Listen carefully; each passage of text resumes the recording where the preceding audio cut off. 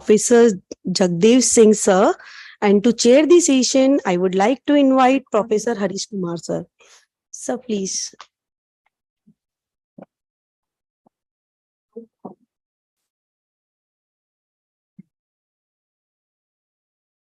Hello everyone. So the talk will be next talk will be by Professor Jagdev Singh, and the title of the talk will be Fractional Calculus, a pioneer branch to handle real world problems. Dr. Jagdev Singh is a professor of mathematics at ICRWDIM University, Rajasthan. He has masters and PhD in both from University of Rajasthan. And his field of research is mathematical modeling, spatial function, fractional calculus, fluid dynamics, analytical and numerical methods related to these models. He has published 5 books, and he has more than 250 research papers published in various journals of repute with the H index of 54. He has 8,623 citation. He is on the editorial board of various journals and review of several journals. He has also one of the highly cited researcher in 2020 and 21 from Clarivate Analytical. He won the Riemann Award for Young Scientists in testimony of the high regard for achievement in the area of fractional calculus and his application in the first international conference on the modern fractional calculus and its application at Brunei University, Istanbul in 2020. He also won the International Obada Prize in 2021 for the Young Distinguished Researcher.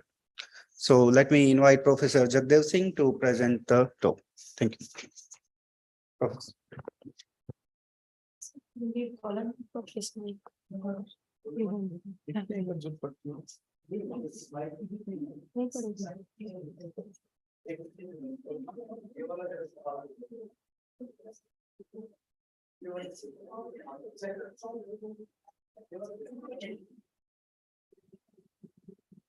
Thank you so much.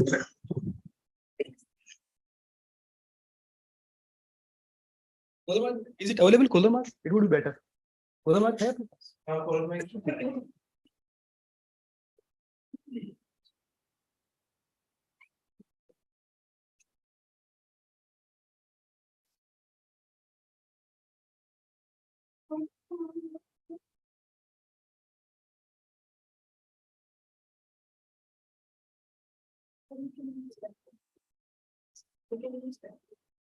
Okay. Yes.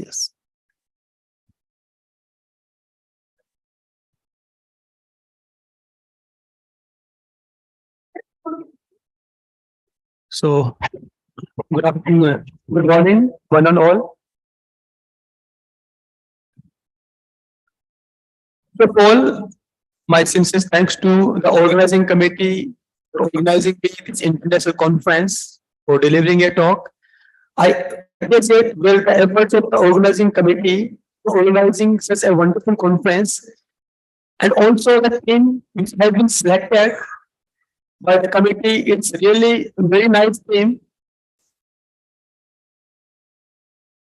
Since the theme of the conference on the real world domains and interfaces in the mathematics, challenges, and statements, I think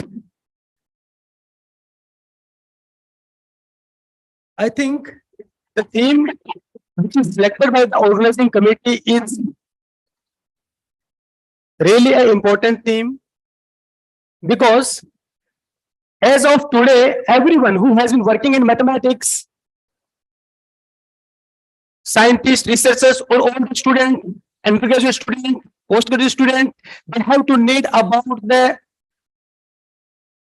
facts and phenomena in mathematics, how mathematics are important and how it is important tool to handle real world problems or day-to-day daily life problems. So as per decided the theme of this international conference, I just tried to select the theme of my talk, that fractional calculus, a pioneer branch to handle real world problems. Fractional calculus is considered one of the important branch of mathematics, where many mathematicians, researchers, and scientists, they have been working in this special branch. So here I will talk to you about the basics, concepts, aspects about fractional calculus. All the researchers, they are working or they have to just begin their work. They need to understand some of the important aspects in fractional calculus. What are the concepts? What are the definitions? Some logics, applications. So some important aspects here I will just going to discuss in remaining half an hour. So next.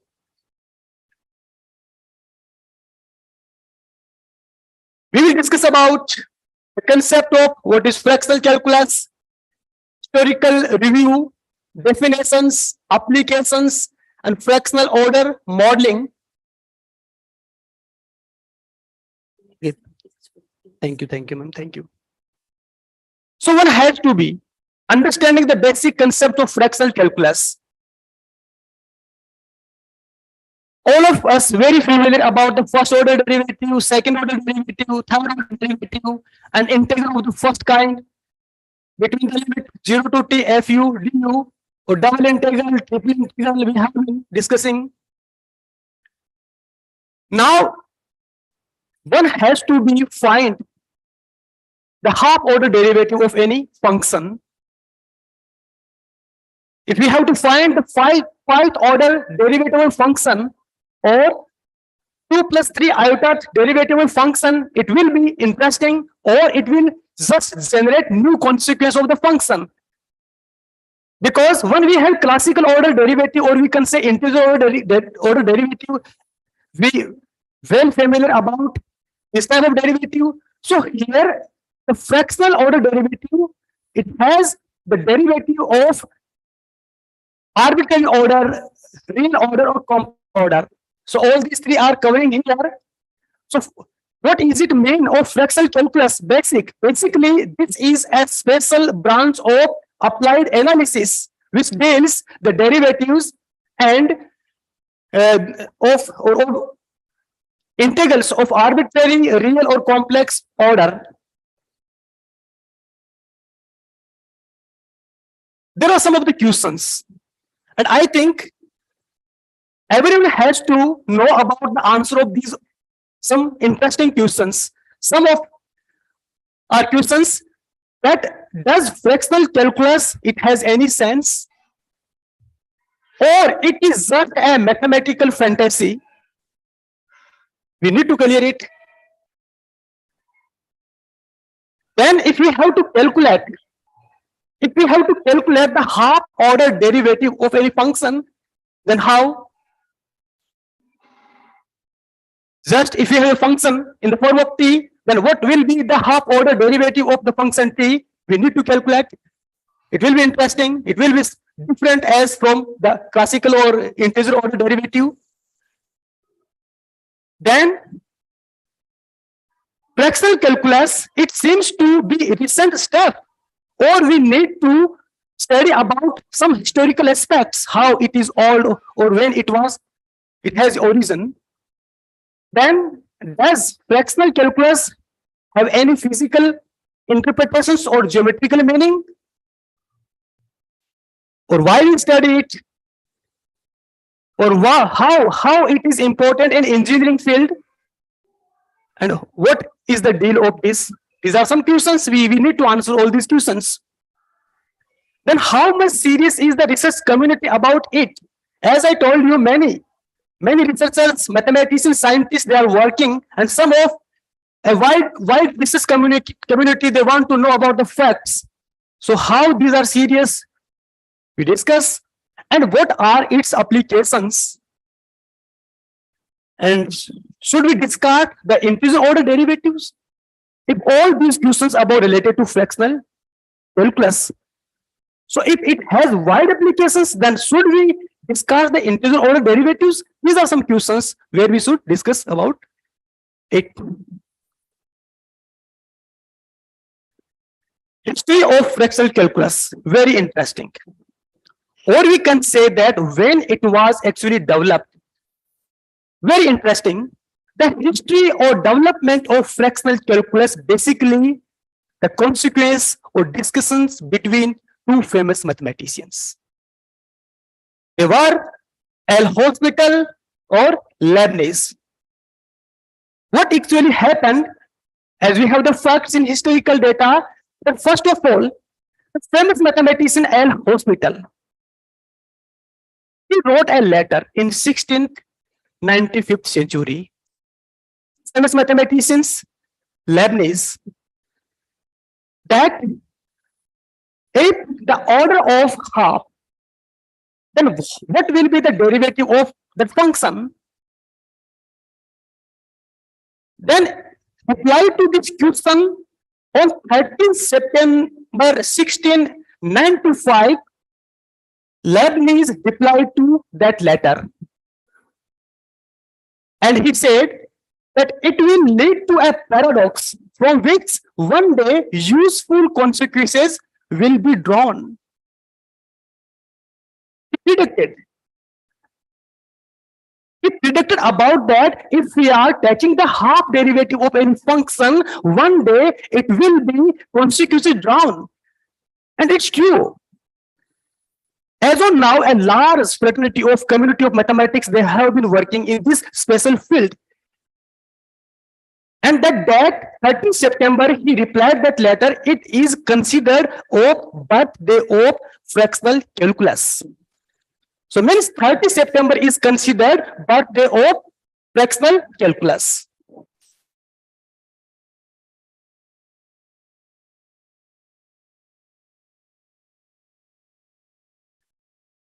Acceptance by research community. There are more than 50 books. They have been written on fractional calculus. 3 dedicated international journals, they have been working on it. First international conference on fractional calculus and its applications were organized in June 1974 in US.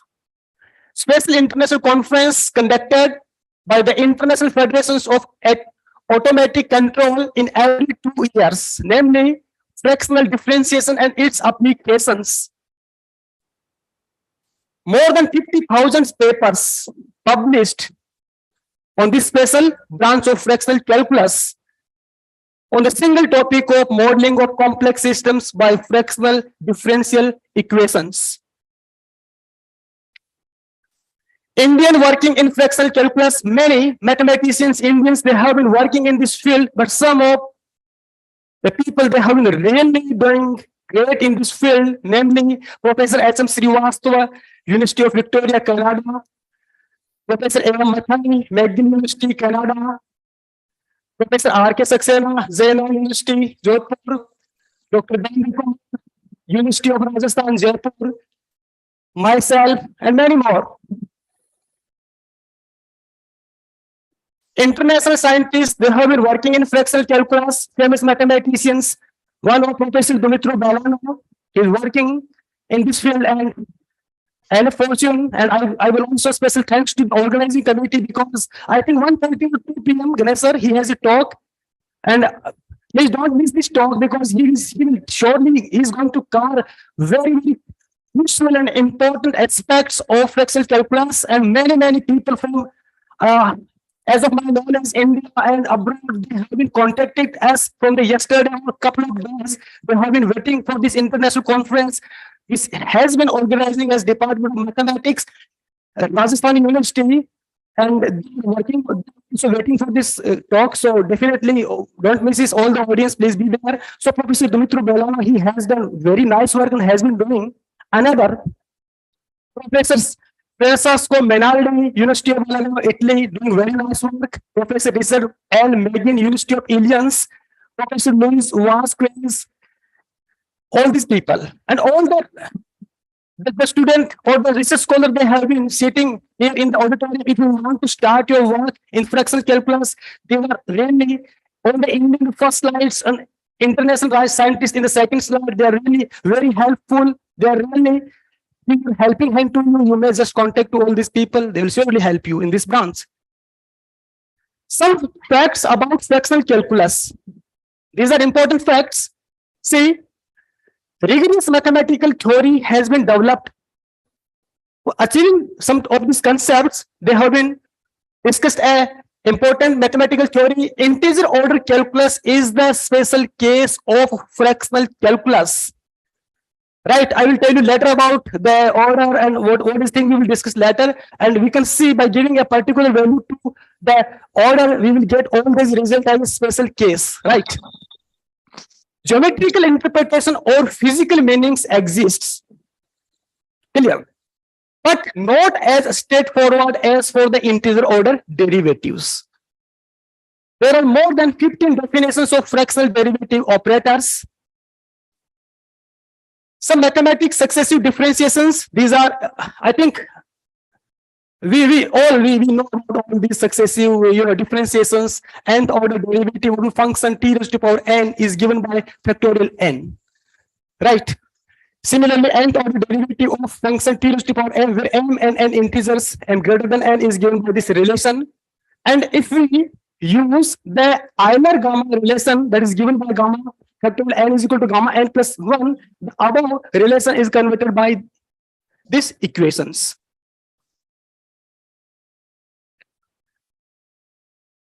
Now, how we can relate in fractional aspects? We define fractional derivative of order alpha, where alpha is a real number and alpha greater than 0, not equal to 0 type, that is greater than only alpha greater than 0 of a function t raised to power mu. If we have to find the fractional order derivative of a function t raised to power mu, and when mu again a real number, then this is a simple, very simple formula where we can calculate a alpha order derivative function that is given by d alpha upon dt alpha t raised to power mu. We can say d alpha t raised to power mu. That's the basic formula. Important because we can find by giving a different value to the alpha, we can calculate several derivatives of fractional order. So it is given by gamma mu plus 1 upon gamma mu minus alpha plus 1 t raised to power mu minus alpha. We can start by giving some of the particular values to the alpha. See, when we give the alpha 0.5 means half order derivative. See, so we can find here by giving, see here alpha equal to 0.5 and mu again 0.5. If we replace the value of both are equal, if we put the value here alpha and mu in this formula, so ultimately we have the result that is gamma 1.5. So the point is that half order derivative of root t, it is given by gamma 1.5. Similarly, half order derivative of a function t is given by ultimately 1 upon gamma 1.5 and root t. Okay, and similarly we can, by giving the value mu equal to 0, we can look here the result. And now some more mathematics successive integrations. These are simple successive integrations.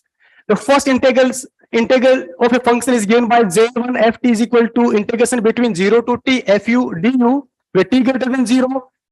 Once time, if we do one time more integrations, then we can get the second result. We can say 0 to t integration 0 to u fv du or dv, where t greater than 0. Similarly, if we do successive n time integrations, then we have the result. And finally, Cauchy provided a closed form formula for n successive integrations that is given by the formula. Nth time integrations of the function f of t is given by 1 of factorial n minus 1 integration 0 to t minus u raised to power n minus 1 fu du with t greater than 0. Similarly, in the previously classical derivative, we can replace again the factorial by gamma function. Then we have the results like. So now we discuss about the definitions in fractional integral.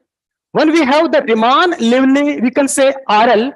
The RL fractional integral of order alpha greater than 0 less than equal to 1 is defined by the formula. Important.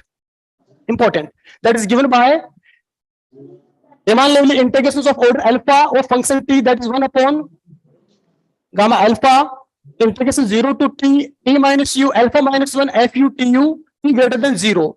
Now we can define fractional order in two ways. One, we have Riemann-Livni fractional order derivative, and another we have Caputo fractional derivative. All the researchers, they are working on, just assume to work on fraction calculus. I feel good understanding the basic difference between these two. We can say, what is the basic? As concerned to Riemann leibniz fractional derivative, we can say, first of all, we have to take fractional integral of order 1 minus alpha, because we fractional integral of order 1 minus alpha, then we have to take first order derivative with respect to t. And if we interchanges, then here is the difference. In the sense of Caputo fractional derivative, it is given by, first of all, we have to take the first order derivative, and then we have to take first integral of order 1 minus alpha. That is given by J1 minus alpha d upon dt f of t. Then we say, because first of all, it was the derivatives firstly introduced by Riemann. And what happened? Riemann derivative, it has some of the limitations, because as I told you the previous slide, that in Riemann, in as far as concerned to Riemann derivative, the difference of a constant is not equal to 0. So to overcome these conditions, another derivative is given by Caputo derivative, and in the sense of Caputo derivative, if fractional derivative in Caputo sense of any constant, then it's equal to 0. Or we can say it is because of changing the order. There are many fractional derivatives that have been proposed by many famous mathematicians, or maybe some of them pipelines. I'm just telling about some of the fractional derivative. Recently, they have been developed or they have been proposed by mathematicians. First of all, Caputo, it has been proposed that derivative in 1967, and recently that derivative is given by Caputo-Fabrio fractional derivative. That derivative is given by Caputo and Fabrio. That is given by, where a belongs to a function h1 ab, b greater than a, alpha belongs to 0, 1, then the Caputo-Fabrio derivative is given by these equations, where m alpha is a normalization of the function which satisfies the condition m0 m alpha m1 equal to 1. Another derivative, that is Atangana-Bellano fractional derivative, that is given, all the condition is same. The difference is here exactly in kernel, because when we compare the derivative to Caputo-Fabrio, it was in exponential case, and it is defined, the kernel here is Vitaglione function. Many more derivatives existing, I'm not covering here. All the derivatives, they have some of the limitations, some of the advantages, and generally we adopt the derivative because it is very phenomenal questions. The student, they may ask the which derivative is better or which is not. So it's very simple. All the derivatives are good, some of the limitations, some of the advantages. One who has been working in this field, who has to select the derivative according to nature of mathematical model. Some of the important aspects. Definition of fractional derivative involves an integration. You can see every fractional derivative in the definitions, there is integrations. And we know integration is a non-local operator because it consists in the interval. So what it does mean? It means that fractional derivative is a non-local nature. Calculating time fractional derivative in function, if we have to calculate any function at a time domain, and at some time requires and the past history, where because of all the non-local property, the fractional derivative contains strong memory, and to the non-local nature, past memory containing all the fractional derivative or the fractional order containing mathematical modeling, it is considered one of the best mathematical modeling because it's really very applicable, where we have to study the nature of mathematical model having importance of past memories. So there fractional calculus plays a very important role. Another, Fractional derivative can be used for modeling systems with memory. Calculating space fractional derivative of the function f of x at x equal to x1 requires all non-local values of the function. Fractional derivatives can be used for modeling distributed parameter system.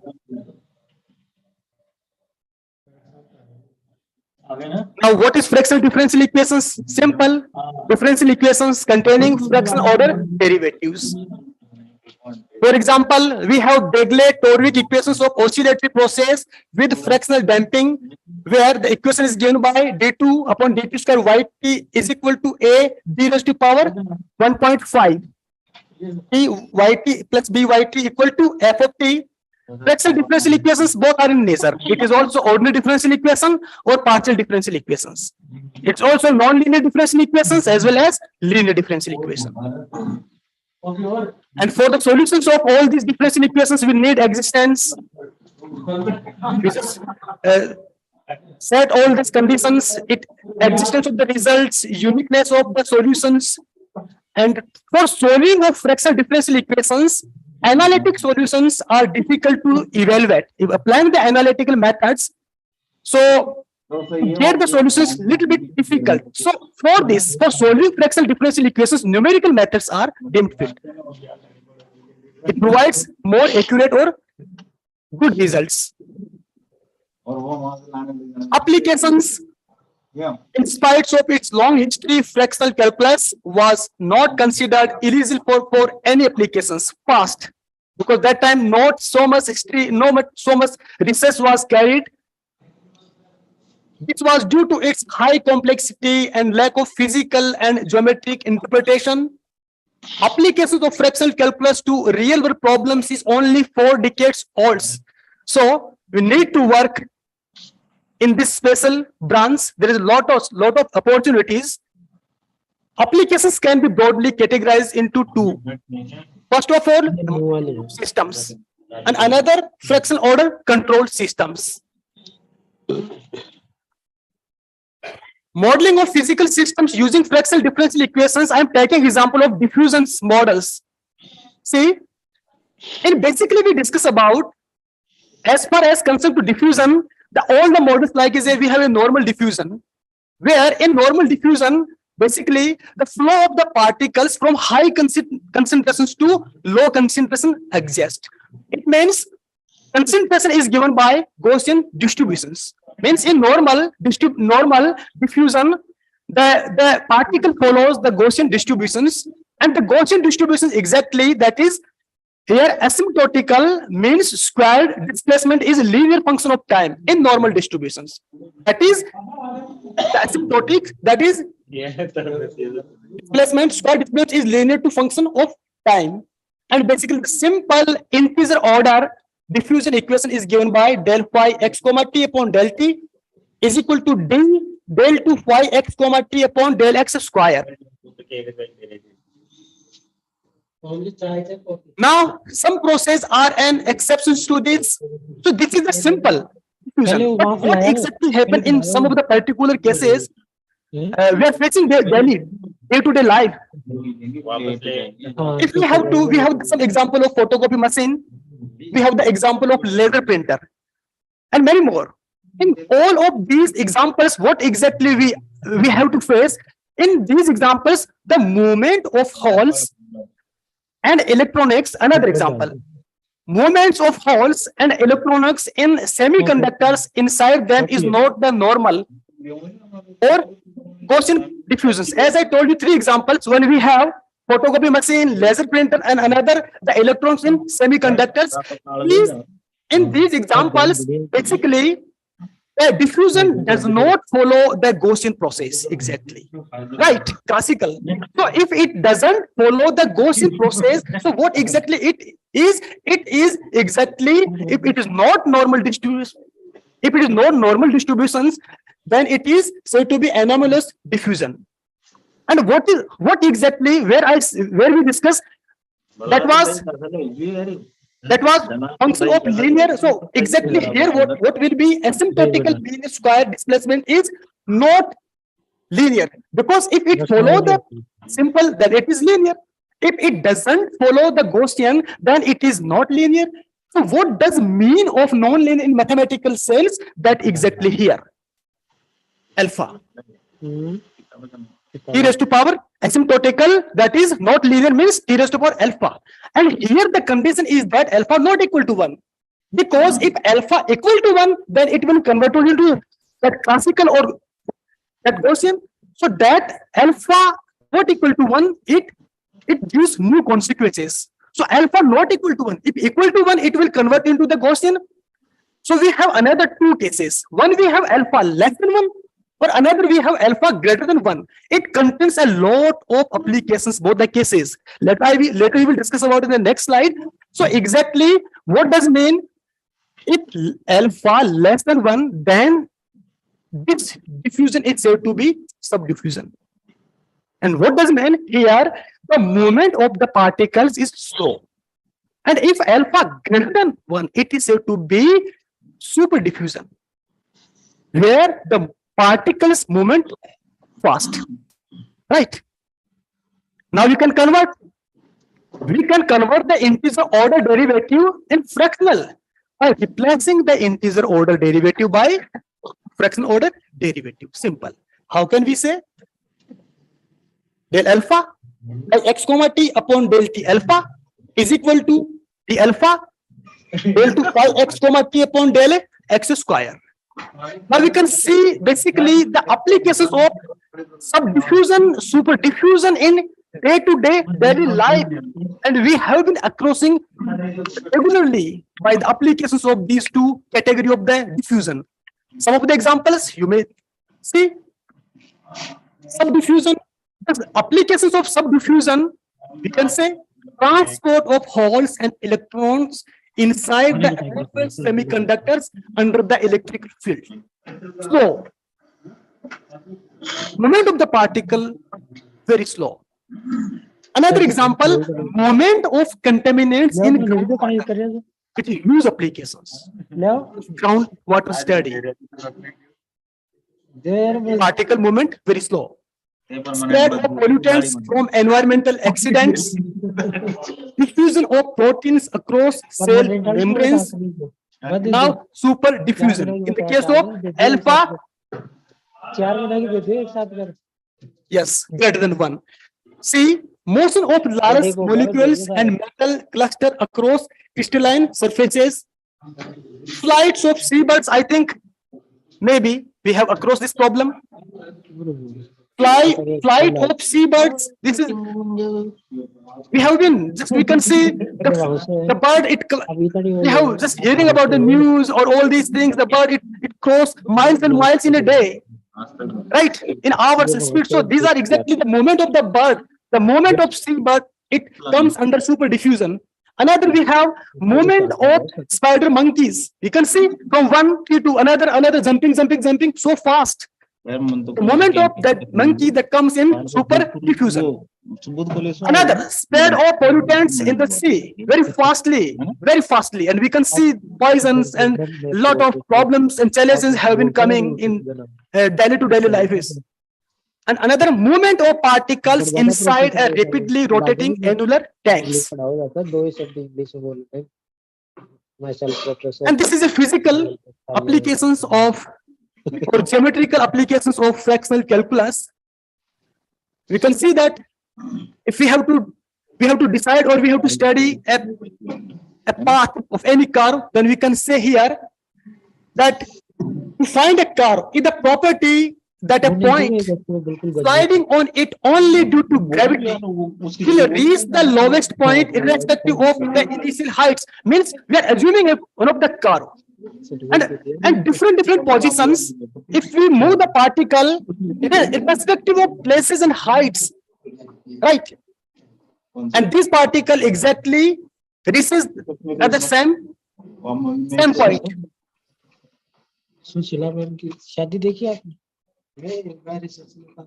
And the solution of whole the process is given by, first of all, from the conservations of energy, we have the relation 1/2 and dH/dt raised to power 2 is equal to mg y naught minus y. When we simplify the equations, then we have the result in the given form dt, right? Where s is the arc of the length and y denotes heights. The total time of the fall is calculating, and ultimately when we do the integrations, we finally we do then t, right? Equal to, we get the right hand side. And what exactly we can see? You can see here 1 by 2. So what is exactly it? This is nothing else but a fractional integral of order 1 by 2. Let's apply the fractional integral on the both sides of equations. The previous equations, if we apply the fractional integrations, then we have the result that is given by this equation. And if we differentiate, then we get the result in the form of function f. Now we only need to calculate the fractional derivative of a constant. And when we following all the definitions and concepts, then we have the result finally d raised to power half t. It is given by this here. Finally, if we calculate, then we have the result in the form ds upon dy is equal to t under the root 2z upon pi 1 upon under the root y. And exactly what is this equation is? It is said to be means to that when we consider the physical meaning of fractional calculus, as I told you, it's not simple as integer order derivative. But if we have the problem, if we have the problem of the protocol problem, all the nature of the protocol problem, that is the best physical solutions or meaning that will be handled by the fractional calculus approach. We can see in the exactly solution process that we have the containing the derivative 1 by 2. Another applications, as said me, I have the restriction some of the time, so I'm not going so deep here. I'm stating, but I think everyone should know about all important, rather than all the applications of the fractional calculus approach. We have the important applications. There are a lot of important applications in fluid flow, quantum mechanics, acoustic wave propagations in homogeneous sports material, diffusion. We discuss here 2 types. Then dynamics of earthquakes, very important. All the scientists, they have been working in this special field because we can predict ultimately, not exactly accurately, but we can apply by applying the fractional calculus approach, we can predict about the earthquakes. Because exactly how we can predict about the earthquake, because it needs the past memory. If we have to about particular reason, then we can see all the past historical stages, the occurrence of them, and as we discussed the fractional calculus, it is a non-local approach containing a huge and strong memory, so we can better predict rather than compared to integer order derivative, because in integer order these are local nature. It doesn't contain the memory, and due to the non-local property, the calculus, fractional calculus containing the whole memory, so we can predict better way. In which of the reason we can predict about the earthquake, so can we can serve the human life or society. Another chemical science, lot of applications, biological science, signal processing as far as concerned to electronics domains or physical domains, it's very important applications. Finance also important. If you want to consume some of the money in budget or share markets, because in share markets we study.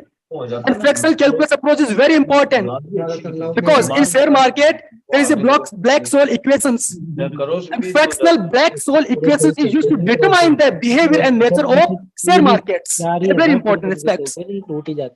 Then we have social sciences, medical sciences, lot of applications. If we have to determine and we have to decide, like about deeper study about cancer model, HIV/AIDS model, TB model, COVID model. Myself, Dr. Kumar, and many mathematicians from abroad, we have conducted a research in COVID duration, and we have conducted useful research, and this paper have been published in good HCI journals. Exactly by applying mathematical models of fractional calculus, we have studied about the phenomena and nature of COVID, and also feeling of love and hate model. Because in mathematics there is also a love model, hate model. So many mathematicians, they are also working in that model. Thank you from my side. Thank you so much. Listening me patiently. Any query and questions, please. नहीं, वो वहाँ का culture पसंद नहीं है, इन्होंने दोनों तो कर ली, पर ये जैसे ही शादी करके उदयपुर वहाँ सॉरी कश्मीर गई ना, तो उन्होंने कहा बुर्का पहनना पड़ेगा या हमारे माहौल में रहना पड़ेगा, Yes, ma'am, ये please. वो था मुझसे में बैठे ही नहीं, कॉम्बिनेशन नहीं बैठा तो Yeah, ma'am. That we saw by taking a particular example दोनों of protocol दोनों problems. Collector If we have to discuss the path, ये दबाव or we से have to discuss a special of the curve, like is a two-tone problem, where we consider just by assuming a particle at different flow, like is a curve, and we have particle x, y, z positions. So Salman if घर the पे रह particle गया flows material, what is the positions, वो what is the height? If the particle exactly the moment of the particle, the distances have the same time exactly. So if the curve x, y, z t positions, they're sliding, the particle sliding is here with respect to time t, and they are reaching exactly respectively time, they are same locations and same times. So that process, all the problems, all the curve exactly occurs in the protocol problem. So fractional calculus only is the better approach to study and handle all these type of models and problems. दिखाएंगे कैसा आप तो परिवर्तन कर Thank you. अपनी तो ऐसे रहेंगे तिलक तिलक लगा कर और कोई सोचे ये तो है पूरा हिंदू है आपका office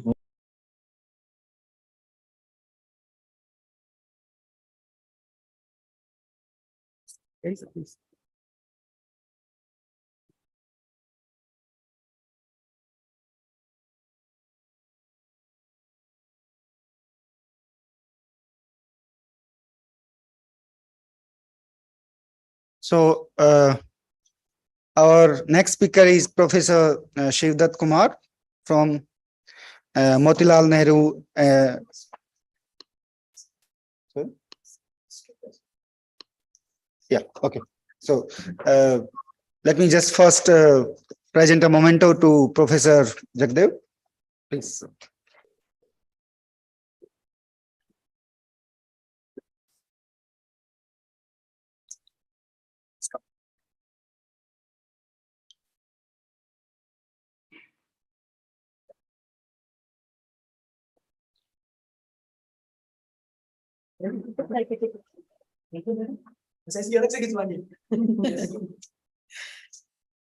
Apply mathematical logic to Thank you, man. Thank you, sir.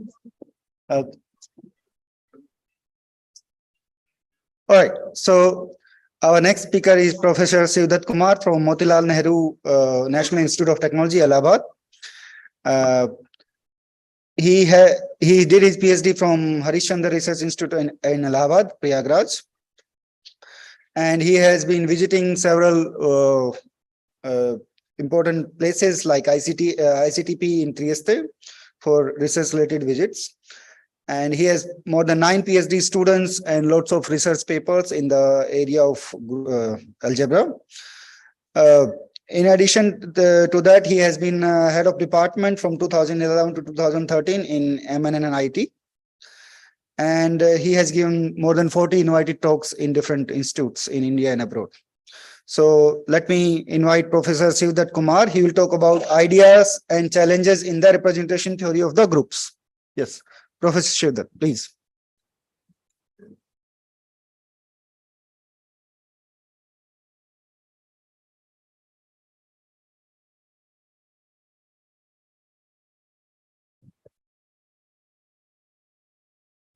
Yes, sir, we can see you. You can start. So Professor Shivdat, we can see you. You can start that. Yeah. Okay, so now screen is Yes. visible. Yeah, we are not able to hear you though. Okay. Just give 1 second. Give us 1 second. Screen is visible now. Hello. Sir, Huh. we are not able to hear you. Okay. Don't know. You have to project the. Now visible. Now you can hear. Yes. Now Yeah, you can hear. a little bit. Okay, so what is the problem? Yeah. So now screen is visible or not? Just 1 second, sir. We are trying to set it up. There might be some issue from our side. Yeah.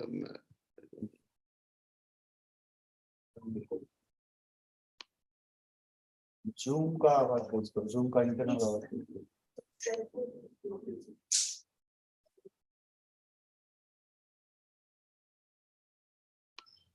हाँ, ये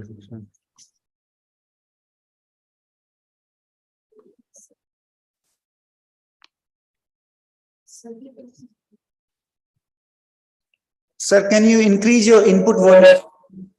Okay, I have this is my full. Hello. So screen is visible or not? Stop. It's not.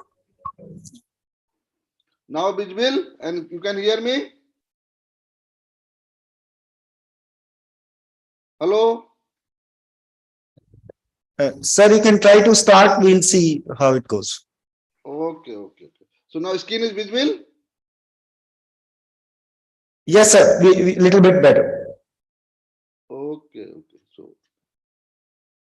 So good morning and thank you, Professor Vyas and other members of Rajasthan University for giving me opportunity to speak in front of you.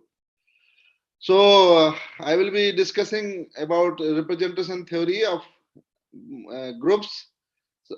So this is a like branch of some you can algebra, topology, and number theory, and geometry. So it uses several branches. So these are some basic notions which I would like to cover.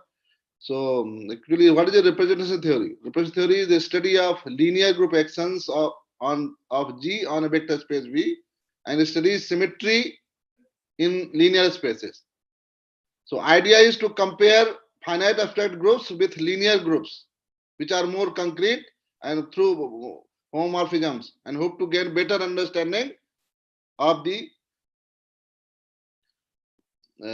groups. So original purpose was to serve as a powerful tool for obtaining information about about finite groups by the method of linear algebra, such as using eigenvalues, inner product spaces, and diagonalization techniques.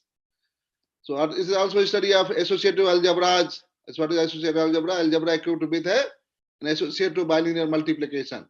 For example, endomorphisms of vector space or group algebra. Representation theory also played an important role in the classification of finite simple groups, decomposition of representations of this is a collection of all space maps and Fermat's last theorem and many more. So what are the basic questions in the representation theory? Basic question is to classify irreducible representations and indecomposable representations of a given algebra up to isomorphism. And representation can be classified by their characters. Therefore, finding character of a group is a basic problem. And description of unitary dual, that is a set of all unitary irreducible representations of a Lie group. Lie group is a group which has also a topological group. So topological structure is also there. So and where the product map, inverse maps are continuous. So means so representation theory, representation like a representation of a group is a homomorphism from G to GLV. And GLV is a collection of all non-singular linear transformations. And if dimension this vector space, so it has a dimension. So dimension of vector space is called degree of representation. So also since GLV and GLK they are linked, so means we can also like define like a homomorphism from GLN to GLNK. This is a collection of n cross n matrices over the field K is called matrix representation of the group G. And this GLV is isomorphic to GLNK because T going to matrix of T with respect to basis is given by this. So this gives a bijective correspondence between GLV and GLK. So also note that if we change the basis of V, because a vector space can have several bases, so then we get a different map for same phi. However, they are equivalent as a representation. So differ by conjugation, and they differ by conjugation with respect to a fixed matrix, and that is called a base change matrix. So if we change the basis, then we will have a different matrix, but the representation will be equivalent. So next is like what is a subspace of W of V is called sub-representation of V. If we have an action of group, and then if you act on W and it is contained in W, or in the sense of if image of, if you take restrict to W, then it belongs to W, then we call this sub-representation. Means if you have a representation of group over there, and then we want to take a sub over a sub vector space, then we just restrict to that V, then we'll get a W2, we'll get this. So this, in this way we define a sub-representation. So representation G is called irreducible or simple. If it has no sub-representation other than 0 and pi, means it is a no proper sub-representations. So representation pi is irreducible according as V is irreducible or irreducible as a KG module. We'll discuss KG module. So one-dimensional representations is always irreducible. So next, now we have discussed some examples. So now if we have a vector space dimension is 1, then for each linear transformation from V to W, there exists a unique alpha in K in field such that F equal to F alpha. So that is F alpha is defined by like F alpha alpha X is equal to alpha X. So means this is like how many linear transformations you can define if you from V to V. अगर कभी-कभी पूछते हैं कि if you have like a real number to real number, so how many linear transformations you can define from this to this? So like this is X going to alpha X, so alpha belongs to R. So this means there are infinite linear transformations, and all the linear transformations will be of this form only. This form only. So so now we have some examples, concrete examples, like suppose you have a cyclic group Zn, and a vector space is C, and field is also C. So the representation of Zn on V is the homomorphism from Zn to C star, because GLN 1 is a one-dimensional. So C invertible elements of C will be C star non-zero elements. So we want to find out homomorphisms. How many homomorphisms are there from Gn to Gn star? So since this is a cyclic group, so we can take one generator. So suppose one is going to Z. We know that order of image generates the order of the element of the group. So means if order of A is n, and it means the order of Z is divides n. It means Z power n is equal to 1. So Z means Z is another root of unity.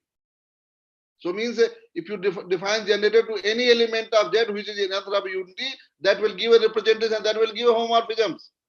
So it means these are the only one-dimensional representations of this. Next is like if you have a K or C, and so means from you want to find homomorphism. So 1 going to e power 2 pi Rn.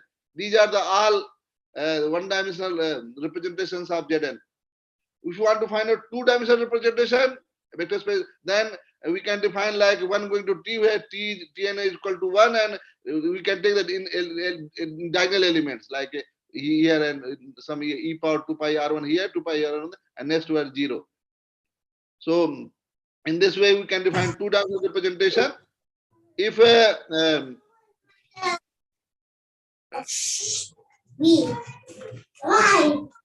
so like if you have a V is R square and K is field is R with basis E1, E2, then we have a two-dimensional representation of Zn, like you can define it. This is called rotation matrix, and there are n distinct representation of Zn which are two-dimensional. So in this way we can get two-dimensional representation of Z.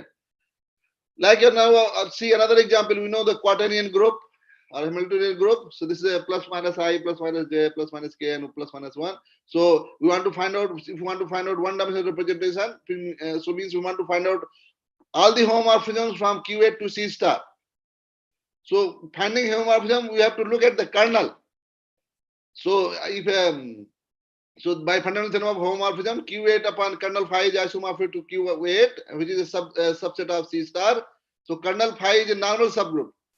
So normal subgroup. So what are the order is 4 is 8 Q8 ka. So kernel phi can be 1 1 minus 1 1 1 2 or 4 order elements. 4 order subgroups are the maybe the possibility. So but if a kernel phi is 1, just single is order is kernel phi is 1, then it means Q8 is isomorphic to phi Q8, but Q8 is not a subgroup of C. C star means in fact. So because C star has only one element of order 2, but Q has other more elements. So similarly, if kernel phi is 1 and minus 1, then Q8 upon 1 minus 1 is isomorphic to V4, and V4 is a Kleins 4 group, but V4 is also not a subgroup of C star. Because C star has only one element of order 2 minus 1, but V4 has 3 elements of order 2, A, B, C, all the elements. So means this is V4. There is no subgroup of C star which is isomorphic to V4. So this is also not possible. So means kernel phi if we H, then we have so only these are the possibilities. H can be kernel can be 1 minus 1 I minus I and J minus J. So means Q at upon H is isomorphic to J. So this is there are 3 non-trivial homomorphisms. So these are all representations of Q8 in C star. Now, if you want to find out like a 2-dimensional representation, so if you how to define representation, so send 1 to I, J to minus 1, K to minus 1, that gives 1 degree representation.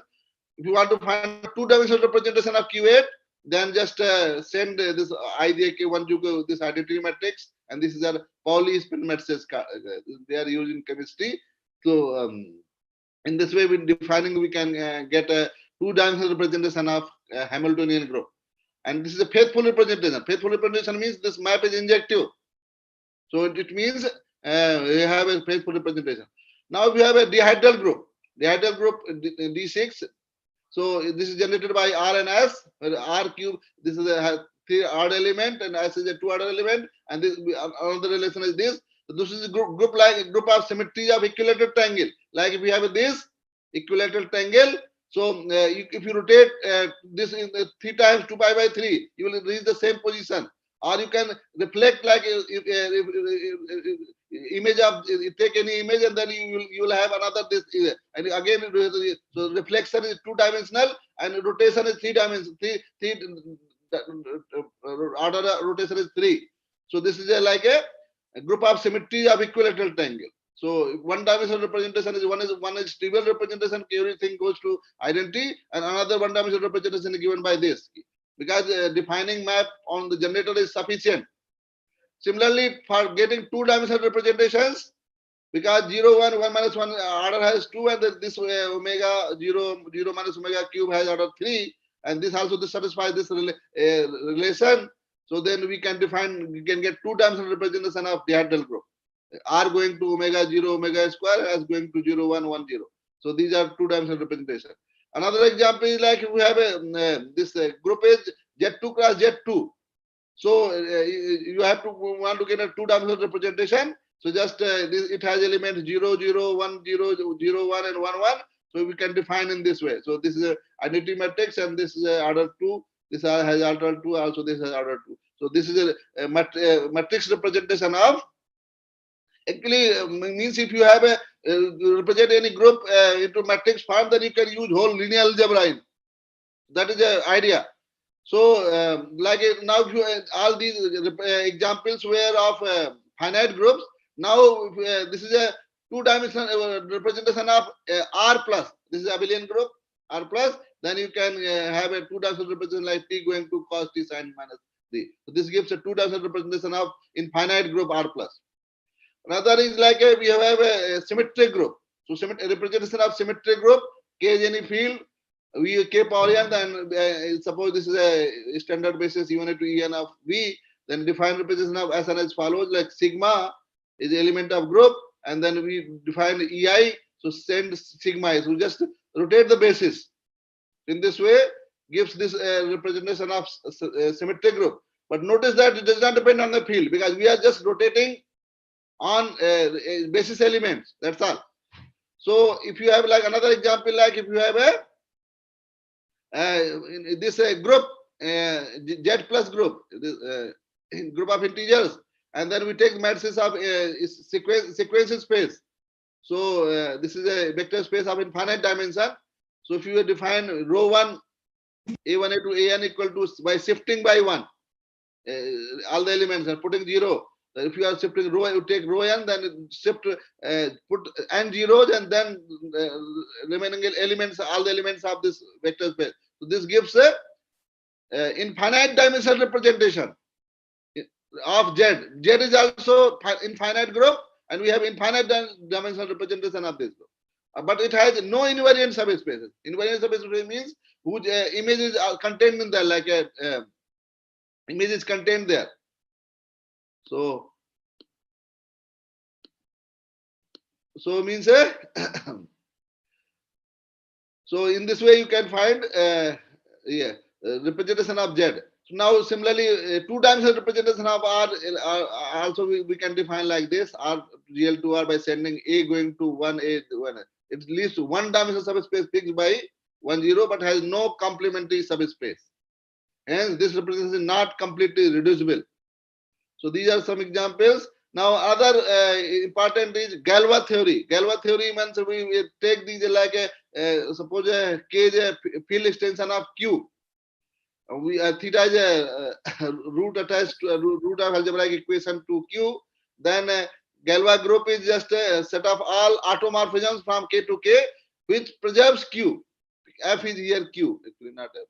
F is here Q. So if we take V equal to K, a finite vector space over Q, then we have a natural representation of this Galois group by defining G to GLK. This is a set of matrices, whatever order we want, whatever depends on the order of the matrix. So rho G of X, rho G is a map from to K to K, GX, G of X, G is also like a map from K to K, so then this has a meaning. So in this way we can define representations of Galois group. And two representations are called equivalent if you can find another linear transformation from V to V, V dash, such that this condition holds. Rho dash G equal to T times rho G inverse. So there means like similar matrices. So like another, like if we have a, this is also very important, suppose G is a group and K is in a field. So let G be acting on a finite set X. That is a group action is a map from G star G class X to X. And we define Kx like collection of all maps. Then Kx is vector space of dimension number of elements in the X. So if you define like element maps, X going to K by X going to X is 1 and X Y equal to 0 if X not equal to 1, such type of maps forms a basis.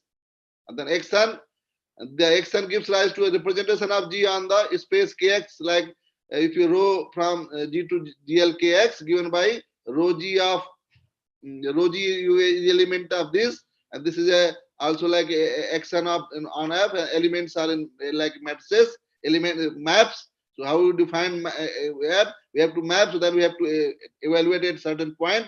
So F of G inverse X. So this has meaning.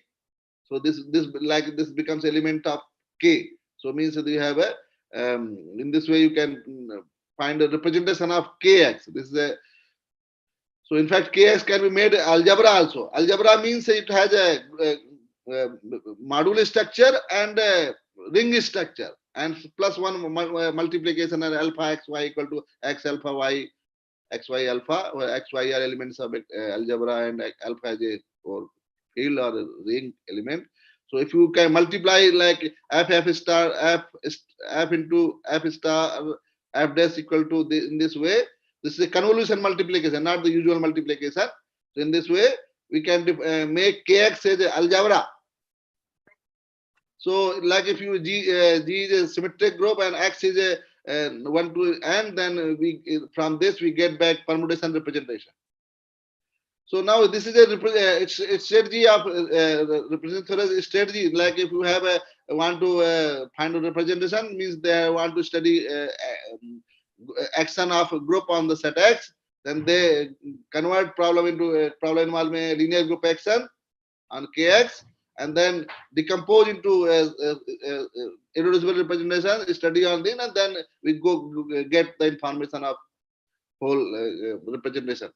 So in this is a like a strategy. So also studying KG modules and representations are equivalent. If you have a KG module structure, then we have a representation, and we have a representation, then we have a KG module structure. If we is a KG module, then representation rho from G to R to E is given by this. Simple KG module and irreducible representations are equivalent. Well, if you want to find out irreducible representations, then find out just simple KG modules. Simple KG means it has no proper sum module. Direct sum of KG modules is direct sum of representation. So using this equivalence, we need to understand what is a semi-simple module. So module M is called semi-simple if it is every sum module of M is direct complement, has a direct complement, or M is a direct sum of simple sum modules, or every sum module of M is direct summand, or every exact sequence of this type is splits. Splits means if you have a alpha, beta, then there is another homomorphism from M2 to M such that composition is identity on M2. So then splitting means you can write M in the direct sum of M1 and M2. So these are three for equivalent conditions. We can take any one of them. So means simple. So like every vector space is semi-simple. We can write as a V is equal. We know that we n-dimensional vector space that V is equal to k power n, or you can write k direct sum k direct sum k. So and k are every field is simple module because it has no proper sum module. So similarly, Z is not semi-simple because every simple Z module is finite, and Z simple modules are prime cyclic groups and isomorphic to ZP. If M is a simple module and take X and any element X in M, then we can have a map from Z to M by defining N to NX. And this is a surjective map. And so by fundamental homomorphism, we get N upon Nz is isomorphic to M. And but if it is a simple if and only if N is prime, because if N is not prime and N1 N2 N is equal to N1 N2 and N1 N2 are co-prime to each other, co-prime N2, then N upon Nz is isomorphic to this by Chinese remainder theorem. Hence, Z is not semi-simple. So another is like if you have a example of a semi-simple module, like every division ring or a field is a semi-simple, since K itself is a simple K module. If you have a ring M and N class N matrices with integers in the field K, for real or complex, then it is a semi-simple ring. We can like each column is like one component. So Z4 is not semi-simple because Z4 is a cyclic group.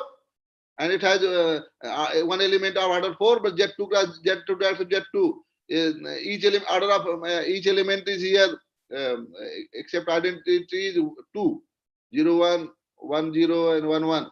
So this is not they are not isomorphic. So similarly, if like ZX, RX, and CX are not semi-simple rings because semi-simple rings they are commutator rings, and abelian commutator rings are direct product of fields. But direct product of fields have zero divisors. But zero does not have any zero divisors. So it cannot be a direct product of simple sum modules.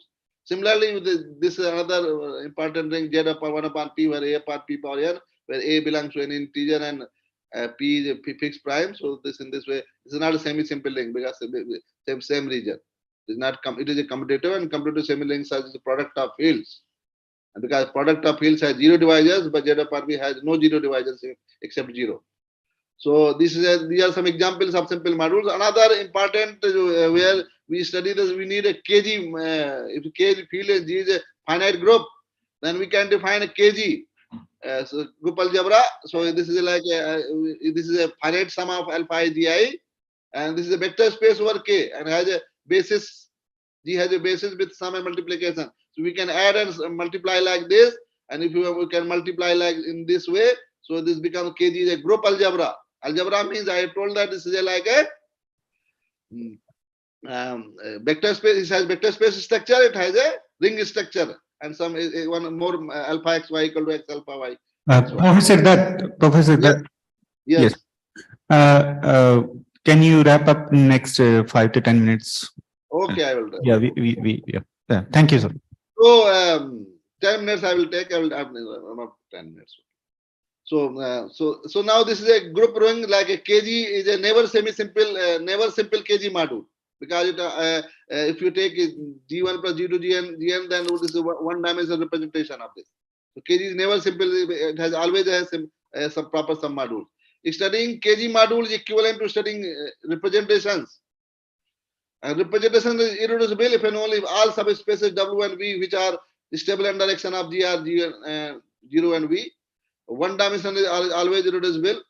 And Jarder-Holder's theorem says that irreducible representations are building blocks of all representations. So these are irreducible representations are important. So this is like a regular representation. KG is also a KG module. The representation corresponds to this KG module is called a regular representation. So if you have like a G from R to KG, representation defined by G going to rho G. So if you, because G forms the basis for KG, then if you define a map from G to H, GH, if you like take G1, G to GN, then take the extent of GI into EI. So this GI and GI, GK. So it means if we have a matrix representation of this linear transformation, then we get this type of matrix in which each column has 1 and rest were 0. So in this way, we get the representation of regular representation of KG module. So like a regular representation of cyclic group C3 is like in this way we get. So region for introducing group algebra is that representation of G and modules for KG, CG are same thing. And thinking of representation in terms of modules for CG is very important in modern representation theory. And group algebra CG itself representation of G given by G into EH equal to G, E of GH. So this can be extended linearly. And this is called a regular representation. And if order of G equal to greater than there, the regular representation is not irreducible. It has so only in case. So but very important theorem of representation theory is Maske theorem. Maske theorem says that if K is in a field and G is a finite group and characteristic of K does not divide the order of group, then every finite dimensional representation of V decomposes as a direct sum of sub-representation. And all are there KG rho G of Wi is contained in Wi. So means more generally, if given a sub-representation W, there exists a G invariant W dash of V such that V is equal to direct sum W2. In this way, KG is a semi-simple ring, provided that characteristic does not divide the order of a group. We can think of the Maske theorem as a type of Jordan canonical form. This is another way of looking this. So representation of cyclic group is given by this, and it can be decomposed like two subspaces generated by 1001. So Maske theorem is not true if characteristic divide the order of the group. This is example. If take the K ZP and then take the cyclic group A generated by A, and then G is ZP plus and K we take K square ZP. So then we have a mapping from G to A power K, because cyclic group, so you can all the elements will be a power of A generator. So this, we define like this map. So this gives a representation of this, and then if you have a xn of A power K into alpha J, then this gives this type of element. So, but alpha beta is never equivalent to alpha beta, where alpha is this, because alpha beta not equal to 0.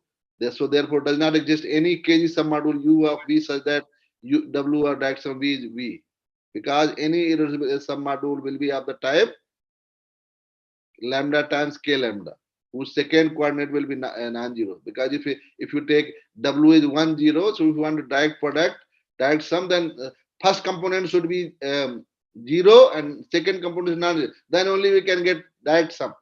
So this is not possible in this case if you have a characteristic divide the order of the group.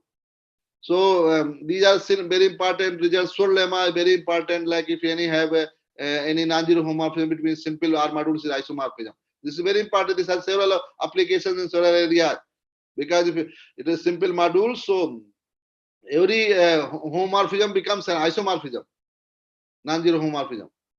So like if M is a simple module, then a collection of all homomorphism from into is a division ring, means except commutativity, there is a field, like field property. So if R is semi-simple length, then we can write a direct product of simple rings, in the sense that all simple left ideals of Ri are isomorphic. And Kg is semi-simple length, and Kg is it can be written as a direct product of matrices. And this in this way, and this R is a number of conjugacy classes in G. And if K is algebraically closed, then we have this. These are some results.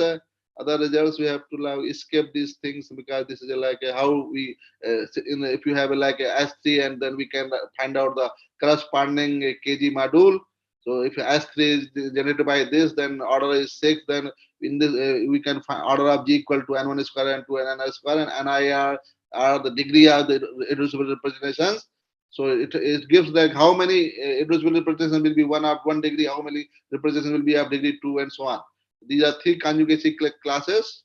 So 1-dimensional representations correspond to K and K, so then 2-dimensional representations are K. So it, S3 has two 1-dimensional representations and 2-dimensional representation. So Kg module can be factored like this.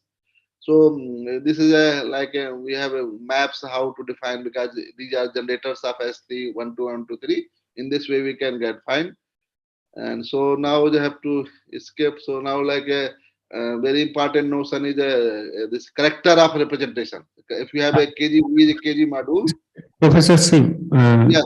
can we stop, sir? Okay then. Thank you. Yeah, thank you very much, sir. Let us thank everybody, thank Professor Shivdat. And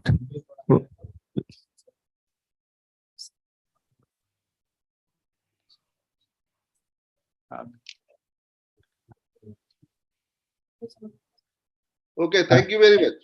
yeah, so if if there is any question. Okay, so in that case, thank you, Professor Shiv, and there is a small memento in the certificate. I think they will post you, or I don't know. Okay, thank you.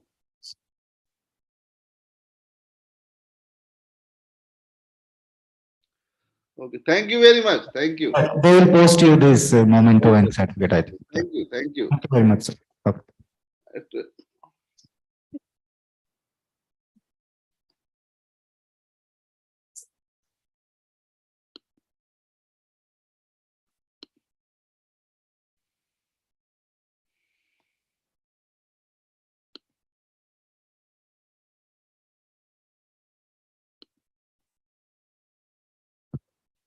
For the next talk, I would like to invite Professor Harish Kumar sir, and to chair the session, I would like to invite Professor Shivi Agrawal ma'am. Please, ma'am. Thank you, Nidhi. It's my privilege to invite Professor Harish Kumar. He is from IIT Delhi, Department of Mathematics, and he done his PhD from Department of Mathematics, ETH Zurich, Switzerland. His research interest is in numerical analysis and scientific computing, numerical methods and analysis of hyperbolic PDEs, computational fluid and plasma flows, and extended models for plasma flows. He has more than 25 publications in national and international repute. So I invite sir for your invited talk.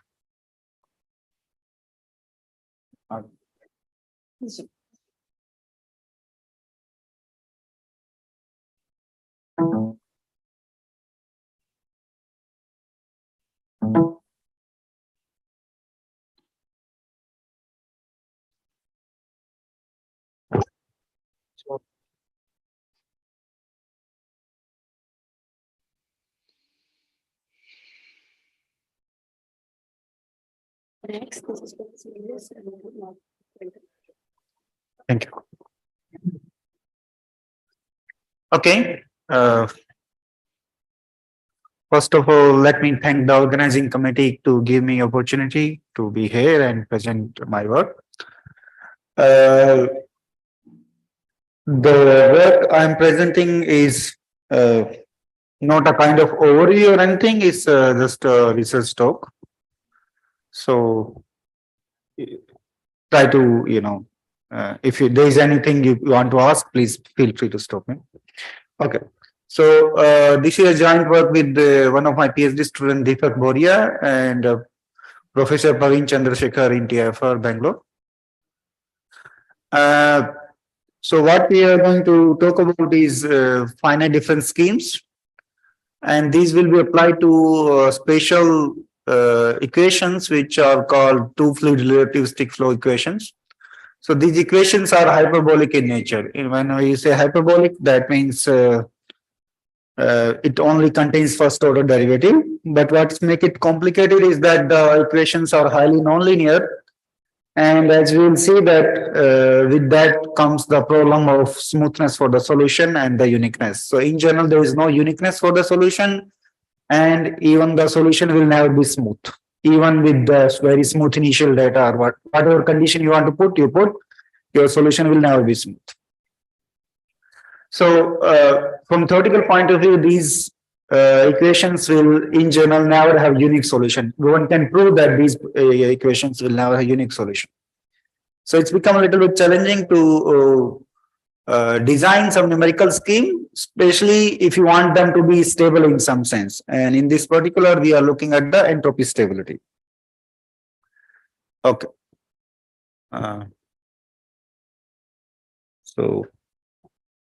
Okay. So I'll go through the standard template of any talk for the numerical methods. First, I will look at the equations, then I look at the discretizations, and then I will discuss some numerical schemes. Okay. So why we are looking at this model? So what this model does is that it's actually, if you look at the relativistic flows, which are the flows normally you see in the space or astrophysics, physical phenomena, they are not only the fluid particles moving around, not only the gas and gas moving around, because because there are some electrons and ions also, so there are electromagnetic forces which affects them each other. Okay, so because of that, we need to consider not only the flow, we need to consider the plasma flow, and then in general there is a very popular model to do that. This is called relativistic magnetohydrodynamics. But it has its own problem.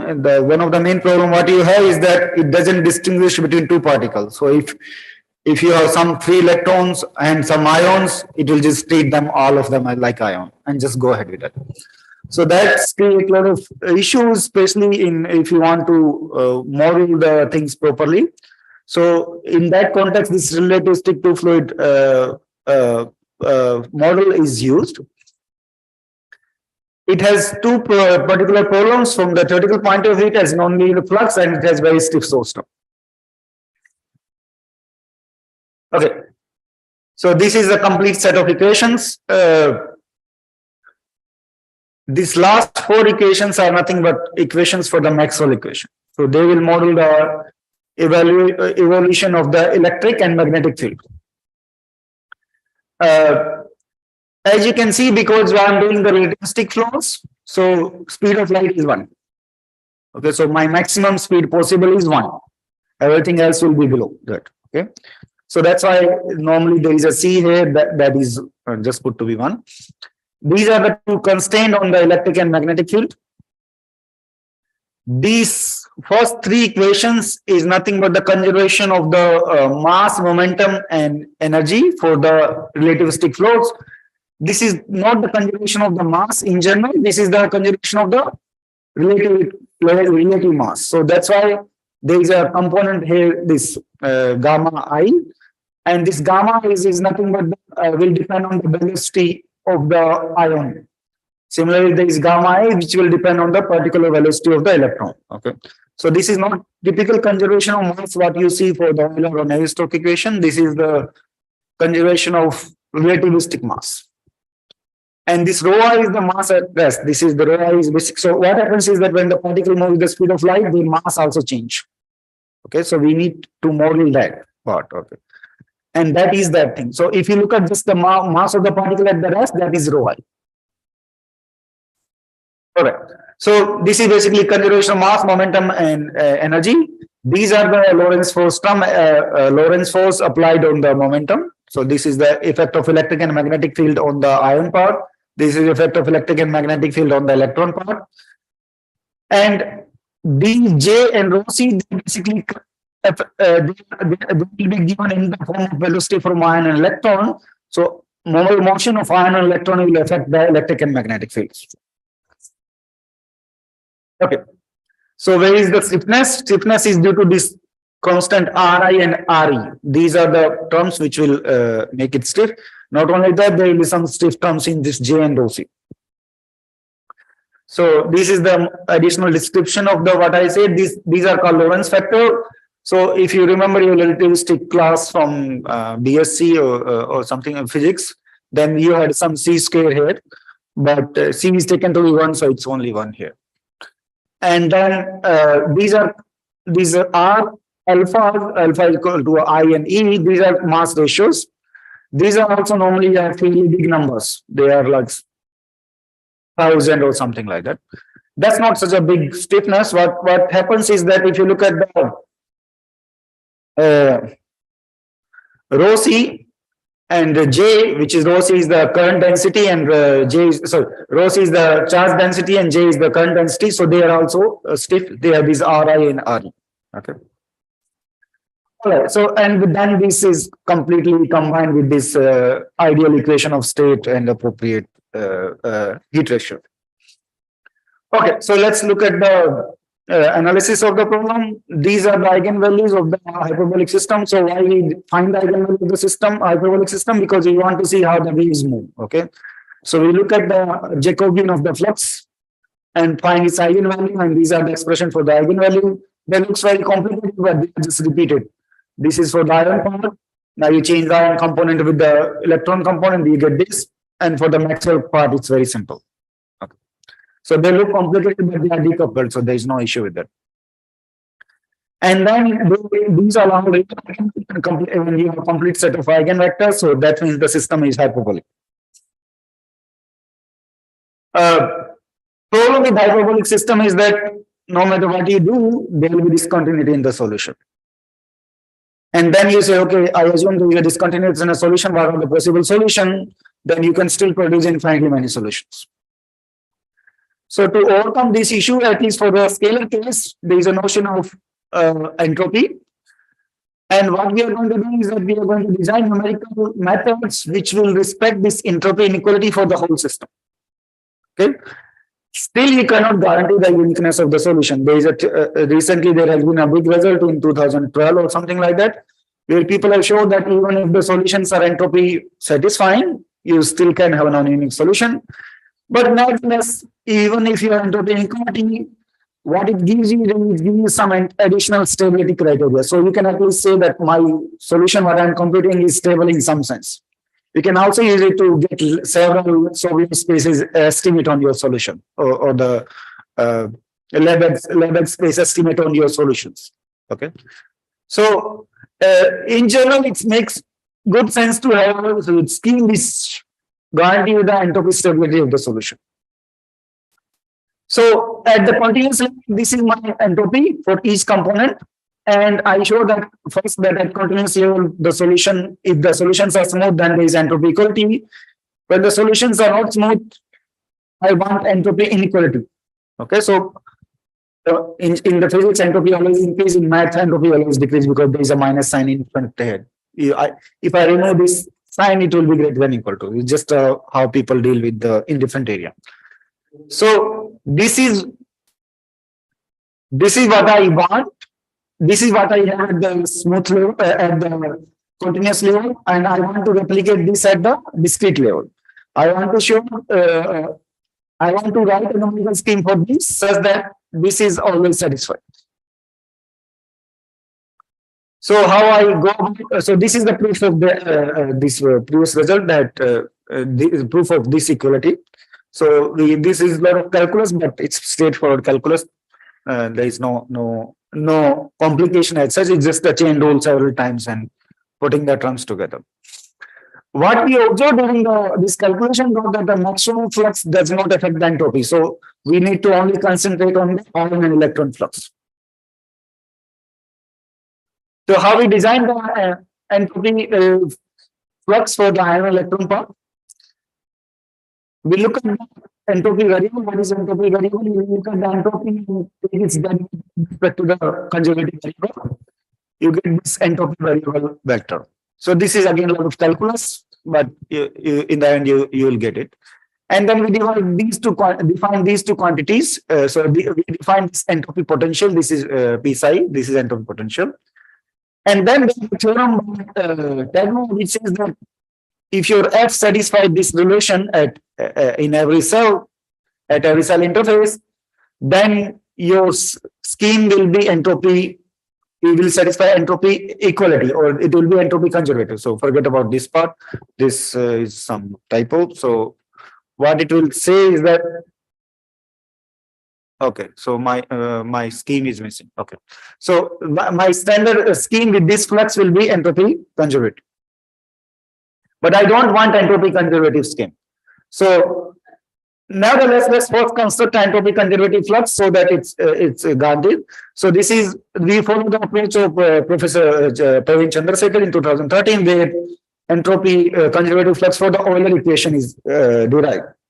So similarly, we can derive using those steps more or less, and doing the similar calculation, we can get the entropy conservative flux for the fluid part. Okay. So, and this is in y direction. So in x direction that is the case, and y direction that is the case.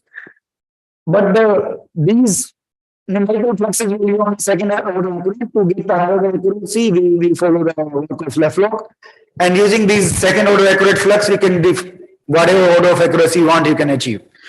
But it will be only one order: second, fourth, sixth, eighth. You cannot have odd order accuracy for the entropy conservative flux. So this, in particular, we will compute up to only fourth order. So using these second order fluxes, you can construct a fourth order entropy conservative flux. So if you compute using this, then your solution will be entropy conservative and fourth order accurate. Okay.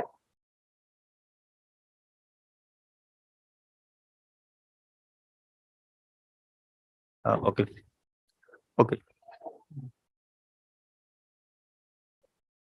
Okay, so now I need to somehow stabilize this. So we observe that if you compete with the entropy conservative scheme, then you get lots of oscillation which are not physical. So we need to stabilize this. And how you stabilize this? We follow the work of Mishra and Fjordholm. And what we do is that we need to add appropriate dissipation. If you don't have enough dissipation in your numerical scheme, you will get oscillation. This is a well-known Gibbs phenomenon. So we want to get this inequality instead of that equality, and to get this inequality, we need to modify our numerical fluxes. How we modify the numerical fluxes?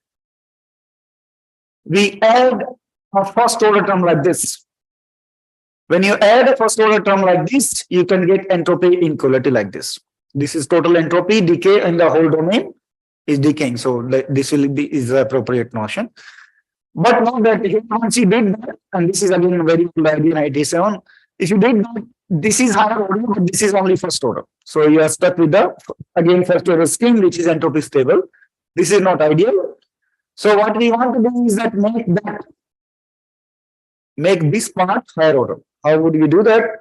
And this is the main work of Mishra and Fjordholm, which is basically, you first look at D. D is just the decomposition of the matrix. But what is interesting is that if you look at the row scheme, the idea is to replicate the diffusion operator from the, so this is a diffusion part of the row scheme. This is, you can consider something like entropy conservative. So what we do is that this can be written like this, if you do assume some approximation. So here this V is entropy variable.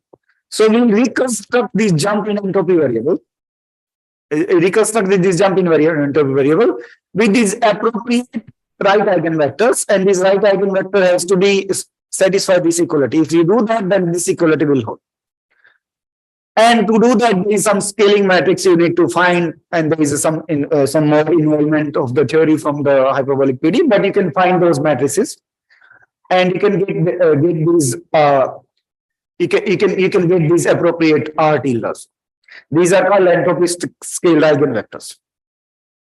Once you have that, then I put them in D and reconstruct these jumps with higher order accuracy. And in particular, I need to reconstruct the jumps using something called sign preserving reconstruction, unless otherwise you will not get the entropy conservative. And this is what is done. So with that, whatever is of this accuracy, I take either the same order of the flux or one more order, because this is only even order. So if this is third order, I take fourth order here. The scheme will be done third order. Okay. So this is how my scheme will look like. This is the if the P is if the K is even, then P will be K by 2. If K is odd, then I just take one more higher order. And these are the reconstructed jumps. So this reconstruction is the non-trivial part from Fjordom and Mishra's work. In particular, you want the reconstruction in this V to have a sign preserving property component wise. That means if the initial jumps are of the positive sign, then the reconstructed jump has to be positive, otherwise there has to be a negative. Okay, so with this, we get a entropy conservative stable scheme at the semi-discrete level. And we can write the second, third, and fourth order scheme. So it's not time discrete, it's only the space discrete version of it. So that's why you can see that I still have the time derivative here. But now everything else is discrete in the space variable. That's why this only I index, I represent the space discretization. Here, this LIU is the numerical flux description of the scheme. This S is a source term. Source term, I did not do anything because there is no derivative on the source so far. But when I do the time discrimination, I need to do something. The problem with the source here is that it's a strip source. So I need to construct this IMAX scheme also. So not you can do the explicit scheme, but explicit schemes will be very slow. So we do the implicit explicit scheme. That means I will treat the source term implicitly and the flux part explicitly. And this gives rise to several things. So this is first thing is the explicit scheme. These are called strong stability preserving Runge-Kutta schemes. These are given in the famous paper in 2001 by Gottlieb. But because the source terms are stiff, we need to consider another class of the time stepping, which is called implicit explicit schemes. These are by Persian Rousseau. And these are, so for example, second order schemes looks like this. Here you can see that this is implicit in the source. So I need to solve this nonlinear system of equation. This is again implicit in this one. So I need to solve another nonlinear system of equations. Once you do that, then the last step is completely explicit. And you can have the similar thing for the explicit end. What is the benefit of doing the IMAX scheme or the explicit scheme? For the IMAX scheme, we can improve the CFL to be 0.4 compared to the explicit scheme where you take the CFL to be only 0.1. So you get more than 4 times computational speed. Okay, so these are additional details. For some simulation, you need some additional terms. So these are details of that. That is not important. So let us go forward. The first numerical test case I want to present is that here I have constructed the exact solution, and we look at the order of accuracy for the each scheme, whatever we have constructed. So these are the order of accuracy for each explicit scheme and implicit scheme. IMAX schemes. So you can see that we compute up to 3200 cells, and in each case we have received the order of accuracy. This is 1.9, which is roughly 2. This is more than 3. It should be 3. This is already 3.9. You can see that error is already too low. Anything below 10 to the power minus 8 is not important. Similarly, for the IMAX scheme, we get the expected order of accuracy. These are in L1 error order. In hyperbolic PD, we don't look at L2 order. We either look L1 or L infinity because L2 is not appropriate notion for the hyperbolic PD. You can look at L2 because in this case everything is smooth, you will still get the order of convergence, but in general you don't look at L1, L2 error for the hyperbolic PD. Okay, so now let us look at a very non-trivial case. It's a Barry shock 2 problem, which is actually done for MSD, but you can generalize it for this case also. Here, my source term you can see is of order 10 to the power 3. And now we compare the results. So you can see that these oscillations are not numerical oscillations. Let me clarify that. These oscillations are purely given by the oscillating source terms. Okay. So we can see that we can capture these oscillations very well. So the all the things, whether they are coming from the source term or these which are coming from the flux, are captured very well. And these are the rates for the entropy decay. We can see that the entropy decays appropriately. And this is the entropy decay for the second order. This is entropy decay for the third order. This is entropy decay for the fourth order. So the entropy decays more if the order is less. And of course, this is expected because you have more error when you have the lower order of scheme. This is one more test case where you have an exact solution. So your exact solution is there, but it's and again we can see that my source terms are stiff. And you can see that our IMAX scheme. So here I'm only presenting the IMAX scheme because explicit schemes are expensive, but they match the IMAX scheme, so there is no point in plotting them. So you can see that we captured the solution profile BZ exactly, BY exactly. Now we go to the two-dimensional test case. This is another very famous test case called Orjak-Tang vertex. It's also for standard plasma flows, but you can generalize it for the relativistic plasmas. And you can see that this is very highly non-trivial, non-linear phenomena, but still we are able to capture all the appropriate waves in a very accurate way and in very refined way. There are no additional oscillations. Whatever oscillation you see has to be present in the solution, and this matches very well with the well-known method. And this is with the fourth order scheme. So it takes some time. It takes 1 day in 50 cores. So it's some computation. So more precisely, you can see that all these waves, these are shock waves, but they are different because in their two dimensions, so they have different profiles. Another test case these are blast wave problems. These are very important test cases because what happens is the density and pressures are very low. And because density pressures are very low, it's very hard for a numerical scheme to be stable. Often you get a negative density or negative pressure. So, and we show that in our case that doesn't happen even with the very stiff source term. So this is with the not very strong magnetic field. So this is more or less a fluid flow, fluid effect, and you can see that we capture all the waves very nicely with the lowest magnetic field. When you increase the magnetic field to high, you can see the structure is changed, and you can see that because this is corresponding to Bx component, so you see the huge variation in the Bx component for the outward moving show. So this is outward moving show, and this is aligned with the magnetic field here when you increase the magnetic field by a factor of 10.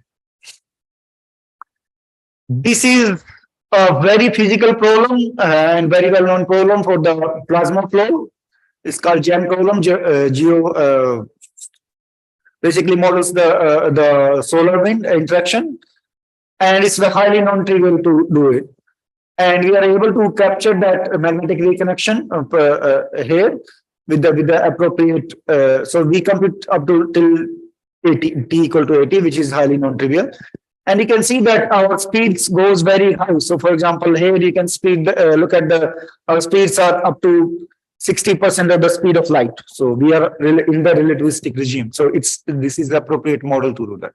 So this is a zoom in of this thing, and it's a lot of things are going on here, but we show only some part of it. Okay.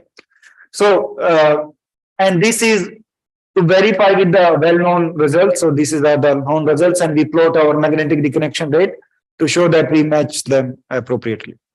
Okay. So with that, so these are some of the papers, if you are interested in these kind of things. So yeah, so with that I stop. Yeah, thank you.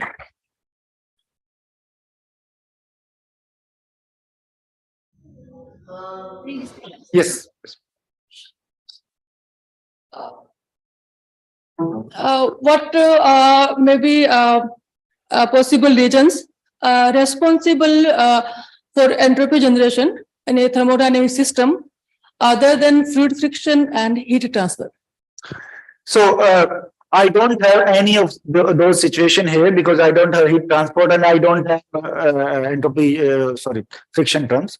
What happens is that because we are looking at the shocks, so if there is already you have some diffusion terms or some friction terms that will generate appropriate entropy, but that's not the only entropy generation mechanism. You have shocks also.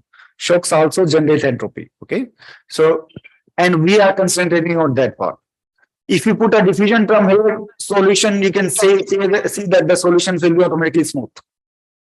So I don't need to do that much things then. Then I can just put the entropy conservative part and get away with that. Because I need to stabilize for the shock, so I need to put the entropy diffusion here. If there is a natural diffusion, I don't need to put that diffusion. Okay. Yes. That why I asked this question. So yeah, there is an entropy generation here because of the shocks. Because shocks develop in the flow, so there will be entropy generation. Yeah. Yeah. Yeah.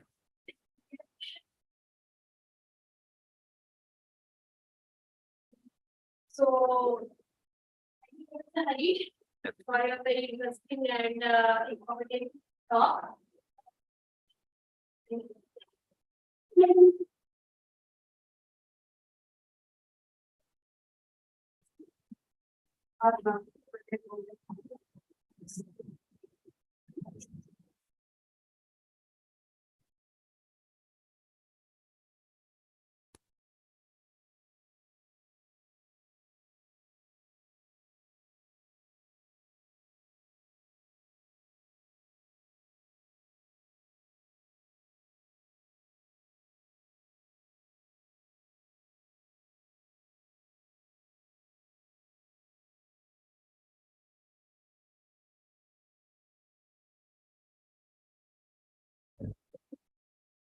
Thank you so much, sir and ma'am. I request to all the participants to come in the front row, please. All the participants, please come in front rows.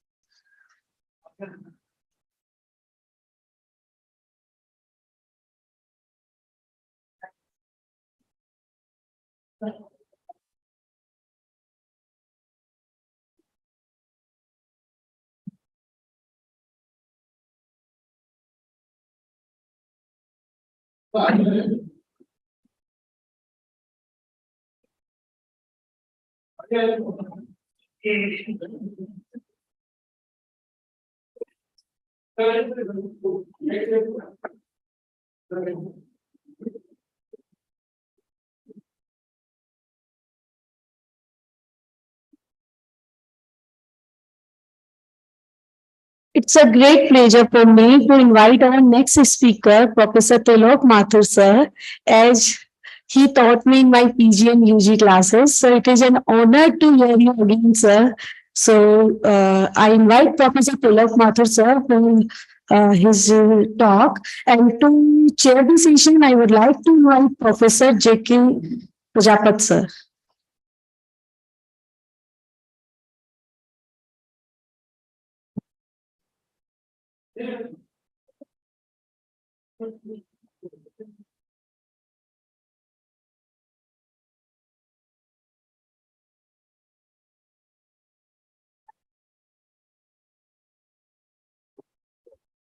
So the next talk is by Professor Tilok Mathur.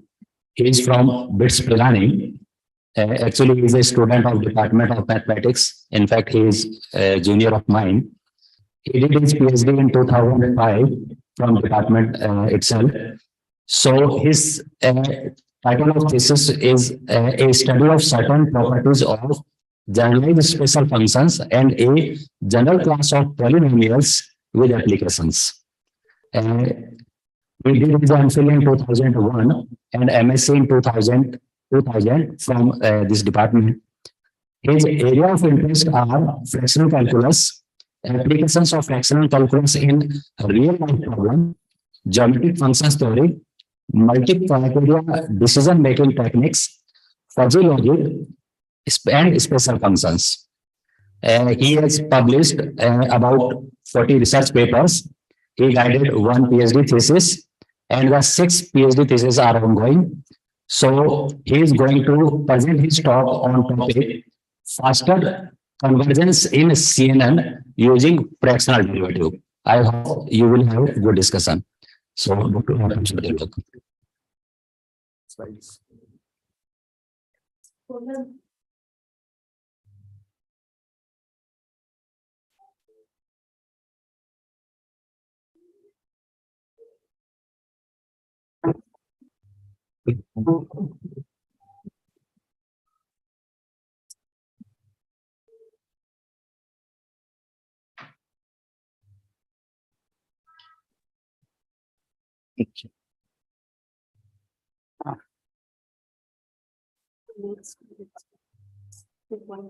This is fine. Okay. So good morning, everyone, and thank you, Professor Jabat sir. It is an honor for me even to talk in this conference. I'm product of Rajasthan University itself. So I did my graduation, post-graduation, and my PhD in this. All these corridors are very familiar to me. Even I had brought my children today to show them that where I have did all these things. So this is my home coming back. If somebody is inviting me in Rajasthan University or even in Jaipur even, so I'm always ready to come because it is homecoming for me. Because completed my PhD in 2005. So after 17 years back then, I'm speaking something in this university. So it's an honor for me. So I thank all the organizers that they have given me this chance to speak something which I can present in front of you. So whatever I have learned in this university itself. And it's एक व्यस्तता होगी यदि मैं नाम ना लूं, क्योंकि मैंने यहीं प्रोफेसर एसपी गोयल सर के साथ मृदुला गर्ग मैम और चौरसिया सर जो कि फ्रैक्शनल कैलकुलस एरिया के, बिकॉज ये यूनिवर्सिटी जो है वो बेसिकली 3 एरियाज में नोन है. डायनामिक फ्लूइड डायनामिक्स हम कह सकते हैं कि जिसमें बहुत सारे लोगों ने यहाँ पे काम किया है, और दूसरा एरिया जो है वो special functions and fractional calculus and geometric function theory, जिसमें कि यहाँ पे काफी लोगों ने काम किया है. और तीसरा एरिया जो थ्योरी ऑफ रिलेटिविटी, जो कि राजबाली सर और उनकी टीम काफी लोगों ने इसमें भी काम किया है. तो there are 3 main areas in which this university is known, and I am one of the product of this university. So fractional calculus मैं जयपुर में भी काफी लोग अभी काम कर रहे हैं. ऋतु यहाँ बैठी है, प्रोफेसर प्रजापति यहाँ बैठे हैं, सुबह जगदेव सिंह जी ने लेक्चर लिया था, प्रोफेसर प्रवीण अग्रवाल हैं मेरे मित्र, वो भी जयपुर में ही फ्रैक्शनल कैलकुलस में काफी काम कर रहे हैं. तो we all working in all of the products of Rajasthan university. So fractional calculus पे मैं ज्यादा बात नहीं करूंगा.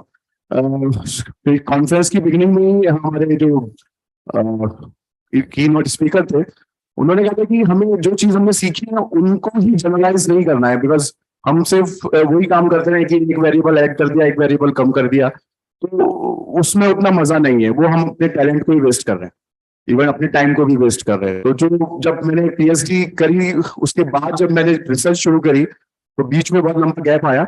लेकिन जब मैंने काम शुरू किया तो मैंने कुछ नई एप्लीकेशंस पे काम करने की कोशिश की, अपने रिसर्च स्कॉलर्स को मोटिवेट किया कि कुछ नई एप्लीकेशंस पे काम करें.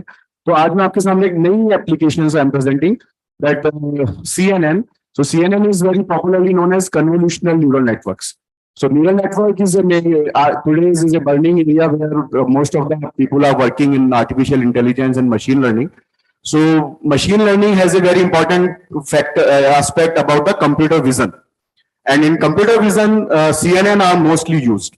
So how mathematics and how fractional calculus is associated with CNN, because fractional calculus is totally a area in which you are working with continuous functions and differentiable functions and fractionally differentiable functions, and CNN is totally discrete area where you are talking about data points and all these things. So how we can club them and how we have tried to do some work in this area.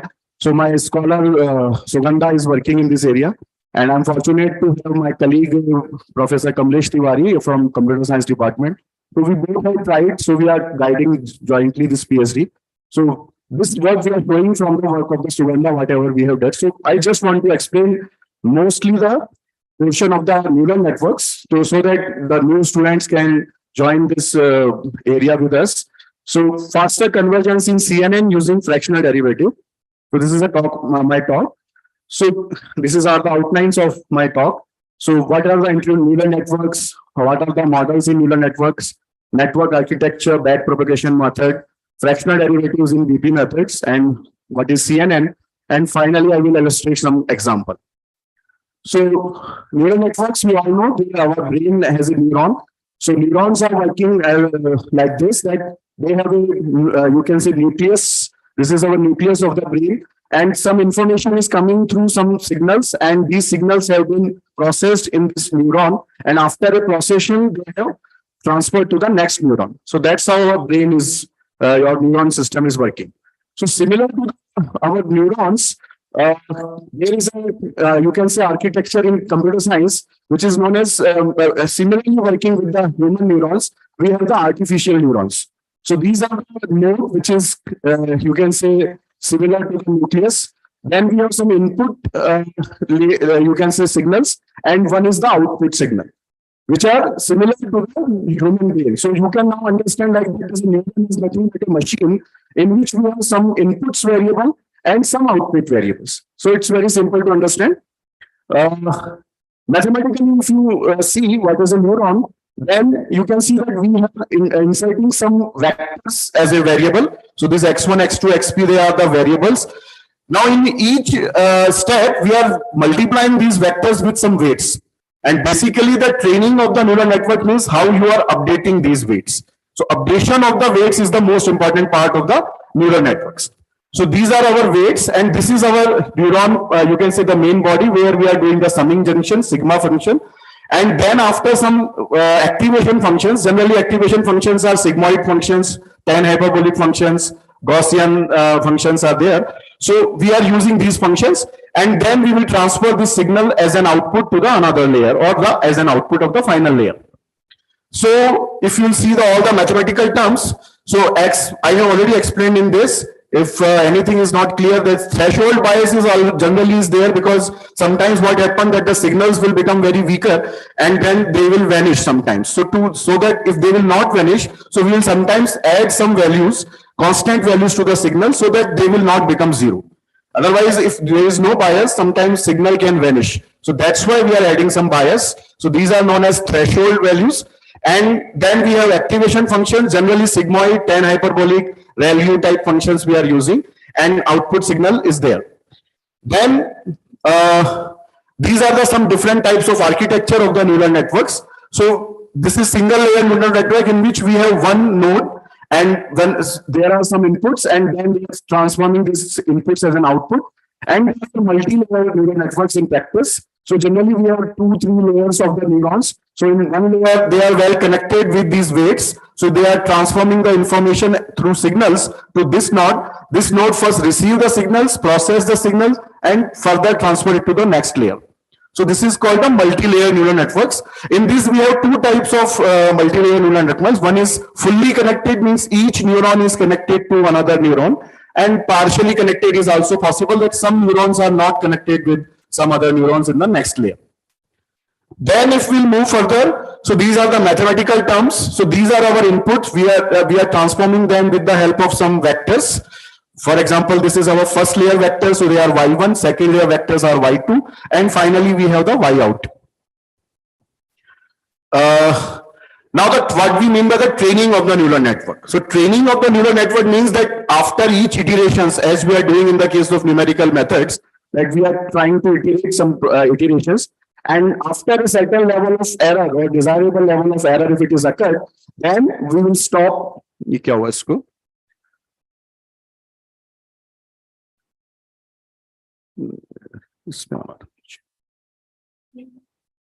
Okay.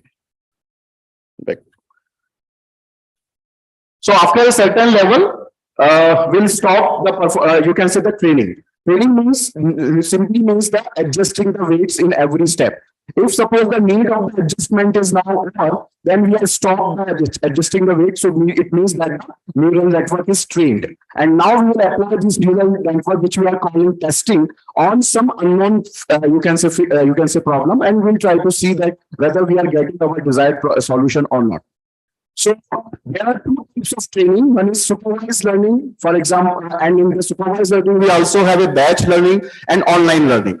So supervised learning, you can understand like that if you are filling some examination form, and suppose that you have entered 10 entries in that examination form, and when you press the button, for example, submit button, and at that time there are certain error messages being appeared. For example, instead of phone number, suppose that you have entered your PIN code number.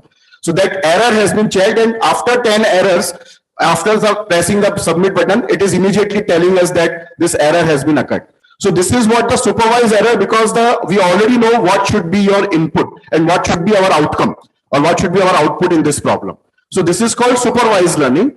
And batch learning means that if you are taking 10 entries and then checking, then it is called batch learning. And if one is called online learning, when you are entering, for example, name, and in the place of name, suppose you are entering some numeric. So when you are entering numeric, at the same time, if it has been popped up that your entry is wrong, then it is called online learning. Means each step you are being checked out. So this is called, one is called supervised learning. Unsupervised learning is that when the outcome is not known to us, that what should be the correct outcome. I can just discuss you one example, that in our BITS planning, one professor is working on the pictures of is the nearby places. So there we have old Havelis, and in these Havelis we have some old times pictures or paintings on the walls and on the roof. So these pictures and walls are distorted because of time, because of bad maintenance. So now the government has been Mandava is very popular destination, has been become for the tourist place. So now the people are reviving their paintings. So when you are reviving paintings, you do not know what is the actual painting basically, but what is his project? He is taking the pictures, he is applying the neural networks, and he is rectifying all the noises in the pictures, and then he is showing 3, 4, 5, for example, the possible solutions to the experts of the painting, and then experts will decide which one is the correct option. So this time the learning of the system is not supervised, it is unsupervised, because you do not know what should be the outcome.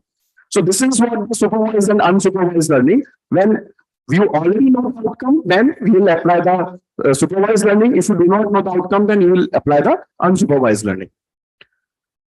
So when we are applying the supervised learning, then very important factor is that every time, when every iteration we have some output, and we have a desired output, or you can say the set output. So we calculate the difference between the desired output and the set output, and we calculate the function which is called as error function. So if error function is known to us, so our basically aim, if you try to understand that error function is a function which is a multiple, you can say function which is depend on multiple variables. Now if you want to minimize this error, what should we do? Generally, what we'll do, we'll find out the critical points. Critical points, that you first derivative them, equate these variables as 0, and when you get the critical points, then you check whether you get minima or maxima. So we want to minimize these errors. So what we'll do partial derivative. Now once the derivative has appeared, then my eyes is blinked, because now we can say that we can, if the derivative can be applicable, then we can apply the fractional derivatives also. Because network learning is basically enhancing the memory of the system. And you know that fractional derivative has an inherent property that they can capture the memory with them. Because usually your integer order derivative will give us only the instantaneous, you can say memory or short-term memory, while the fractional derivative has the property that they have a long-term property. I think that if you are working for 1 month in fractional calculus, you know that this property is there in the fractional derivative. So then we can replace this partial order derivatives with fractional order derivatives in our model, and then we have seen that how much betterment we can do in this model. So this is our batch propagation in artificial networks and weight update rediscovered. So basically we are trying to minimize the error function, and in this process we are getting optimum value of the weights. And we are updating the weights in the next iteration. We are after the next iteration, then again we compute the error. Then again we partial differentiate them. Then if we want to minimize we send back our optimized neural system. This is called the training process. So in the training process, every time we will minimize the error, we will calculate the optimum value of the weights. That values we will send to the network itself, adjust the weight, again run the same procedure, again compute the error. So this is a continuous process unless your error is not coming in the desired level of accuracy. So this is very conceptually very simple. You can easily understand, and this is become a known as back propagation or the BP, because first we are coming from the, you can say, final stage output to we are coming back to the adjustment of the weight. So it is called back propagation. So this is the algorithm. So this is called initializing weight. So to start our experiment, we always need some initial values of the weight.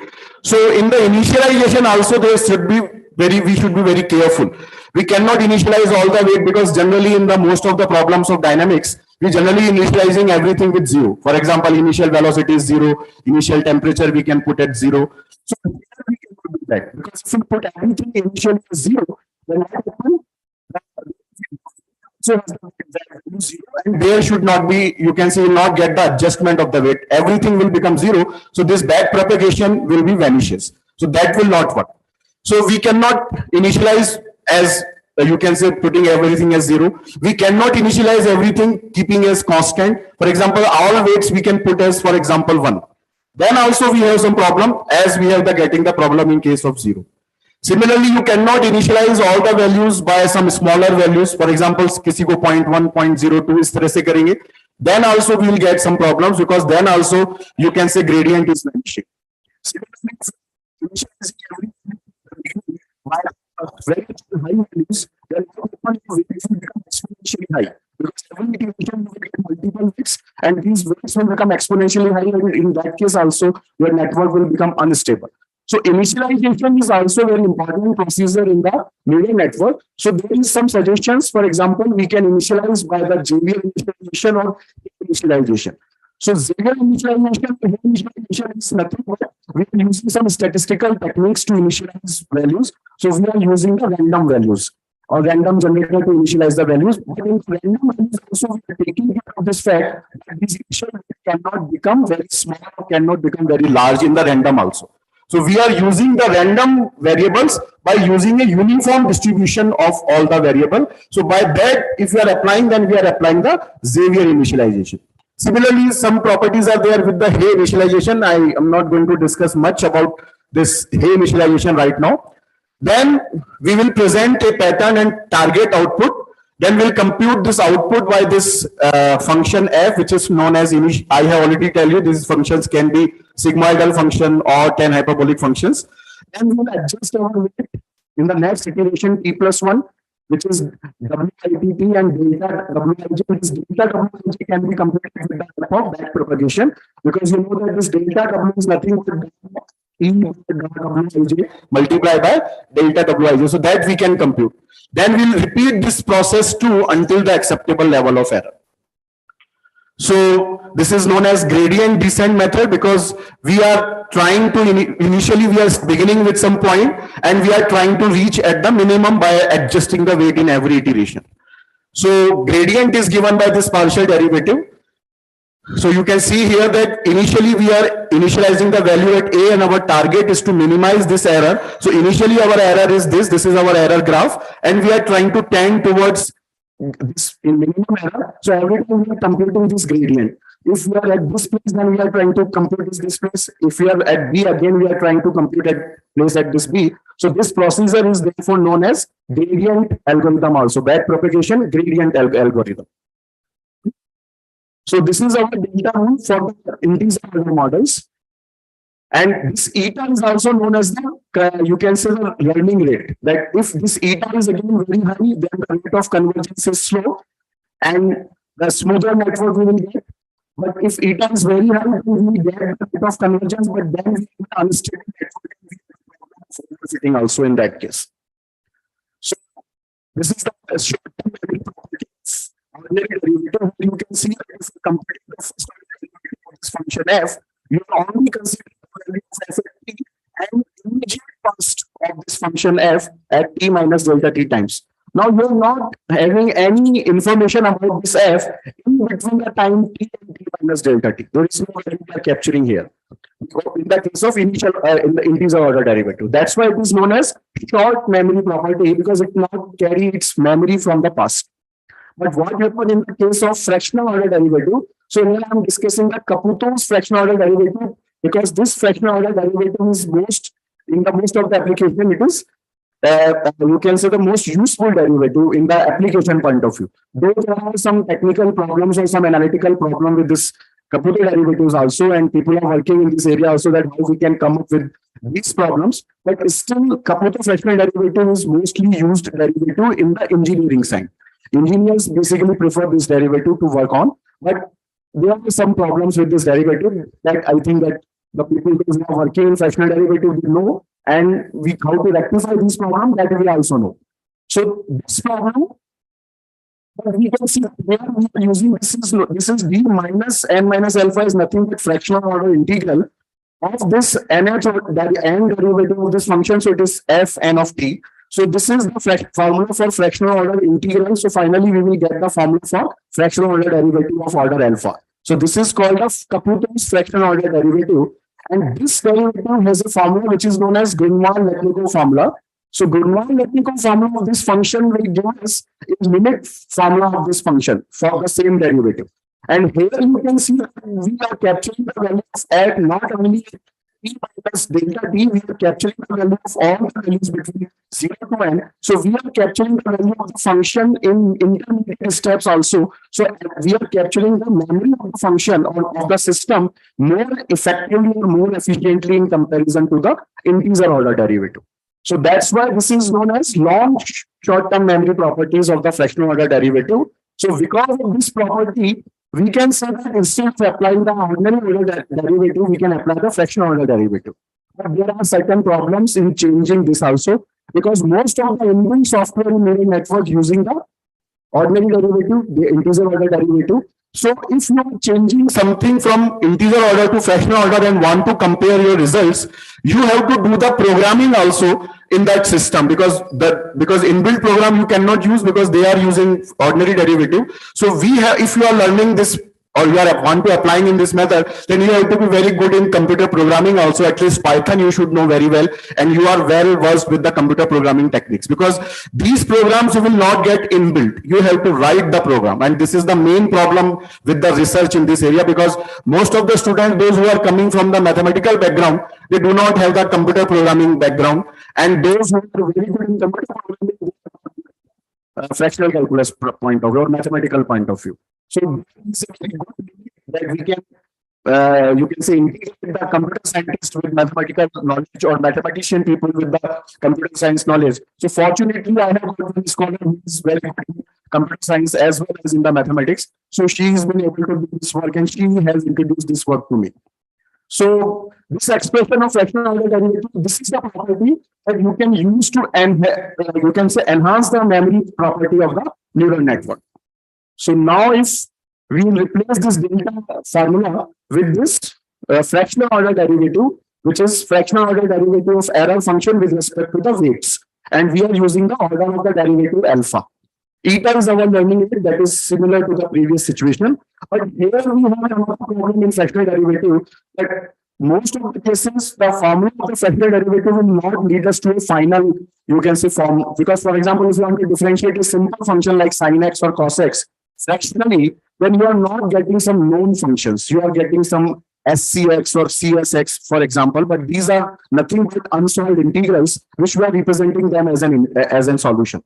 So this is one other problem in the fractional derivative, that we are not getting, you can say, analytical formula to compute even simple derivatives. So if you are applying these derivatives and you are using the functions like tan sigmoid function or sigmoidal functions or some other functions, exponential functions, then the derivatives is not being easily computed. And if you have a very large, high level of computing, you can say, complexities in the system, then again the system will become very costly, because our aim is to make the system faster. But because computational will become very high, this process will again take some time. And therefore, we have again problem. So then we are using this fractional chain rule in which this u is our known function, whose derivative, fractional derivative, we can do very easily. And we will apply this fractional chain rule with just nothing but an approximate value of the ordinary derivative. Instead of differentiating function of complex fractional order, we are just differentiating. For example, if we take this ux as x to the power alpha or x to the power mu, then you can easily differentiate this fraction in the fractional order derivative sense also. So that's why we are using this approximating function to just to reduce, because in computer science, we are not much interested in exact solution. We are always interested in the solutions which have some errors. But we are trying to minimize this error under a certain level. So if suppose that some approximation is applicable, then that is also very good for us, because it is reducing our work in the computational complexities. Because if you are taking fractional order derivative directly, then what happens? Like only computation will take a lot of time. So that's why we are taking this approximation formula, and this formula is working very well. So there is no mathematical, you can say, justification that why you are using this. We are using this because it will make our life simpler. This is the only answer you can write for this approximation. Now, these are some literature review that those people who have worked in this area. So I can show you that this area is not very old. You can see this is the 2013 paper when this process has been started. And recently you can say that the paper, this paper is 2018 paper, and this paper is recently published in the COVID time. This paper, which is in the area 2020. This paper is in the area year 2020, it has been published. So this is a very new area in which we are working, because this CNN is now introduced. Earlier, the people are working with some other neural network, but with CNN, it is appeared in only in 2020. So computer vision problems, which we want to handle through fractional order derivative, has been started only 2 years back. So this area is very new area. So this is a challenge for the new research scholars, those who want to work in this area. And China and Pakistan really doing very good work in this area, and they are our competitors. So if we want to compete with them in technology also, we have to take up this one, none other than sometimes this will definitely coming to our hand also, that we have to take up this problem. So why not today, and why not at the right now itself, we can start this work. So I will just explain a little bit about what is the image processing problems. So this is a problem in the computer vision. Computer vision is how machine can see something. So if you are seeing a picture, you have some memory of the picture, you can see for some features in the picture. For example, if you are looking at this picture, your mind immediately can tell you that this is a cat. But if suppose this picture is being shown to computer, how to show the picture to a computer? You will just enter this picture into some computer, you can say, program, and then that program will see this picture. Then we want to look at some features. For example, whether the face is like this nose expression, facial expressions, eyes are like this. You can see that the nose of the cat and nose of the dog have different features. Ears of the dogs and ears of the cats are some different features. So if these pictures will be entered to the computer, final output we want from the computer, that computer can easily tell us whether the inserted picture is a picture of a cat or a picture of a dog. So this is called a classification problem. So Dr. Amitav in the yesterday's talk has been already talk about that, how to classify and where is the problem in human mind. Some neurons are responsible for classifying whatever we are checking. And if there is some distortion in these neurons, then you have some problems like ADHD problem, which is with some children's. So similarly, in the case of computer science, if your neural network is not trained properly, and if it does not have, you can say, memory property, then if you inserted a picture, your output should be your cat. Now, what is the application of this? Why we want this thing to be with the computer science? So I have encountered one problem right now, for example, this type of problem, because we have trying to pitching our projects to defense purpose. So we have discussed with DRDO also. So they want something like that कि वहां से एक missile दागी जाए और यहाँ पे जो हमारी मिसाइल है उसमें ऐसा सेंसर लगा हो कि वो उसको कैच कर ले और उसी समय वो मिसाइल ट्रिगर हो और अटैक उस मिसाइल को फेल कर दे. So this is आजकल की युद्ध जो है वो इसी तरीके से लड़े जाएंगे कि आप बस बटन दबा के आपकी लड़ाई होने वाली है.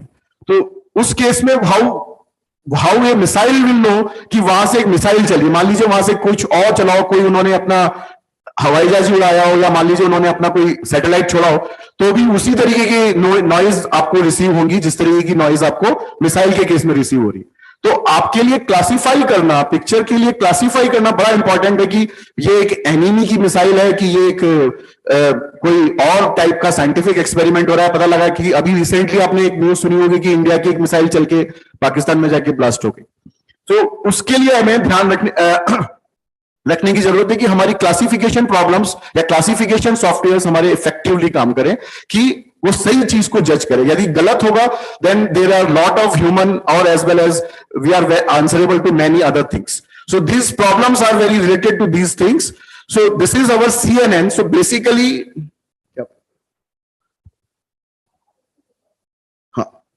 so basically in this case we are giving the input. In the earlier case you can see in the neural network we are giving the input as a vector, but this time we are giving an input as a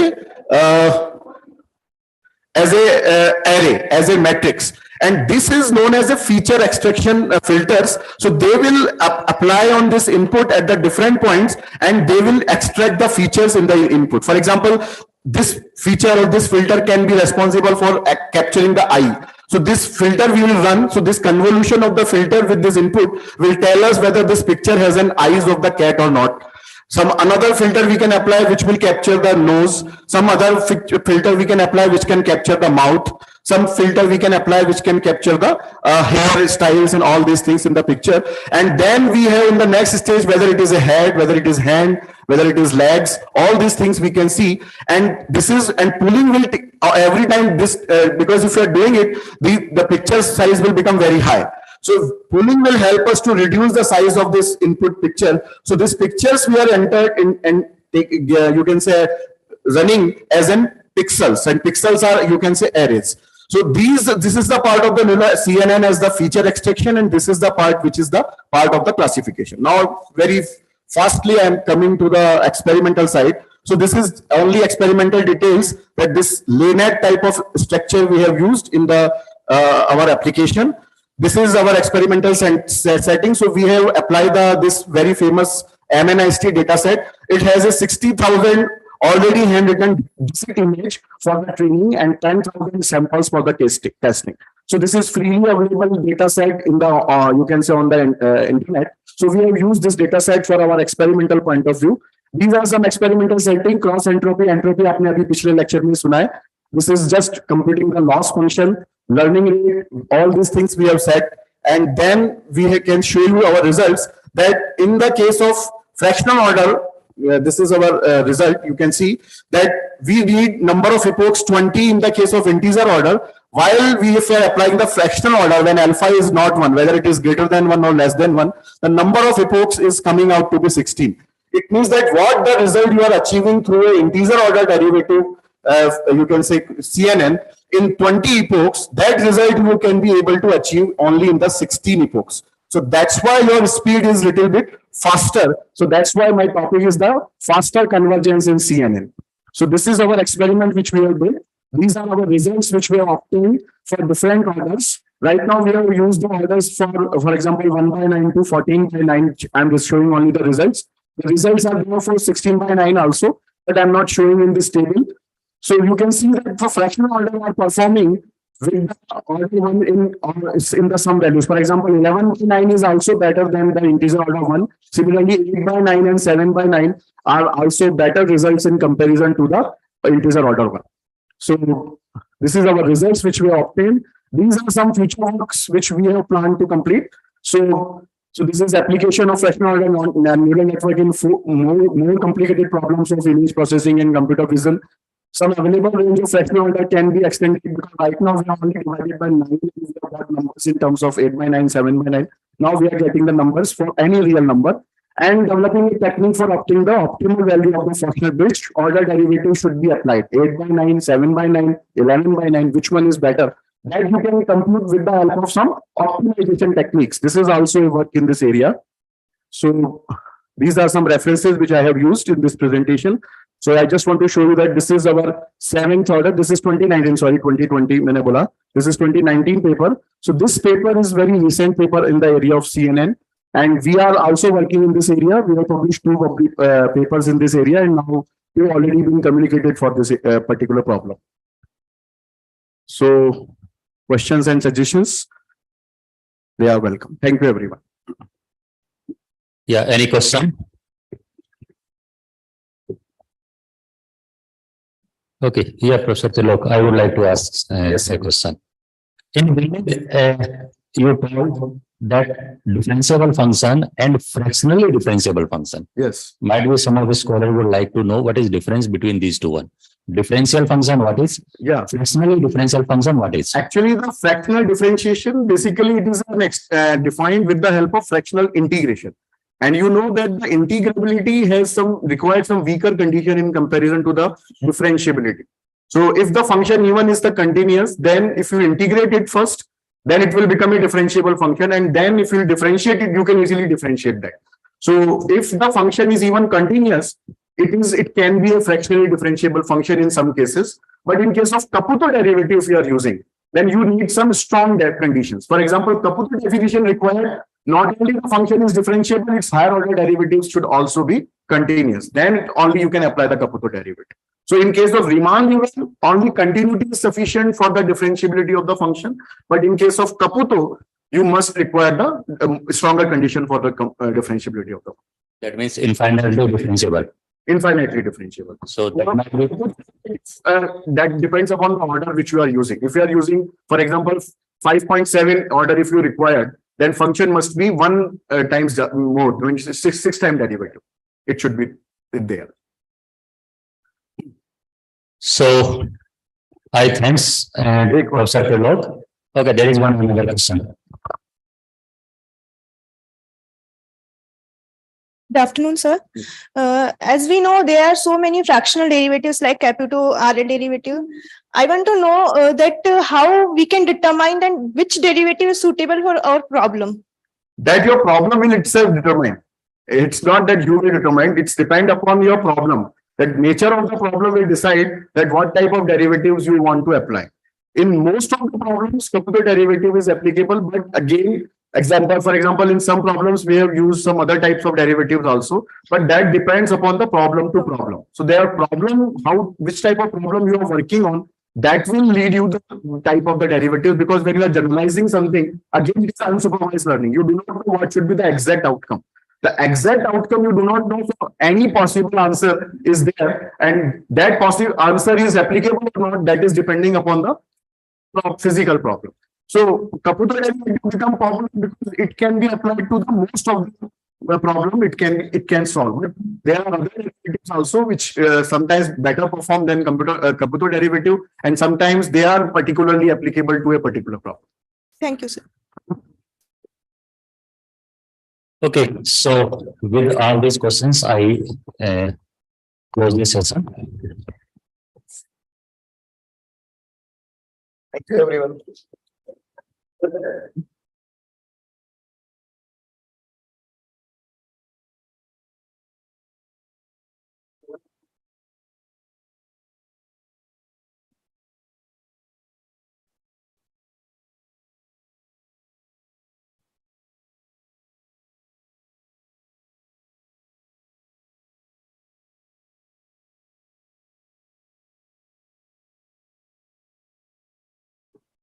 I request to Prajapati sir, present the memento and the certificate to Tilak sir.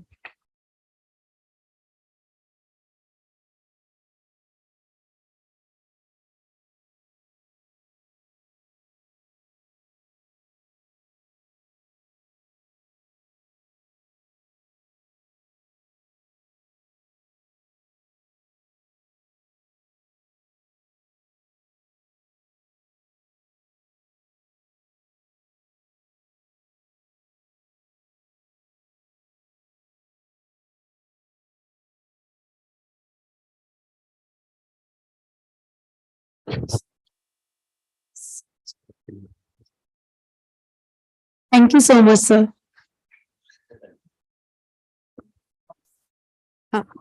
Next session is paper presentation session. So all the participants be there in your respective rooms, and we will resume after your presentation for the next invited talk. Thank you.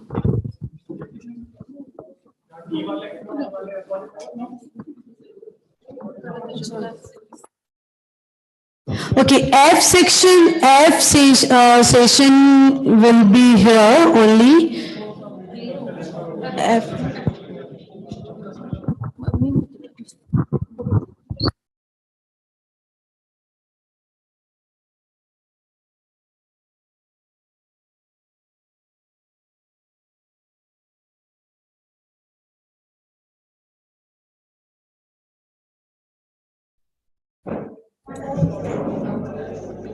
A very good afternoon to all of you. I am Dr. Amra Olka. On behalf of entire organizing team, I welcome you all in this session. In this session, we will have presentations from researchers side. And in this session, I would like to invite Professor Madhura Purohit for chairing the session. And I'm happy to introduce Professor Madhura Purohit. She's product of this department. Her education complete MSc, MPhil and PhD all are from here. And she completed her PhD under supervision of Professor Madhura Garg ma'am.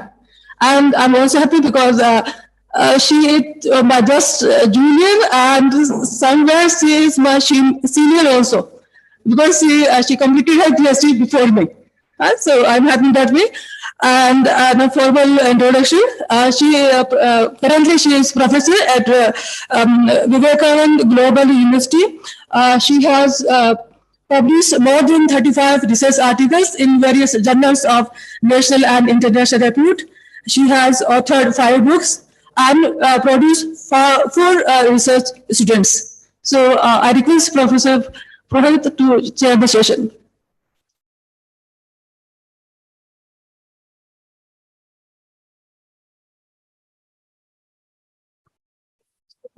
Good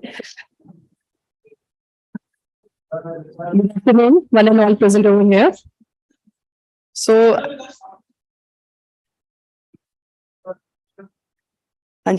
good afternoon, one and all present over here. So, thanks to Department of Mathematics to giving me the privilege to chair the session. So, we'll start with the first paper. Sorry, present. Okay. The first paper, I will invite Anjali Trivedi. Yeah, are you there? She'll give presentation on the role of radio labeling in contact tracing apps. Anjali.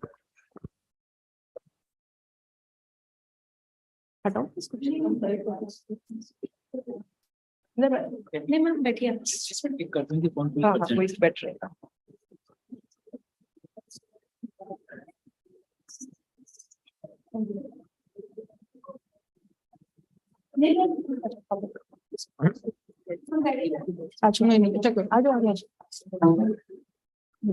By giving my tributes to Goddess Saraswati, I am bringing greetings to one and all present here.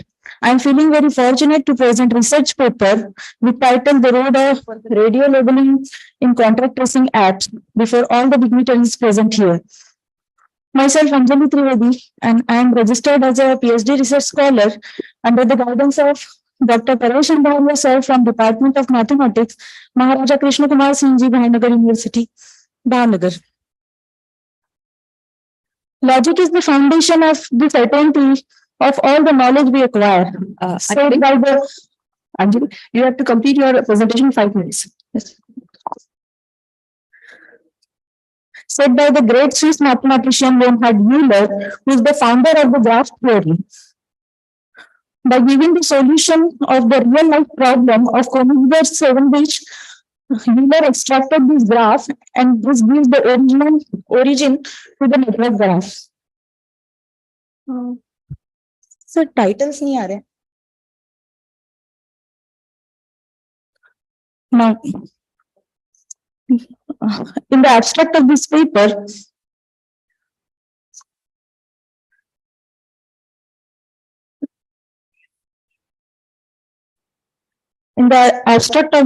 this paper, since the graph labeling is becoming very interesting in the field of real world problem, which have broad applications. In this regard, the attitude for studying graph labeling techniques should be to find the existence of network in the specific system, and then to study that network, one should verify that which kind of labeling can be applied.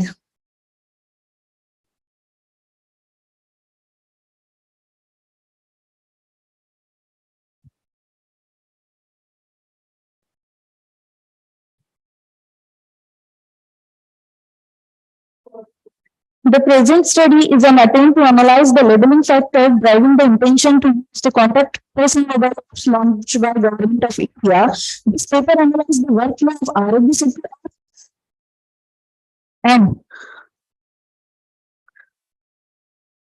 the efforts have been made to analyze the labeling in the field of communication networks offered in contact tracing app.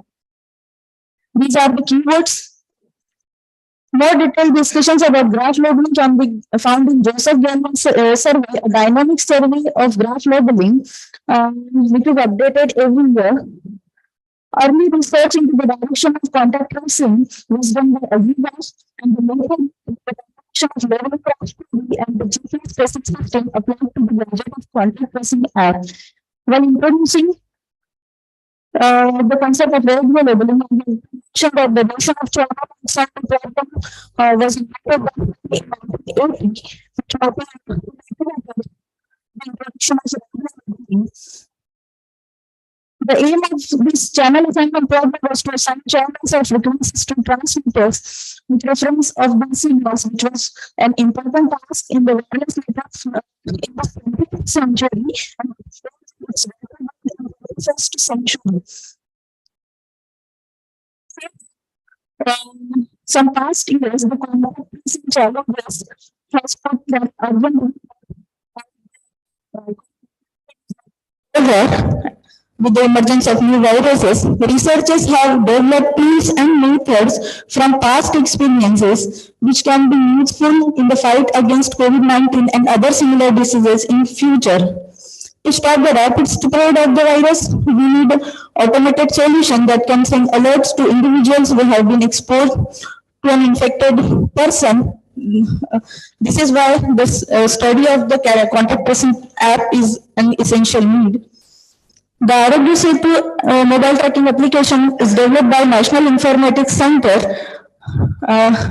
If person gets infected, this app can easily identify all people who came in close contact and send them. The ICRWDIM app is sensor and GPS, which creates the social graph. For example, you have downloaded the contact tracing app on your smartphone. Let's see how it works. Your phone is constantly broadcast a unique string of numbers. You can think it like a token. Your phone is also looking for this token, and if phones are in close proximity for about 5 minutes or more, they receive each other's tokens and securely store it on your phone. And as you go through your day and spend time with your people, you collect other tokens and other collects yours. Sadly, someone near you tested positive for COVID-19, and once a public health authority has verified that person's app reflects these, approach the token shared with other people near them. Then your app downloads the token periodically to check for a match if you have one of the token of the positive person. The app will notify you that someone who tested positive for COVID-19 and send the alert. Now let's see how GPS location work in this situation. The circles are denoted by the tracking location by GPS. First of all, the app recommends you allow users to allow GPS location service on all at time. The telecom collects and share customers' location data. It tracks the trail of users' movement. For example, it tracks your workplace, bakery, or any industrial building. Similarly, the user tested positive share his location health authority. If multiple people stay positive in the particular area, this could be the location. This is the sample from showing the social distancing violations. Now, just radio technology, frequency hopping spread spectrum over short distances. In Bluetooth, Ethernet is a basic network consisting of two main objects, master unit, slave unit, and the frequency hopping sequence is enable the synchronization between the master and the slave process, which are only controlled by the master device. A scatter net is a collection of multiple Ethernet with the overlap that can connect with one of the shared block as shown in figure. There is a recent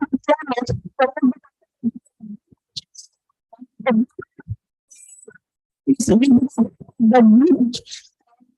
shows that the network of can be modeled as a and the payments under structure is not solved yet, but is grasping using that conjecture and the MATLAB, one can develop the labeling algorithm. So many have already developed that. Bluetooth is capable of self-routing for single hop Bluetooth network. The Arogya Satya app uses Bluetooth low level energy, a variant that has negligible battery drain. Now the RSSI receives signal strength indicator. Anjali, please wind up. Okay. Come to the conclusion part. Okay.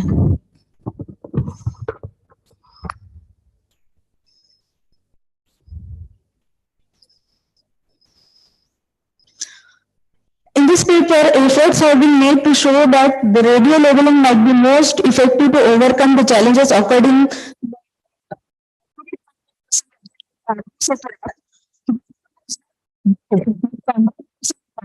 so there is some features of Bluetooth radios using graph labeling to unlock location tracking. For contact tracing app, applied radio labeling can be proved as an efficient way of determining the time of communication for Bluetooth sensor network. And hence, since we have seen earlier, the Bluetooth can be modeled as a graph. The model can be used to analyze the issue by means of graph labeling, and various graph labeling algorithms can be developed with the help of MATLAB programming, can also be used to analyze the condition in contact tracing network. These are some references. Thank you. Thank you, Anjali, for briefing us. Can you throw some light on MATLAB working? You have some slides over there. Just light description that how the MATLAB working is going on. Yes, sir.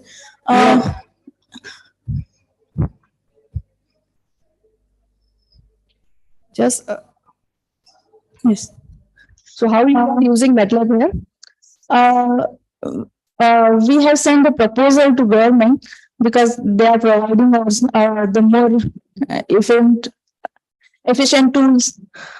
Because government has not opened all the technicalities in the Arogya Satya app. The only information given is that the Bluetooth and GPS signals have interference problem, and it is the open source to solve that problem. And for that interference, we are trying to show how radio labeling can overcome that problem.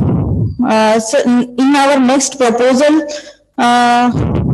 in the DRC, we are showing that the radio labeling algorithm can also be built by using MATLAB. MATLAB is not still making algorithm on radio labeling.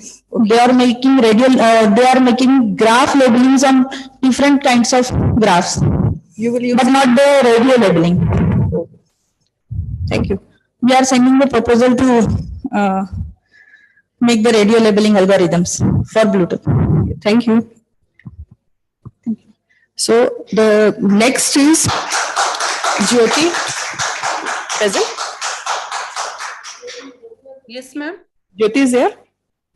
Yes, ma'am. Online. Yes, ma'am.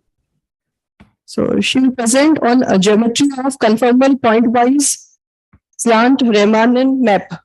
Yes, ma'am. Am I audible, ma'am? Yeah. Just start. Hello, ma'am. Am I audible?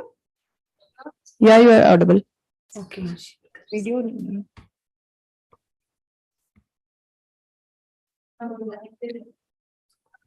Can you hear us? Hello, ma'am. Yes, ma'am. I am sharing my screen. You can start your presentation. Presentation is visible here. Okay, ma'am. My screen is visible or not, ma'am? Yes, visible. Okay, ma'am. So good afternoon to all. My name is Jyoti. I am research scholar under the supervision of Professor Gaurisankar sir from Department of Mathematics and Statistics, Central University of Punjab, Bhatinda. So the title of this paper is Geometry of Conformal Pointwise Slant Riemann map. Jyoti, can you put on your camera on? Camera, okay, ma'am.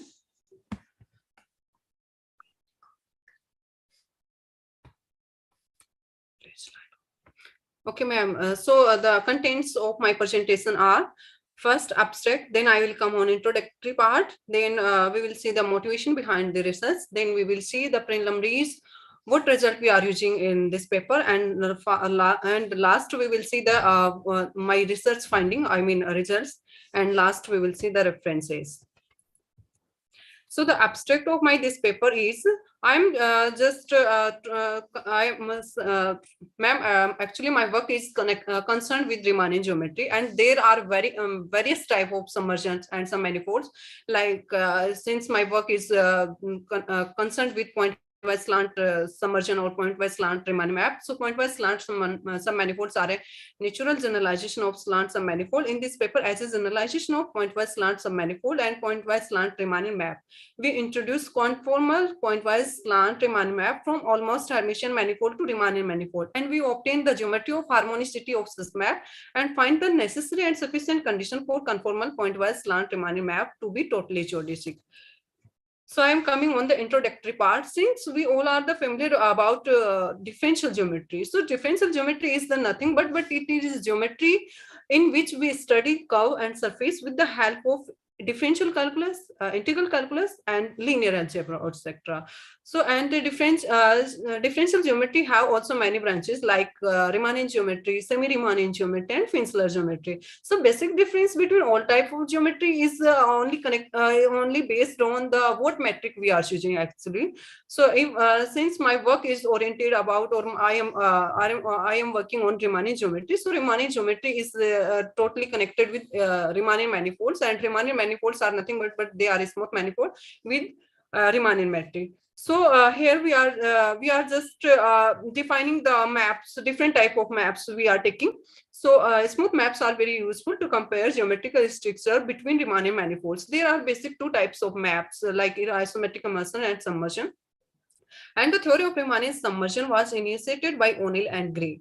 So there are various type of submersion, Riemann submersion, like almost Hermitian submersion, pointwise slant submersion, and pointwise slant Riemann maps also. So pointwise slant submanifold and pointwise slant. Jyoti, can you hear me? You have to wind up in 5 minutes. So come to the main research part of your paper. Okay, ma'am. I'm not able to. Okay, this is my motivation behind the result, and this is my preliminaries which I use to this paper.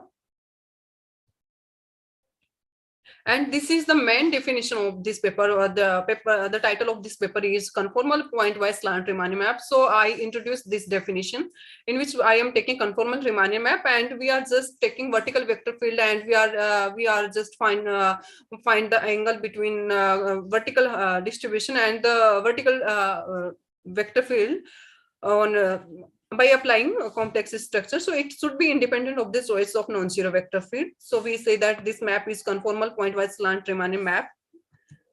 And these are two examples I have written for this map. So this example shows that there is existence of this type of map. And this is how we can write a vector field if we apply complex structure in vertical and horizontal part.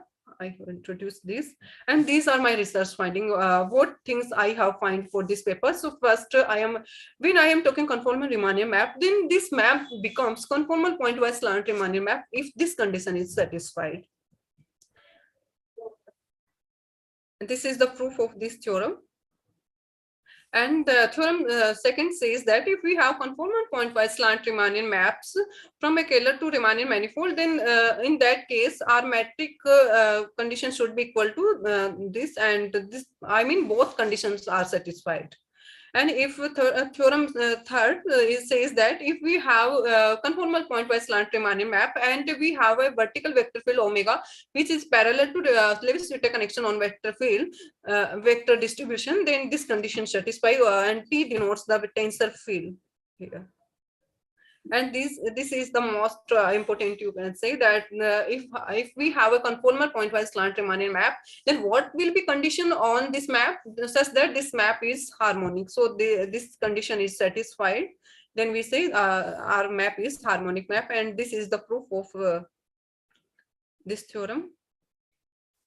And last theorem is if we have a proper conformal point-wise slant submersion, then F is a totally geodesic map. When F become a totally geodesic map, if these three conditions are satisfied, this is also a necessary and sufficient condition.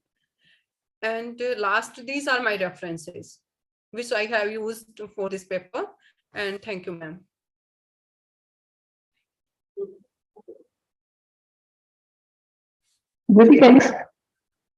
Go to the slide number 18. Slide number 18. Okay, ma'am. Okay, ma'am. You have mentioned here horizontal homothetic map. Okay, okay, ma'am. I am coming on the part. What are the conditions? Okay, ma'am. I am audible? Yeah. Okay, ma'am. 1 second. Okay, so ma'am, if a map is homothetically horizontal map, it means, ma'am, suppose we have here we are using the terms gradient of logarithm of lambda. Lambda is just a dilation of conformal Riemann map.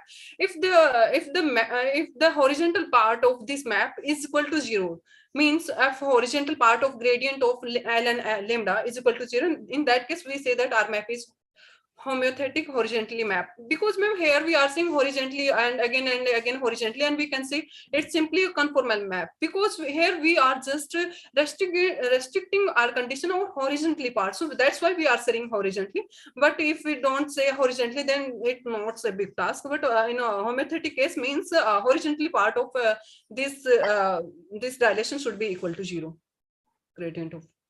Okay, thank you. Yes, ma'am. Thank you, ma'am. Thank you, ma'am. So next presentation is I'm taking from serial number 15, Surbhi Sharma. Investigation of Oldroyd fluid flow and heat transfer over a stretching sheet with non-linear radiation and heat source. Surbhi is there?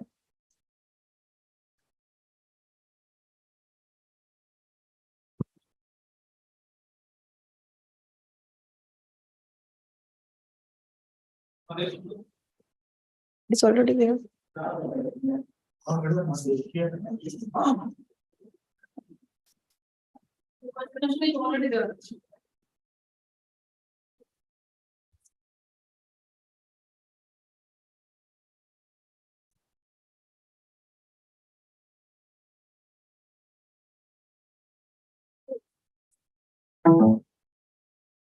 Good morning, ma'am. Good morning, respected all, dear friends. I'm Surbhi Sharma. I'm a research scholar. Volume. I'm Surbhi Sharma. I am a research scholar registered under the guidance of Dr. Mamta Goel, ma'am. Today, I am here to represent my first research paper on the investigation of the Ilroyd D fluid flow and the heat transfer over a stretching sheet linearly in a non-linear radiations and heat sources. So I'll begin up with the abstract part. This is the abstract part. We are basically investing in an Ilroyd non-Newtonian B fluid over a permeable surface with the non-linear thermal radiations in an inclined magnetic field with non-uniform heat sources. We have exercised over here the BVP4C technique for solving the partial differential equation of the non-dimensional form, which we arrive from the substitution of the similarity transformations. And we have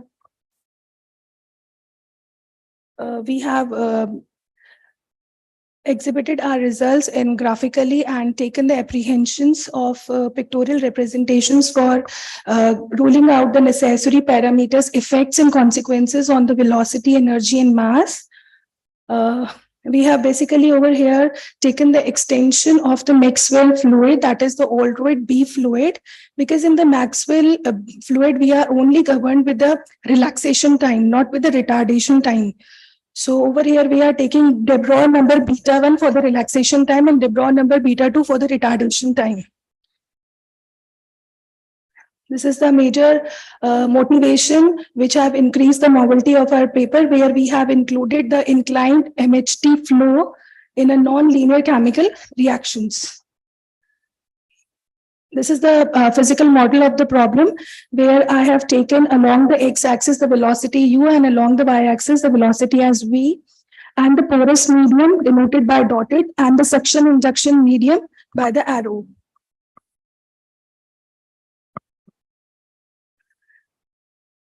For the mathematical formulation, I just need to mention over here, we have taken the velocity of stretching as uw as bx, where b is the positive constant. And this is the mathematical part where the equation of continuity is being uniformly standardly satisfied. Next is the equation of moment, then the temperature equations and the mass diffusivity containing concentration equations, where the lambda1 and lambda2 terms are being used for the de Broglie number 1 and de Broglie number 2 for the Ilroyd B field. And the magnetic field term has been denoted by beta naught term, and the porous medium term is with the Kp parameter term.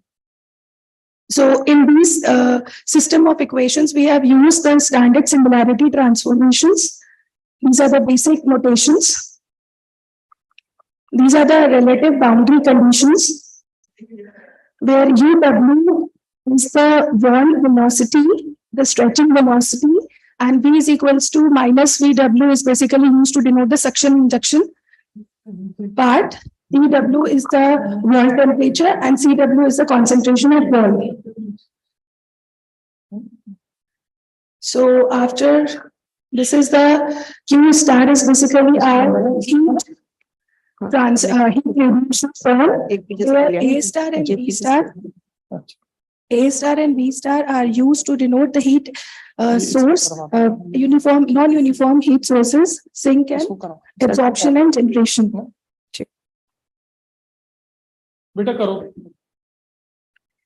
These are the standard transformations which we have taken. And after using these standard transformation in the parent system, we are reducing them into the non-dimensional form. These non-dimensional form are being used in the MATLAB and BVP4C technique. We have plotted the graph. These are the reduced boundary conditions which we have available.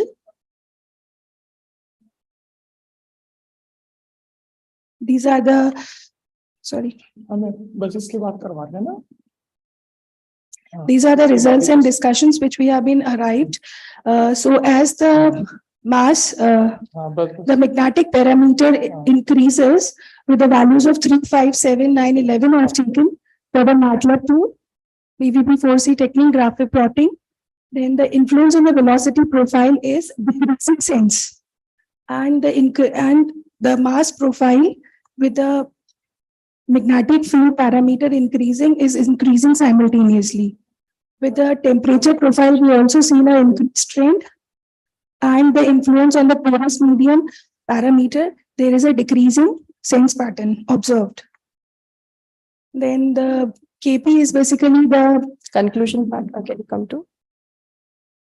Ma'am, these graphs have been plotted, and finally, ma'am, the conclusion part is we have seen that the increasing values of our retardation time, beta and de Broglie number on the velocity profile is a negative effect, that is a decreasing trend, and on the temperature profile, it has been increased with the increase of de Broglie number, and the velocity profile is been increasing with the de Broglie number beta 2, and the velocity is increasing with the impacts, positive impacts, increasing of de Broglie number beta 2.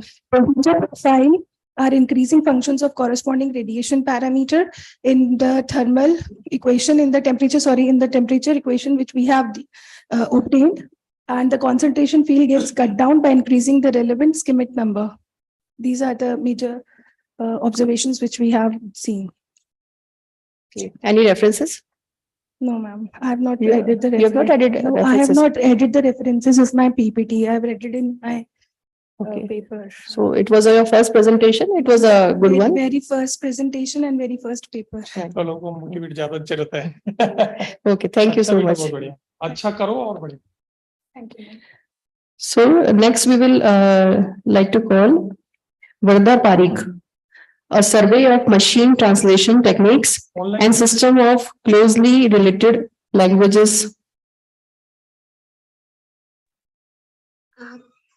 Good afternoon, everyone. Am I audible? Yeah. Yes, yes. Yeah, okay. Let me share my screen.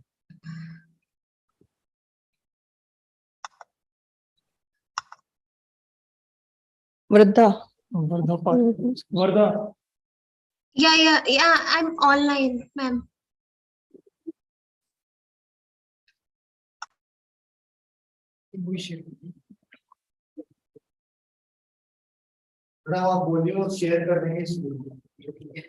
Share your screen. Start with it.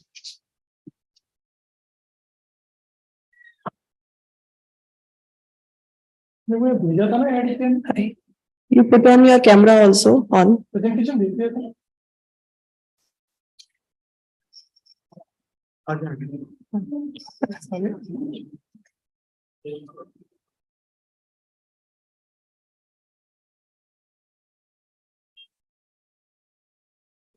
You can start, brother.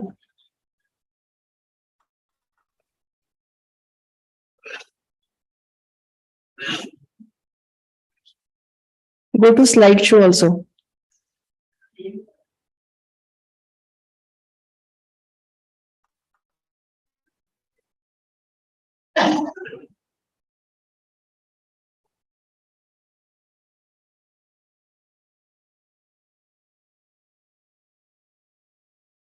Start your presentation, brother.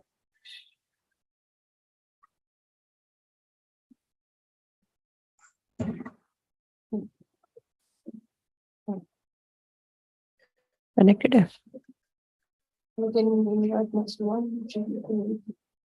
No, shit, start. शुरू करवा दें. Yes, ma'am. Audible नहीं है. You are not properly audible.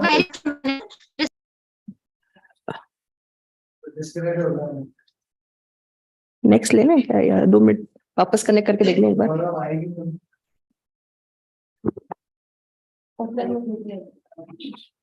उनके network का issue हो सकता है. अपना इंटरनेट प्रॉपर चल रहा है. उन्हीं का उनका नहीं होगा मेरे ख्याल से. अच्छा, उनका भी फास्ट होना चाहिए. अच्छा. नेक्स्ट ले क्या करना है? चलो एक तो ले लेते हैं. आप कनेक्ट करके रखना उनको. So, in the meantime, brother is joining. I will like to invite Pulkit Gehlot. He'll present artificial equilibrium points and their linear stability analysis in the solar cell problem with triaxial second primary.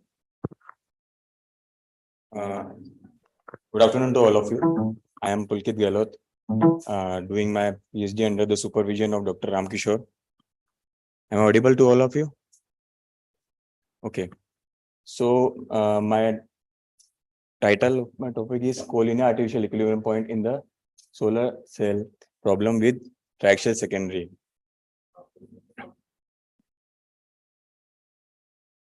So, what is defined by solar cell? Solar cell is made up of a very thin reflected frame which captured the radiations from the radiating body to propagate the cell in space. So here is we are taking the solar cell problem, which is a motion of a solar cell under the gravitational influence of massive bodies. Now there are some successful missions held in the past as ICRWS, NanoCell D2 and Light Sail 1. Here we have taken the triaxial body, which is not spherical in shape. So it is defined as the one of the axis of symmetry, and the equatorial plane coincide with the plane of motion. Next one. कर रहा हूँ.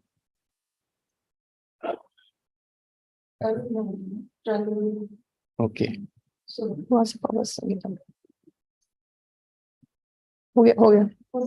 Okay. So here is the geometry of the solar cell problem, where P1 is the mass. क्या हुआ?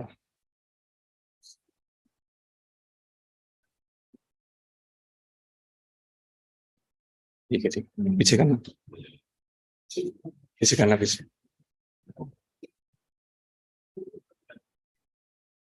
वहीं से start हो जाएगा, आप बता दे, आप एक्सप्लेन कर सकते हैं. So P1 is the radiating body, and P2 is the triaxial body, and P3 is the solar cell, as we see from the diagram. And yeah, R1 and R2 are the distances of the primaries from the solar cell, and alpha is the pitch angle from we can see that, and n cap is the normal vector of the R1, and mu is the mass dimensionless mass parameter of the system. So it can.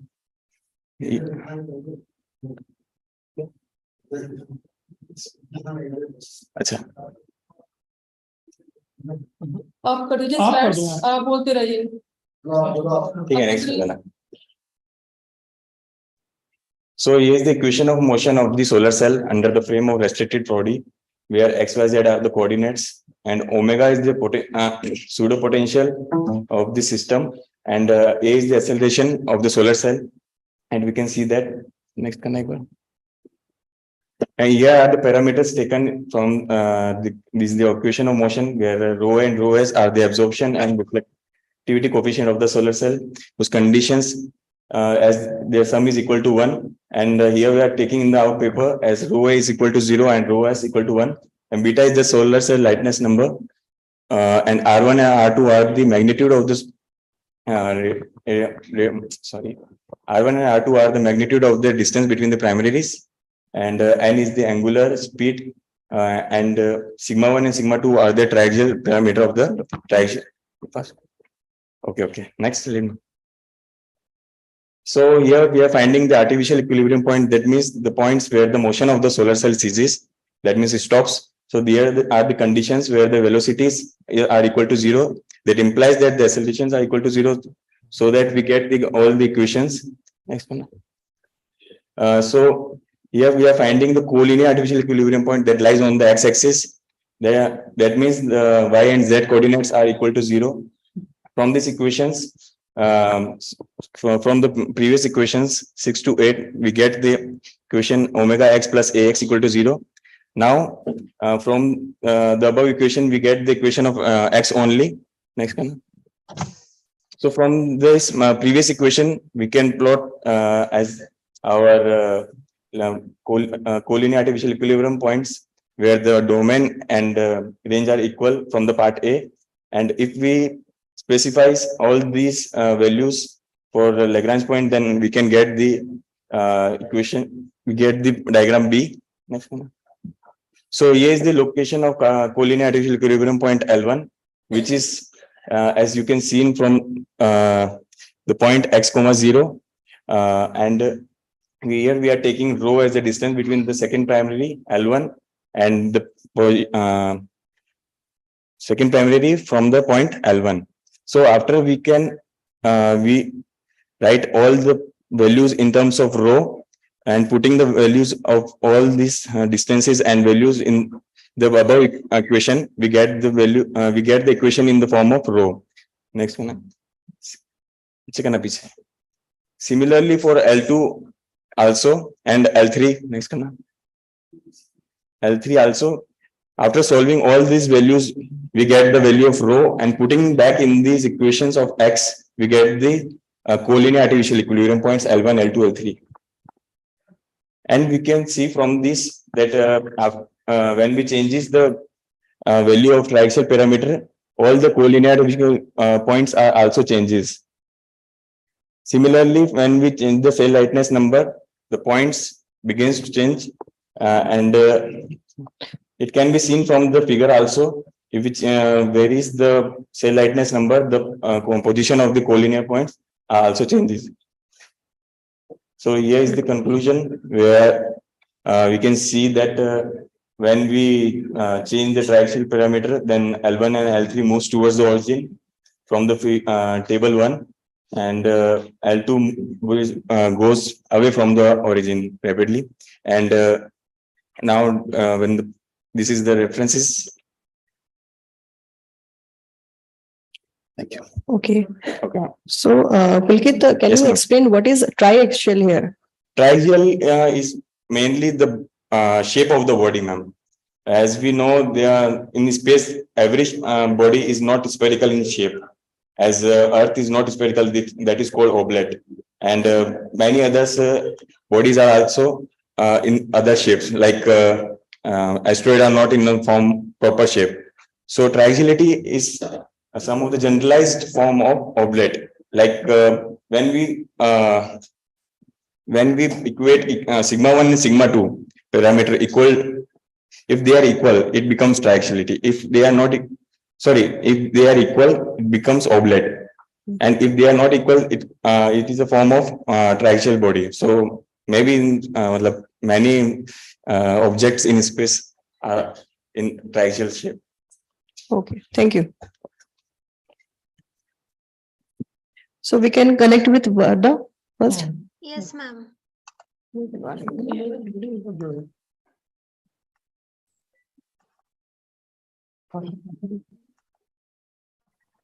can you hear us? Yes, ma'am. You can put your camera off, because seems network issue that at your state. Okay, ma'am.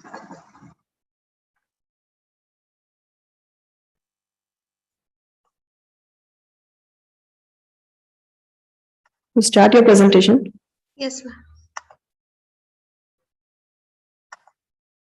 Okay.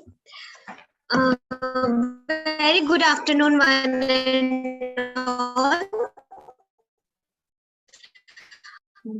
Respected sir and ma'am, I'm Varda Parekh, a research pursuing my research in low resource machine translation from Manasali Vidyapeeth. Here, I'm going to present a survey of machine translation.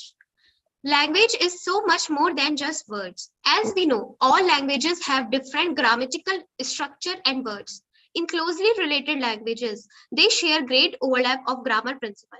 Now, we come on the machine translation. What is machine translation? Machine translation is very popular application of natural language processing. Machine translation is the process of using artificial intelligence to automatically translate text from one language to another without human involvement. Here it is abstract. So keywords are natural language processing, closely related languages, and statistical machine translation. So as we have discussed earlier, that machine translation refers to fully automated software that can translate source content into target languages. Human may use machine translation to help them render text and speech into another language, or the empty software may operate without human intervention. Empty system require training in the desired domain and language pair to increase its quality. So here it is expression. How common?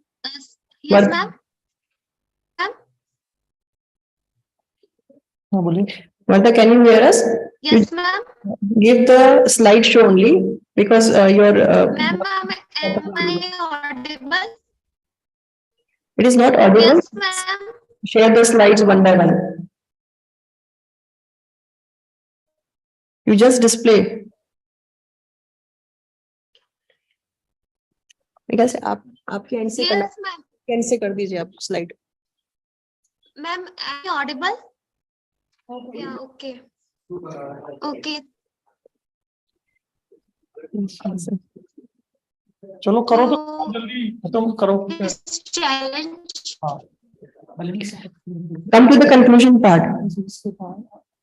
Facing machine translation Slide from the beginning of machine translation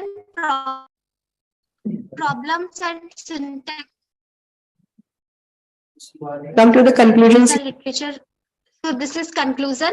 In the early of 2000, machine translation system were made for different languages pair. Afterward, yes, ma'am. After it's just, ma'am, conclusion is showing only. Afterwards, hybrid system, character-based, rapid rule-based used.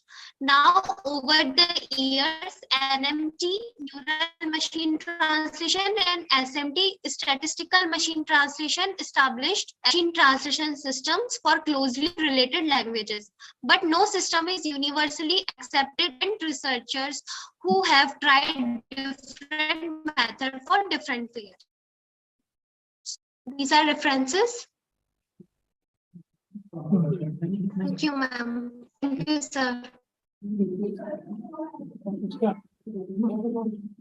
Thank you. Thank you, Verda. So next we will start with the presentation. Shweta Singh.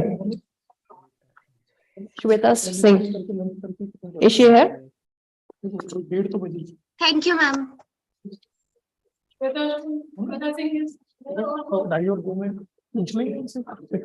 So next we will take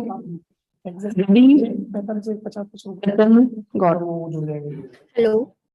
M polynomial anthropological indices. Its application in identification of insect order.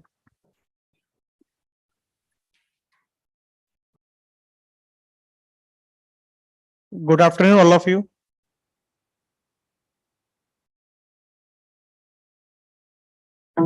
Myself, Ravi Ratnagowd, Department of Mathematics.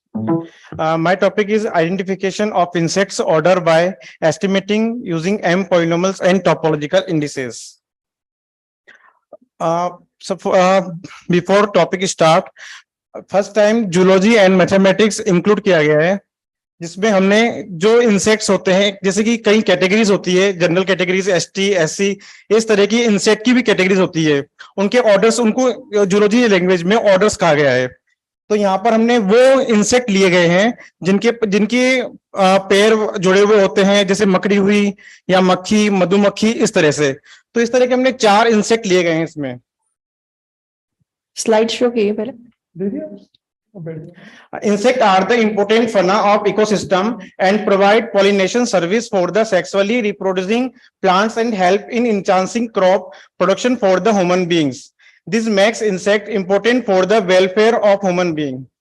Present study was totally concerned on the identification of order of insect by estimating grab index, harmonic index, and inverse index.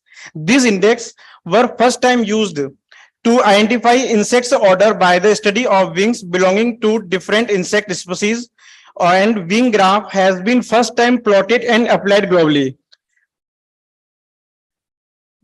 हमने यहाँ पर 4 तरह के insect लिए, drosophila, cicada, apis and musca. Drosophila जैसे कि हमें आपने सब्जी मंडी में देखा होगा, जो एक काली तरह की मक्खी घूमती है, वो ड्रोसोफिला होती है। सिकाड़ा एक ऐसा इंसेक्ट है जिसके जो विंग्स है बिल्कुल ट्रांसपेरेंट होते हैं। एंड एपिस, एपिस जो अपन हनी भी देखते हैं, मधुमक्खी, वो एपिस होती है। और मस्का जो अपन घरों में मक्खियां घूमती हैं, वह मस्का होती है। तो इनके हमने विंग्स लिए, सभी की विंग्स लेकर के उसकी स्लाइड प्रिपेयर की।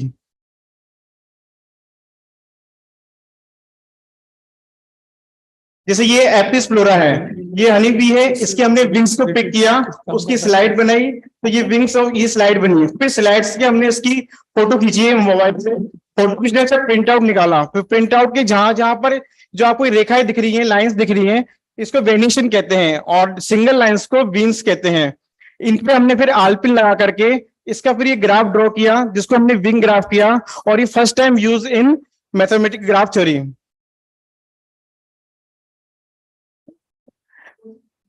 इंसेक्ट्स शोर हमने देखा इसके कि जैसे जैसे डिफरेंट ऑर्डर के इंसेक्ट्स हैं, उनके वेरिएशन अलग अलग होते हैं। जैसे आपने देखा होगा पत्तियां जो लीव्स होती है उनमें भी लाइनें बनी होती हैं, तो वो लीव्स के वेरिएशंस होते हैं। यहाँ पर हमारे जो विंग्स हैं उनके वेरिएशंस हैं। तो जहां पर जो वेरिएशन क्रॉस हुआ है उसको हमने उस पॉइंट को वर्टेक्स कहा, और जो जो दो वर्टेक्स के बीच में वेरिएशन पार्ट है उसको हमने एजेस कहा है। जैसे ये 4 तरह के इंसेक्ट्स की विंग्स लिए, उनके हमने ग्राफ ड्रॉ किए। जो भी ग्राफ बन रहा है वो सब सिंपल ग्राफ है, जिसमें ना कोई लूप है ना कोई पैरेलल एजेस है। इसकी हमने हर ग्राफ के m पॉलिनोमियल्स फाइंड किए। जो this formula dij is the number of edges which have n vertices of degree i and j।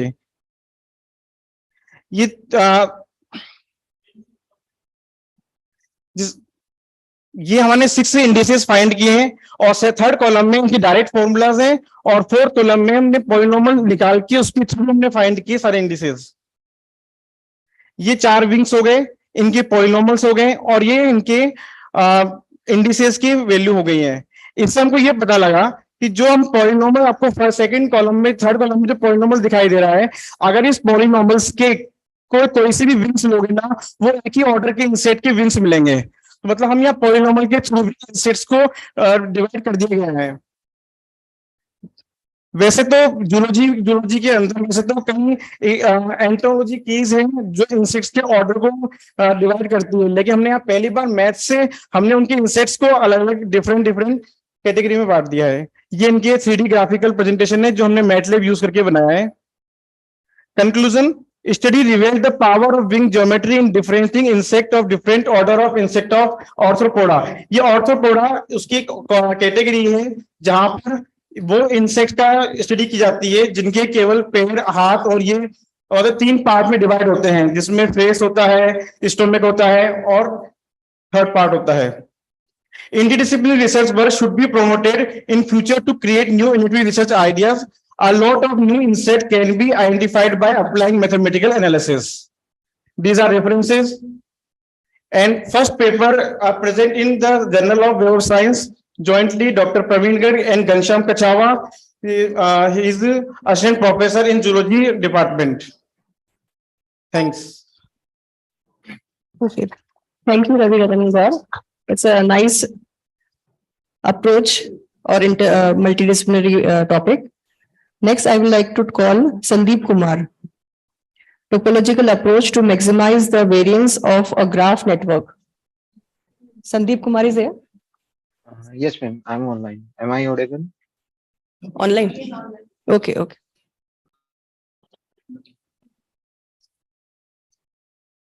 Hello.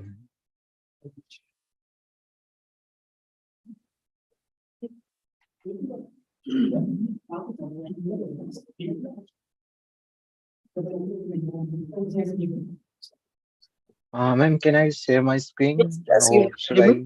You are audible also, and the slides are also visible. Okay. So thank you very much, everyone. I'm Sandeep Kumar, research scholar under the supervision of Professor Deepa Sinha, South Asian University, New Delhi. So my topic is topological approach to maximize the variance of a graph network. So next slide. Can I use my screen so that I will manage the slides?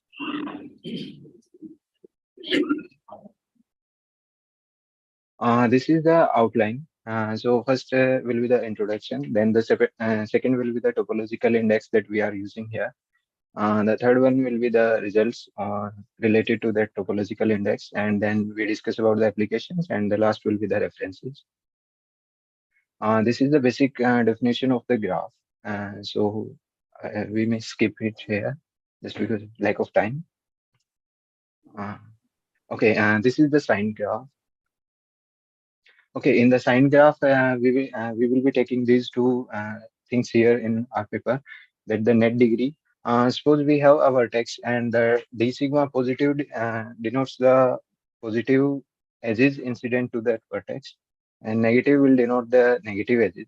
So the net degree will be the difference of these, means the positive minus negative. So it can be negative also.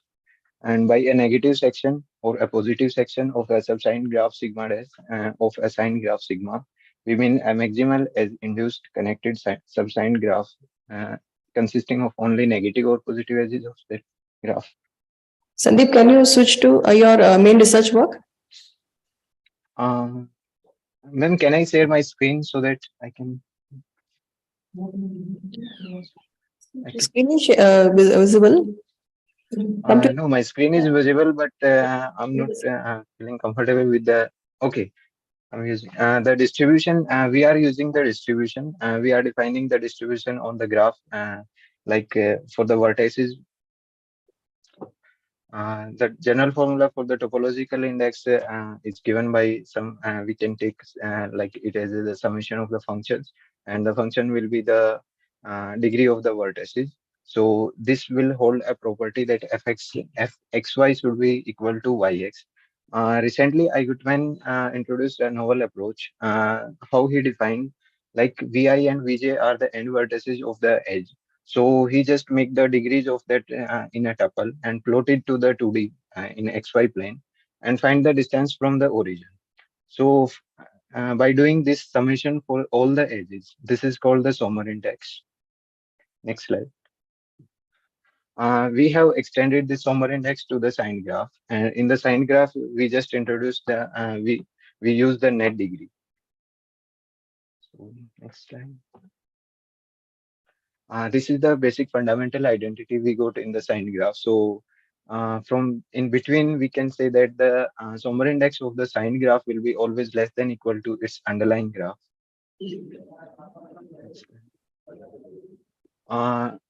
Initially, we find the Sommer index for the sign path.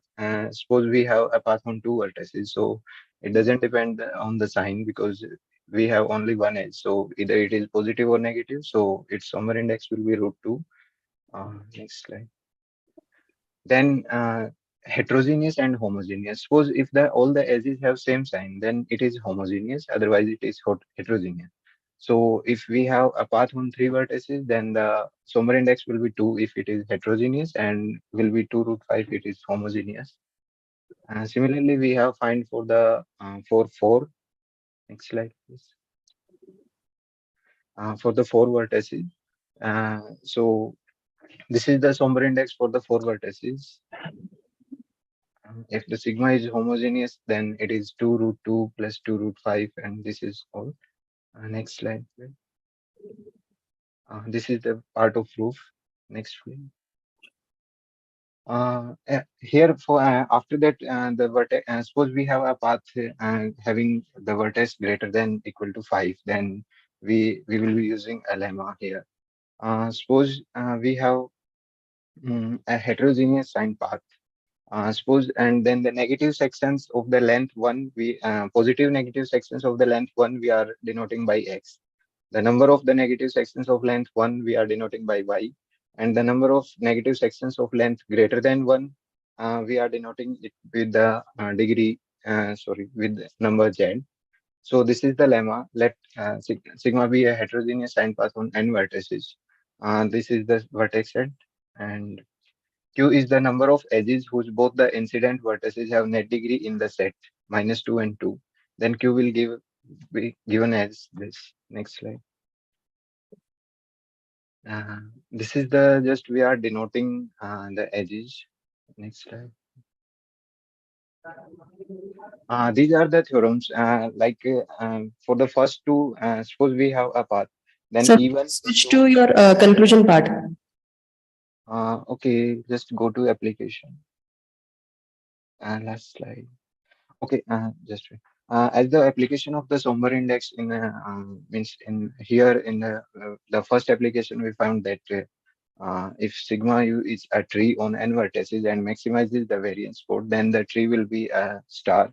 Why we are focusing on the variance? Because variance gives the direction of the principal eigenvector, and the principal eigenvector plays a key role in the spectral graph theory. So this work will behave like means an edge and bridge between the topological indices and the spectrum of the graph. That's why we are focusing on. And the next slide, we have used the references. And thank you. Thank you. So next we will take ICRWDIM, a unique fixed and common fixed point theorem in cone matrix spaces. Online? Online?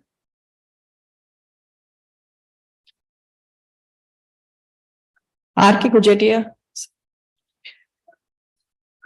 And next is Preeti. Preeti is here.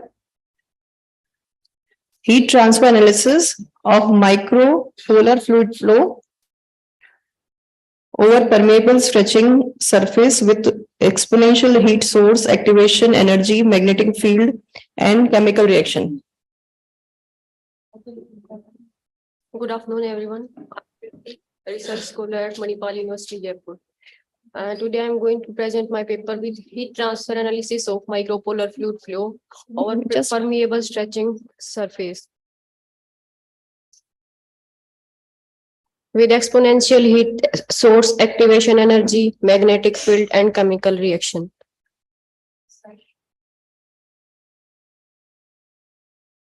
Thanks.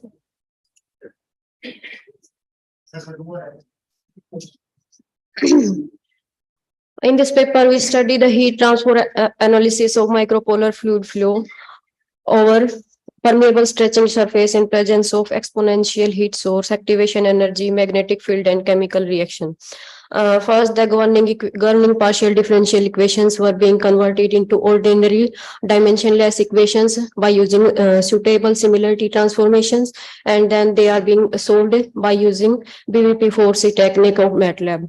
And then the influences of different physical parameters on velocity and temperature profile were observed.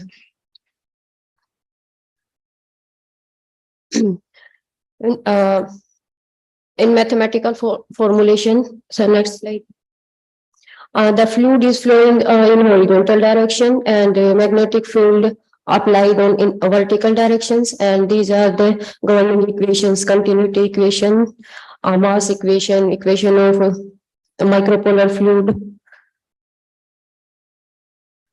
temperature equations, and these are the boundary conditions and similarity transformation that are being used. Yes, sir. Next. And then we get dimensionless differential equations by using BVP4C in MATLAB. You just click the slideshow there. Okay.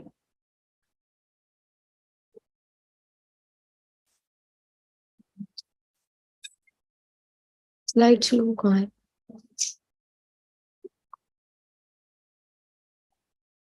Conclusion part पे. Next. Yes, sir. Then we conclude the velocity decreases with increase in magnetic parameter and porosity parameter, and velocity increase with increase in inertia coefficient parameter. Temperature increase with magnetic parameter, Prandtl number, Eckert number, and thermal dependent heat source coefficient, exponential space dependent heat source.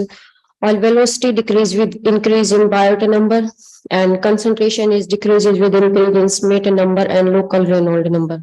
Thank you. Thank you. What is a local Reynolds number here? Local Reynolds number REX, ma'am. REX, this is used for fluid flow. This affects for concentration in fluid flow. Okay. Okay. Thank you. Thank you.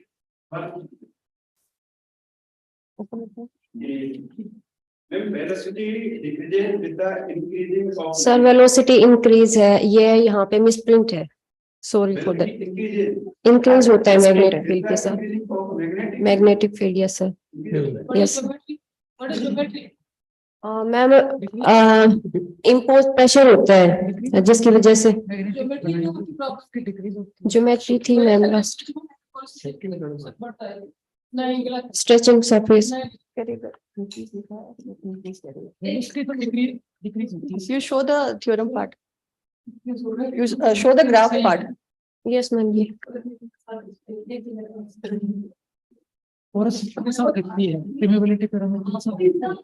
Effect of balancing parameter on the fluid. What is the effect? On the velocity, actually, what is the effect of magnetic field?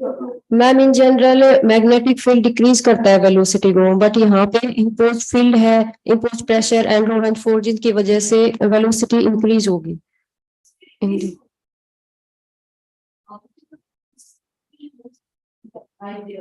अब because of जो मतलब fluid की layers होती हैं,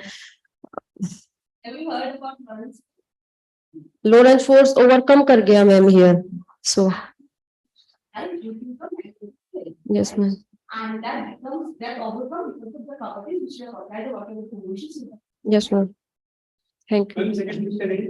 If we want to write the equation of blood, Yes because sir. blood is microcoulomb fluid, Yes sir. then which equation in this problem is must to determine the blood flow? Blood, sir, blood के case में I don't know.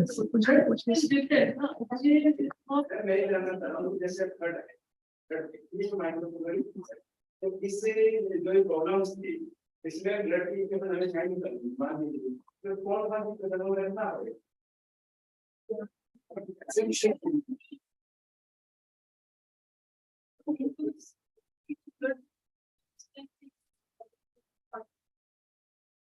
Then blood becomes the vaccine products. So we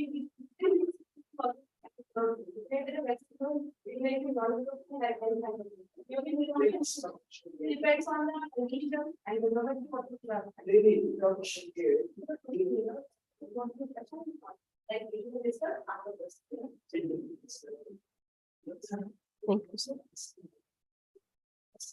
Thank you, Prateek. So next is Anmaya Vyas. Graph theory based mathematical modeling and analysis to predict a football dream team.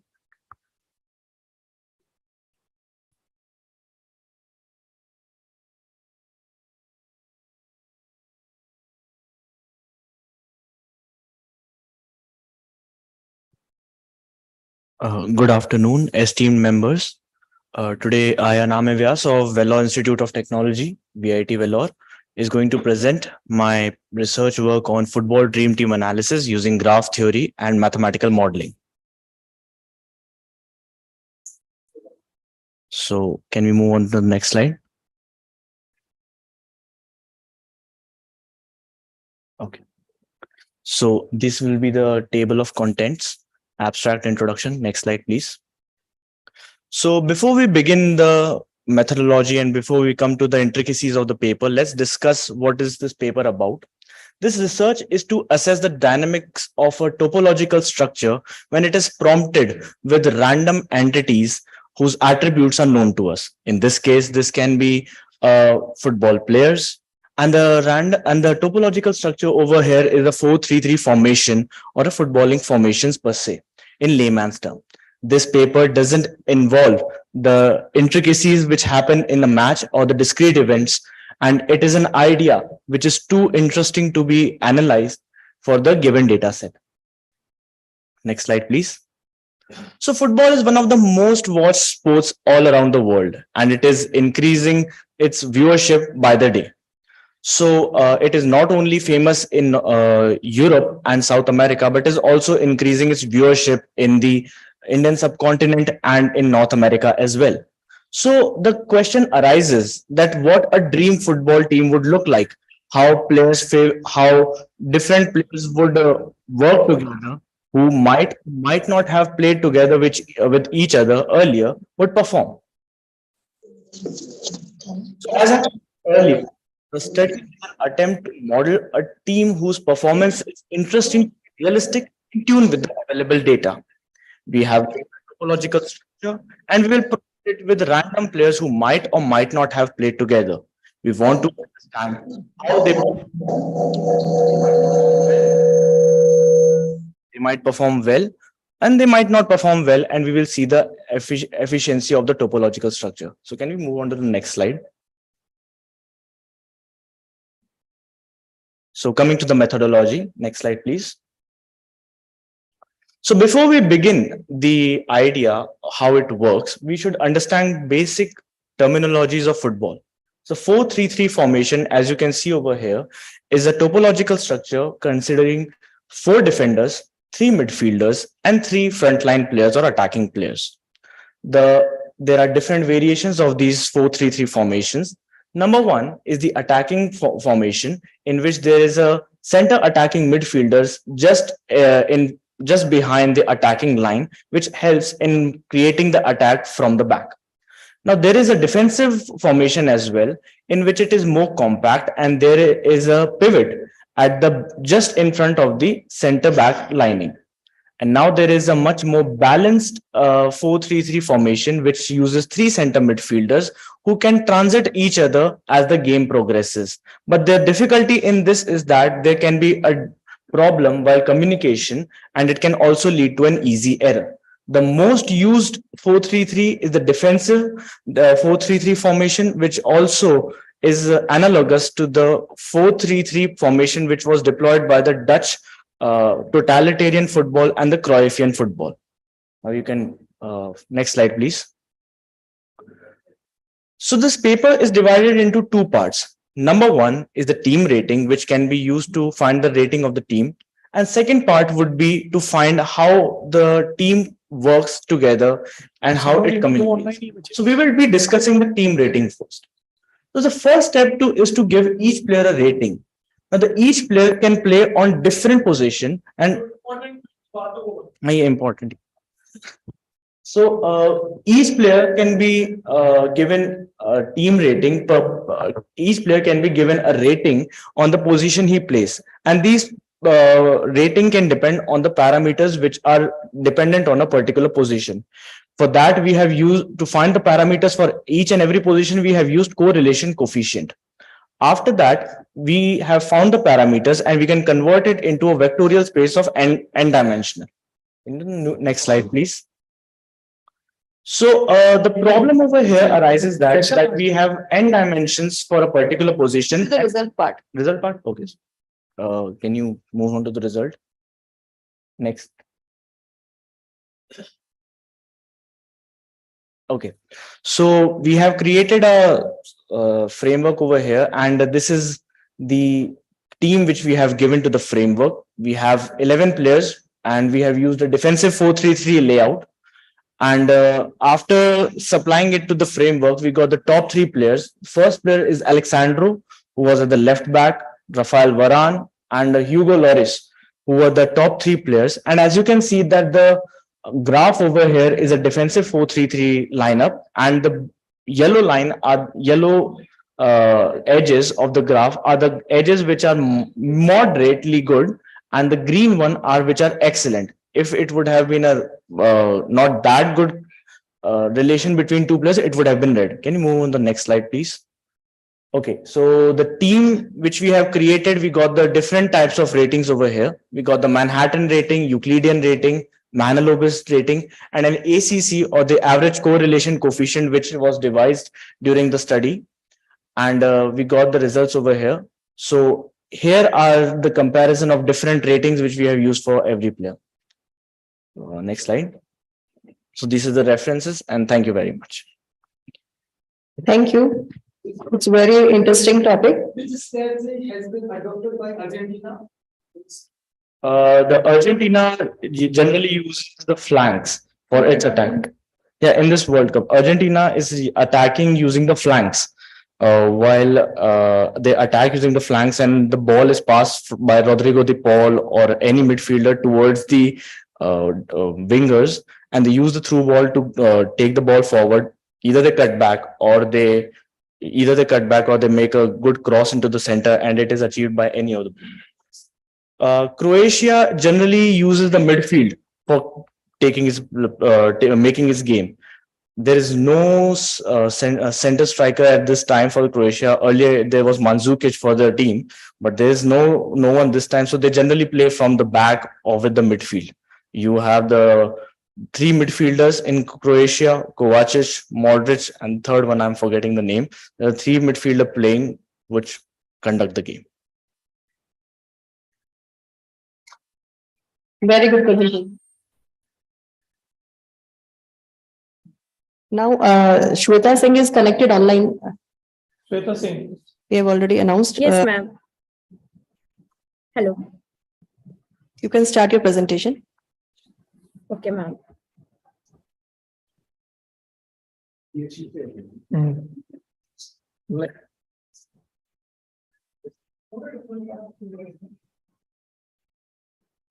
Good afternoon, all of you. My name is Shweta Singh, and I do my research from Department of Statistics, Banaras Hindu University, under the supervision of Professor Pyoskant Rai.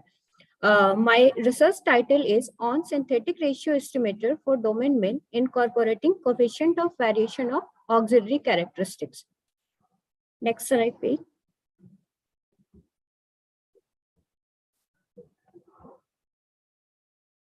Hello.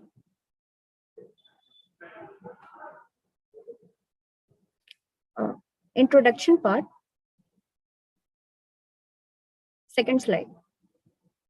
Yeah.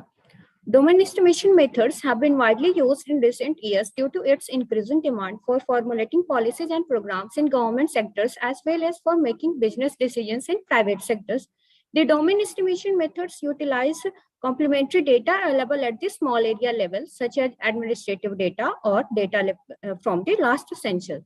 The need to provide estimates for small domains has led to developments in two directions. One is standard design-based direct estimates, and another one is indirect model-dependent estimates. Conventional indirect estimators based on implicit linking models include synthetic and composite estimators. In producing the synthetic estimates for small domains, availability of direct estimates for a set of larger domain of the population is assumed. Proper proportion are then applied to these large population domain estimates to obtain the convenient small area estimates. Next slide. Firstly, the synthetic estimation procedure was used by the United States National Center for Health Statistics, NCHS. For the result part. Shweta? Yes, ma'am. Just come to the result part. Okay, ma'am. Research part, ma'am.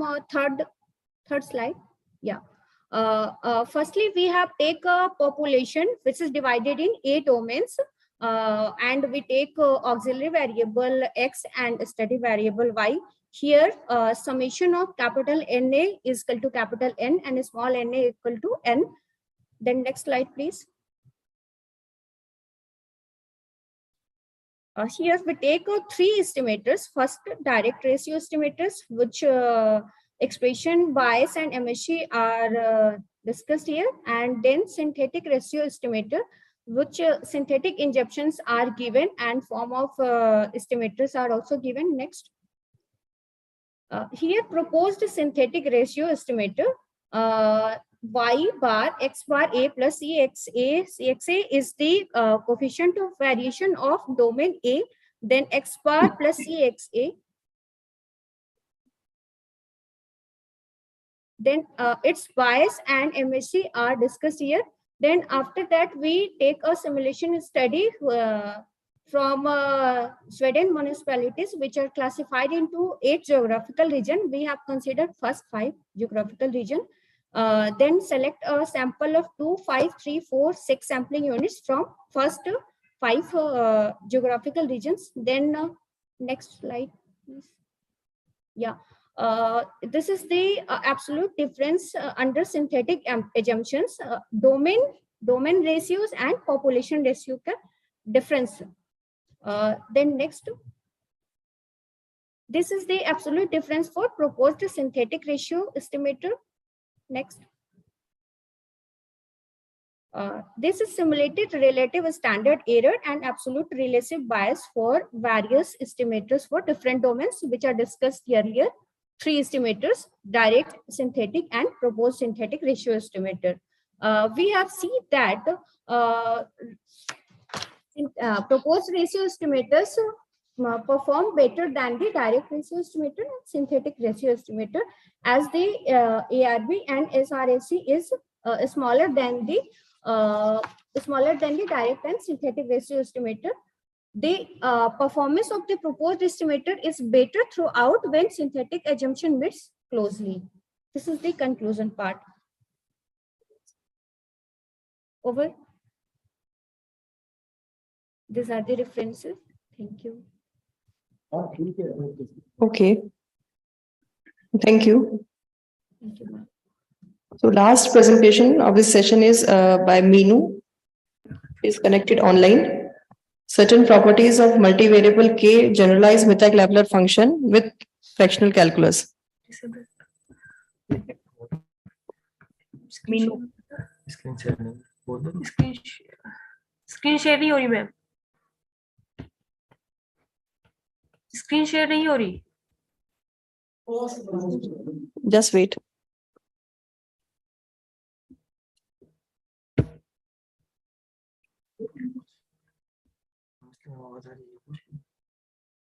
Try now. Ma'am. Hello. I am Parthasarathi Mondal. I also present here. Parthasarathi Mondal. Okay. Okay, we'll take next. Screen share नहीं हो रही, उसमें आवाज भी नहीं आ रही. मीनू वाला presentation disable कर रखा है. डिसेबल कर रखा है, वहां से स्क्रीन शेयर करें तो वो भी नहीं हो रहा. नहीं, first Meenu will give. हाँ, स्क्रीन शेयर हम करेंगे तो हमारा वो वहां से हाँ आ गया, अब आ गया.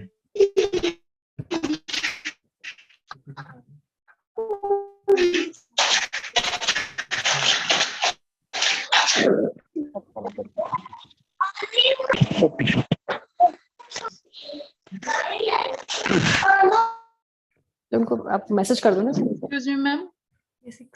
Mama, I am Sunita Yadav.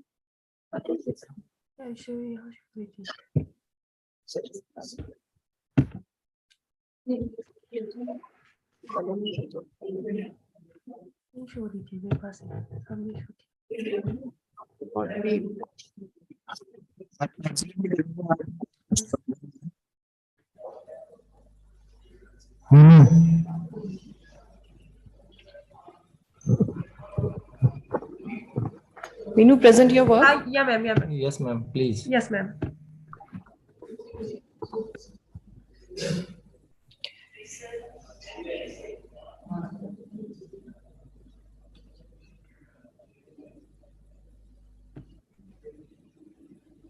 Desktop पे चले जाओ. 1 minute ma'am please. 1 minute, ma'am, please. Share your screen. Yeah, ma'am. Yeah.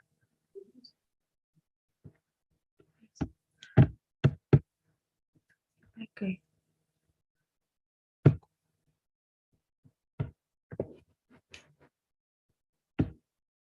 ऐसे कैसे हुआ? शेयर कैसे करोगे इसको? शेयर. इसमें शेयर का ऑप्शन नहीं होता ना, शेयर वहां से होगा. इस पे कैसे डाला था रात को आपने? डायरेक्ट शेयर हो रहा था.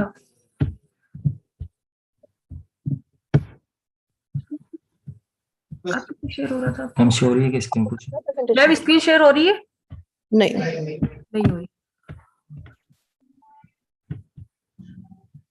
Excuse me, ma'am.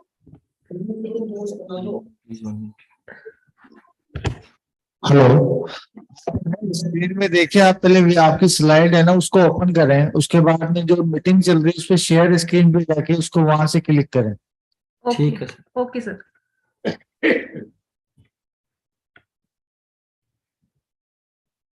Paper open है आपका? जी मैम। हाँ हाँ तो शेयर स्क्रीन स्क्रीन वाले पे क्लिक करना पड़ेगा आपको। स्क्रीन वाले पे क्लिक कर रहे हैं मैम। स्क्रीन पे क्लिक कर रहे हैं तो मैम पेपर का टैब ऑन करना पड़ेगा।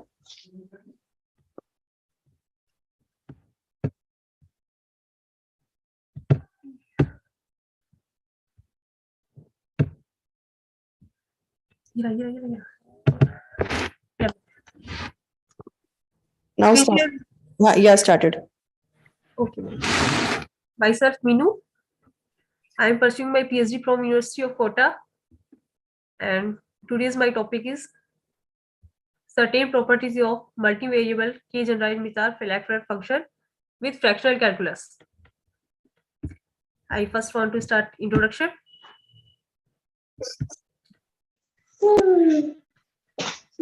So, a lot of generalization of Mittag-Laffer function is available.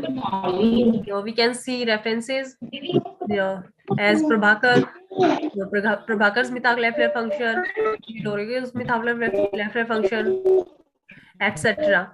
Here in this paper, we consider the following multivariable generalization of Mittag-Laffer function defined and represented as follows. E K L J M rho j sigma j x1 to xs. Multivariable के लिए equals summation n1 to n. Result part. हाँ जी ma'am. Results.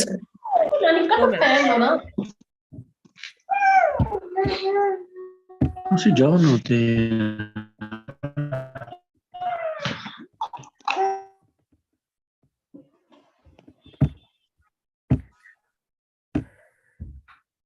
In this paper, we have some some properties of Mittag-Laffer function like recurrence relations and derivative properties and fractional calculus. So here is our conclusion.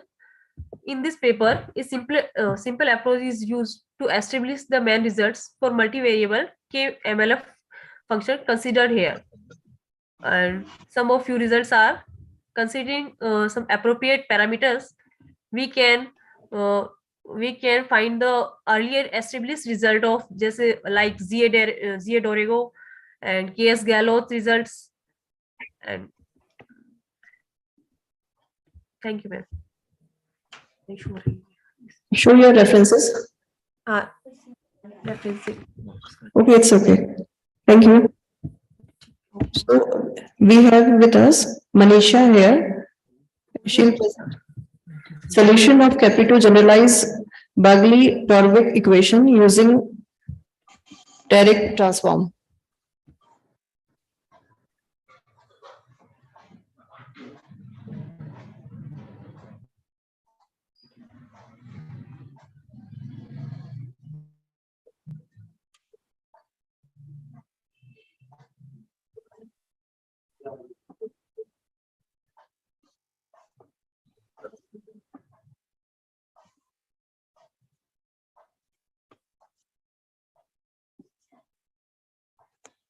Good afternoon. My name is Manisha. I am here to present my work, solution of capital generalized regulatory equation using Derrick transform.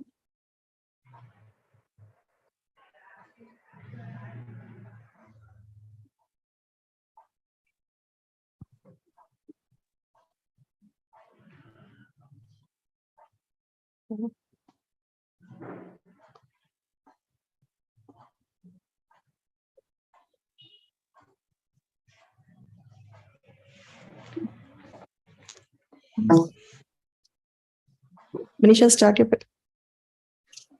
Next slide. Name.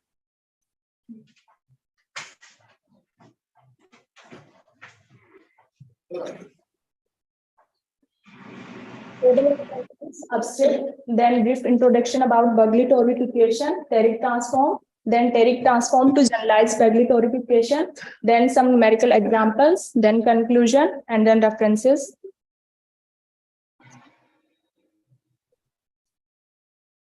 Forward. Abstract. We employed the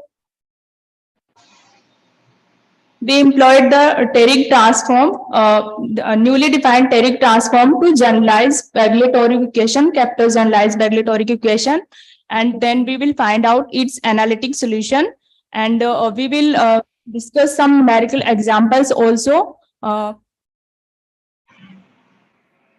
We will take some brief introduction about the Bagley-Toric equation. The Bagley-Toric equation is firstly introduced by R.L. Bagley and J. Go somewhat faster. No? Okay, ma'am.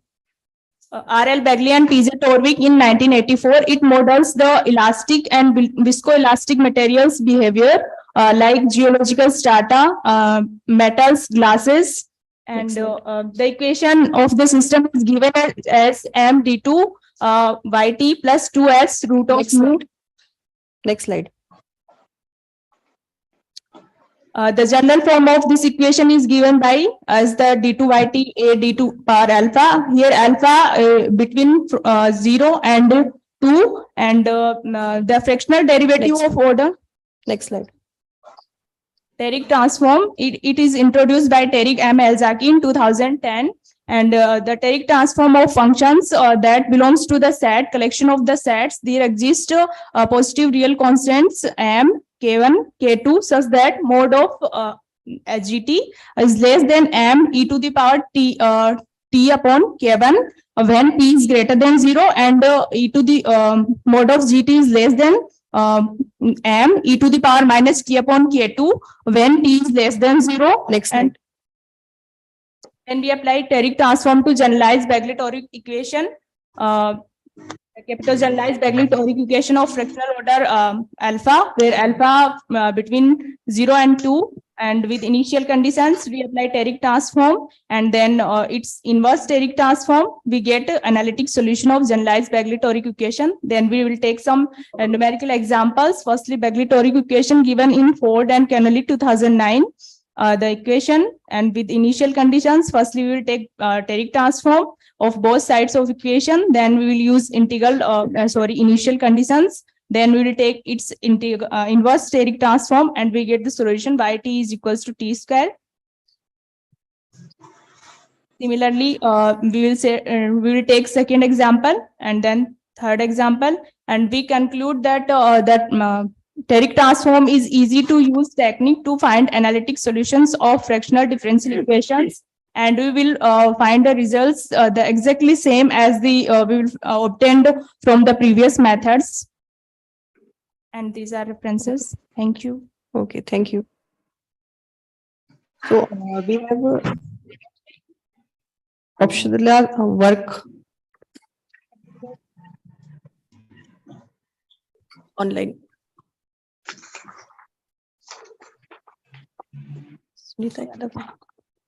Yes, ma'am.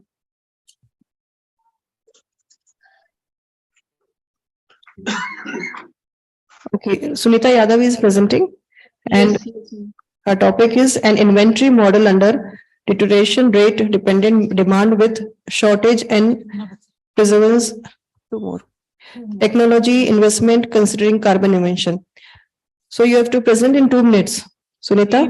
Ma'am, it's showing host disabled participant screen sharing. On Zoom, I'm online, ma'am. You just check there. Rights are given there. Yes, ma'am. Yes, ma'am. It's You have to present in 2 minutes. yes, yes, ma'am. To the result part. Very good afternoon to all the professors. I'm Sunita Yadav, research scholar Sri Vidyapeeth. So this is abstract. So the present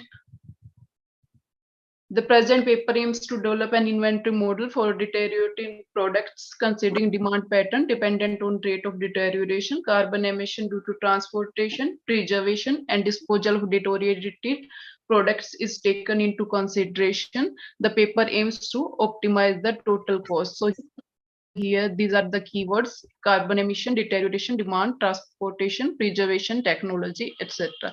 So introduction, demand has very much importance in inventory modeling. demand is something which is related to customers' wills. The concept of supply chain is in existence just because of demand, because if there is no any demand, there will be no production, and hence there will be no any supply chain. So Come to the result part. oh, okay, ma'am. Okay. Show your results. Ji, ma'am. So this is the literature review, assumptions. This is modeling.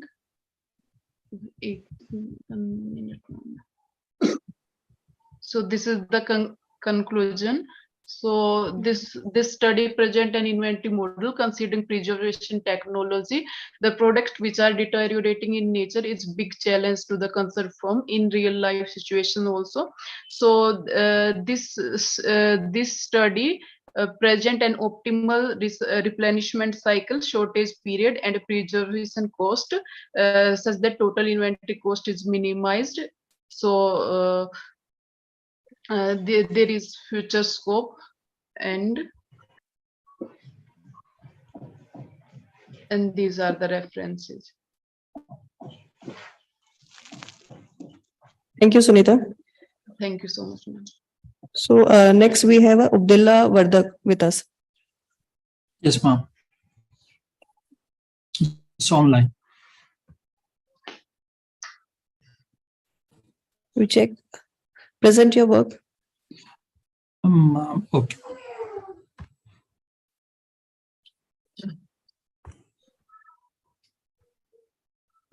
Is it visible, ma'am? Your screen is not visible. Okay. You open the tab of your research paper. Is it visible, ma'am? No. Okay. You have shared your screen? Yeah, I have shared my screen.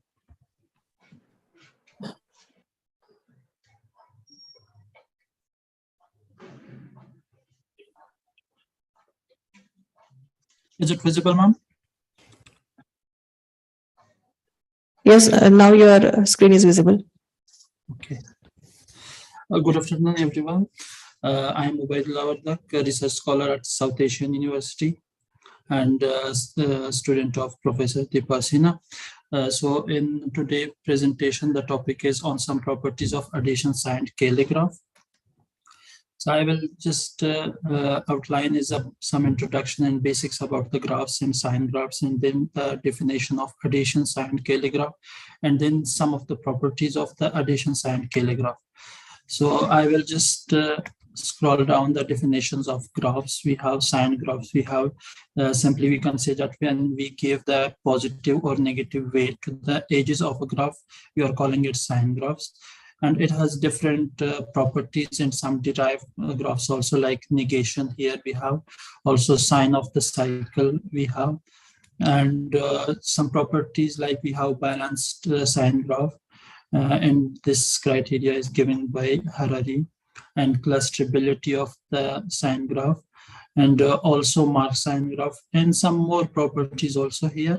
So we will study all these properties for addition signed calligraph. So I will come just to the definition of addition signed calligraph, that here we are saying we have the unitary addition calligraph GN. This is a graph, and the vertex set is Zn. Zn is a set of integers modulo n, and Un also denotes here the set of all units. And here we are saying that the age should be positive if A and B also, both of them B belongs to Un, otherwise negative. And this is just example of addition signed calligraphs. And here these properties was given before for a unitary addition calligraph. Okay, ma'am. So for conclusion, I haven't given the simple separate section, but I will say that we have studied here the properties of simple graphs for addition signed calligraphs, and we have given here that it is not possible to apply all the properties of the simple graphs, need to add some of the conditions, and with those conditions we can say that those properties will be valid. And so I will go to some of the references. These are the references, and thank you. Thank you. Is anyone there, offline or online? Whose presentation is not complete? Ma'am I am Parthasarathi Mandal, मेरा presentation नहीं हुआ online में. Parsarthi Mandal. Parthasarathi Mandal. So I will invite Parsarthi Mandal to present his paper, a fundamental solution for reducing the level crossing problems at triple railway section in the railway networks. This is the last presentation now.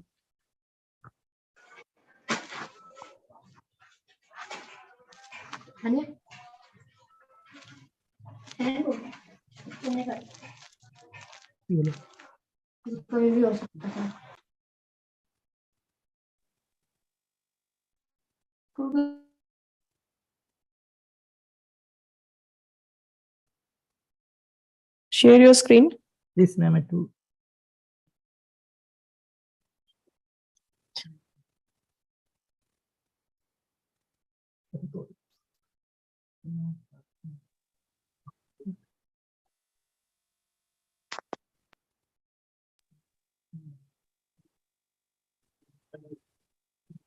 First one. सबसे first. नहीं, first one. Parts. आगे आगे. नहीं, पार्थसारथी तो ऊपर है ना.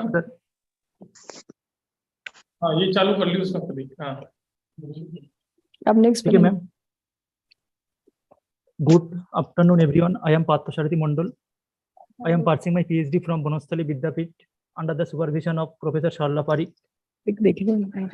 Now I am going to represent the paper untitled as a fundamental solution for reducing the level crossing problem at triple railway section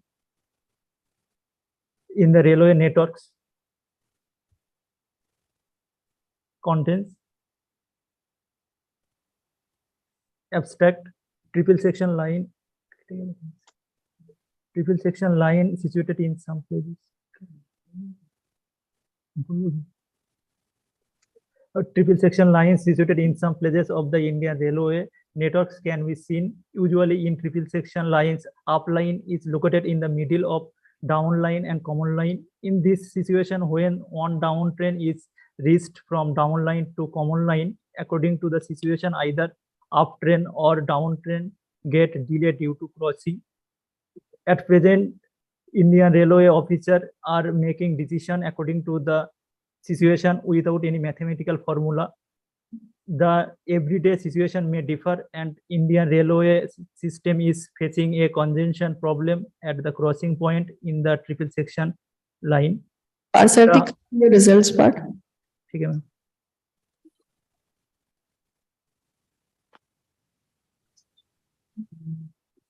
ये result. When the distance between two consequent uptrain will be minimum 2n alpha, then the uptrain and downtrain don't delay due to crossing, where alpha is the length of block length and n is the number of the crossover path. This result fully time independent, means if uptrain and downtrain come at the crossing point at any time with the above mentioned condition, they will not delay due to crossing. When the distance between two consequent uptrain will be less than 2n alpha, either the uptrain or downtrain or both may be delayed due to crossing according to the distance between two consequent uptrains. What is n and alpha here? What is the range of n and alpha you are taking? N number of crossover path, or alpha mean the distance, block length mean the distance to consequent signal post. Okay, thank you so much. Thank you. So thank you all for joining us here.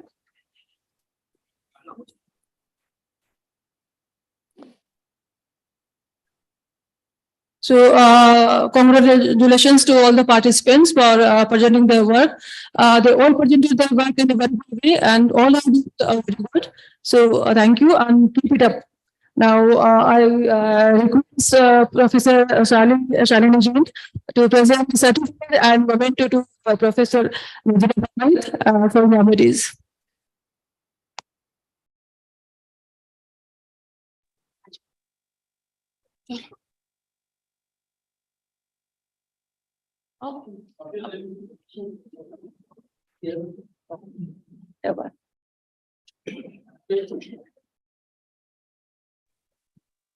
Thank you. ले लिया ले लो प्रभु दे दो। Next.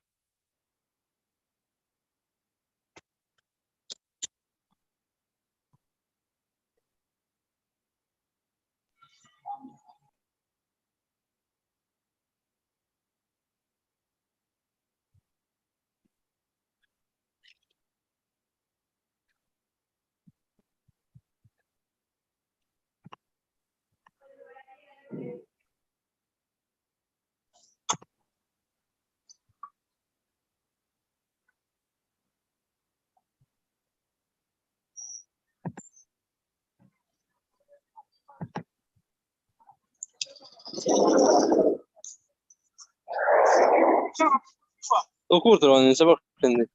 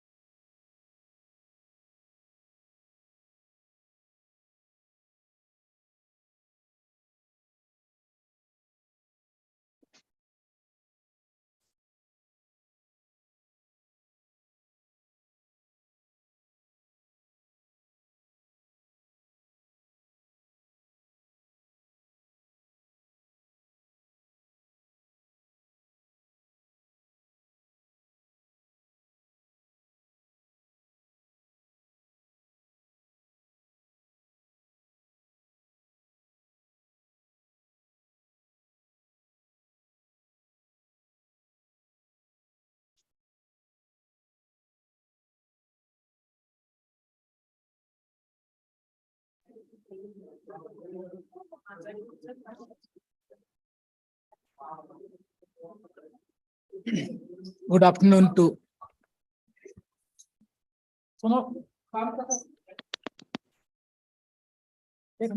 Good afternoon. Welcome to the last session of the conference.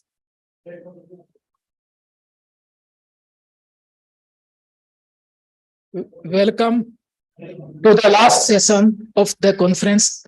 The last session, in this session, Professor Dumitru Baleno will give the talk, and the session will be chaired by Professor Jagdev Singh. Now I invite to Professor Jagdev Singh to chair the session, and I hand over the session to Professor Jagdev Singh. Yes, please.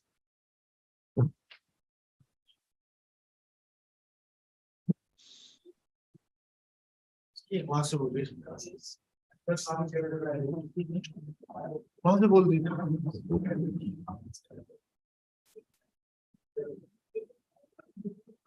afternoon. So now this talk is the session, the talk will be delivered by Professor Dumitru Baleno, and the title of this talk is General Fractional Calculus with Real World Application. So it's my pleasure to read citations of Professor Dumitru. Dr. Dumitru Baleno is professor at the Institute of Space Sciences, Magdalene, Bucharest, Romania, and visiting staff member at Department of Mathematics, Kankaya University, Ankara, Turkey. His research interests include fractional dynamics and its applications, fractional differential equations, dynamic systems on time scale, and Lie symmetries. He has published more than 1,000 papers indexed in SCI journals. He is one of the editors of 5 books published by Springer and 1 published by AIP Conference Proceedings.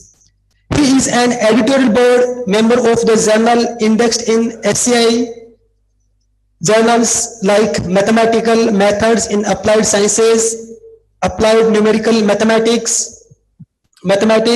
Journal of Computational and Nonlinear Dynamics, Symmetry and Fractional Calculus, and Applied Analysis. He has received more than 71,000 citations in journals covered by Scopus SCI journals, and his S index is 116.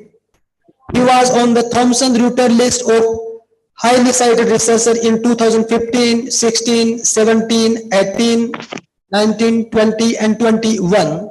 He won the International Ovada Prize in 2019. Now I invited Professor Dumitru Baleno for invited talk. You're welcome, sir. Hello, can you hear me? Can you hear me? Yeah, I'm able to hear you, sir.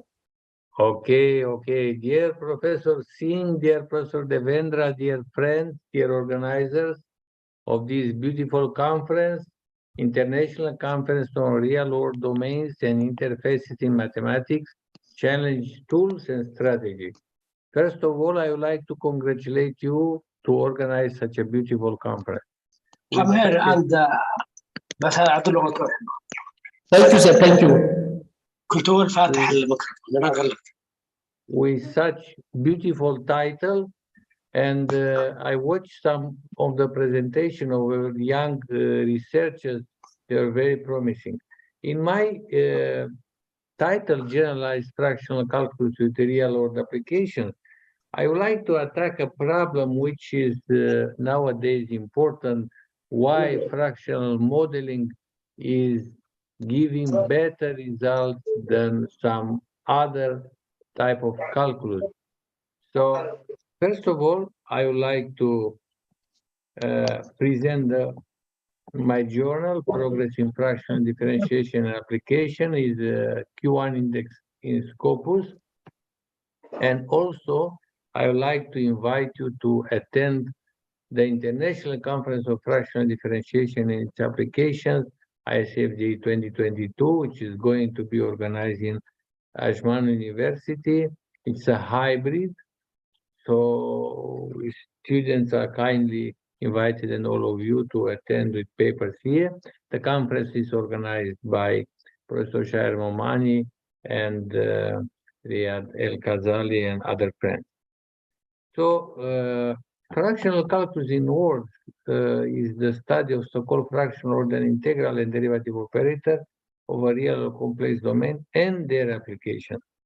Better to be considered integration and differentiation of arbitrary order. And since Professor Singh talked about symmetries, one nice book which I recommend to students is Lie Symmetries Analysis of Fractional Differential Equations. It's a new topic, difficult topic, and very promising topic. Which fractional operator and why? You know, fractional calculus means the extension of meaning. Extension of meaning cannot be done in one way. In fact, extension of meaning can be done in many ways. Which one?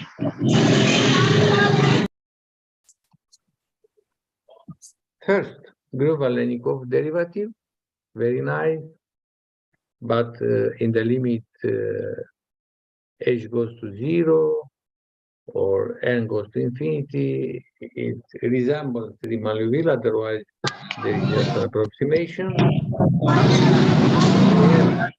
Riemann-Liouville, left-sided fractional integral, right-sided fractional integral with properties of power law. You see the difference here. What fractional calculus is doing with power law is putting an alpha.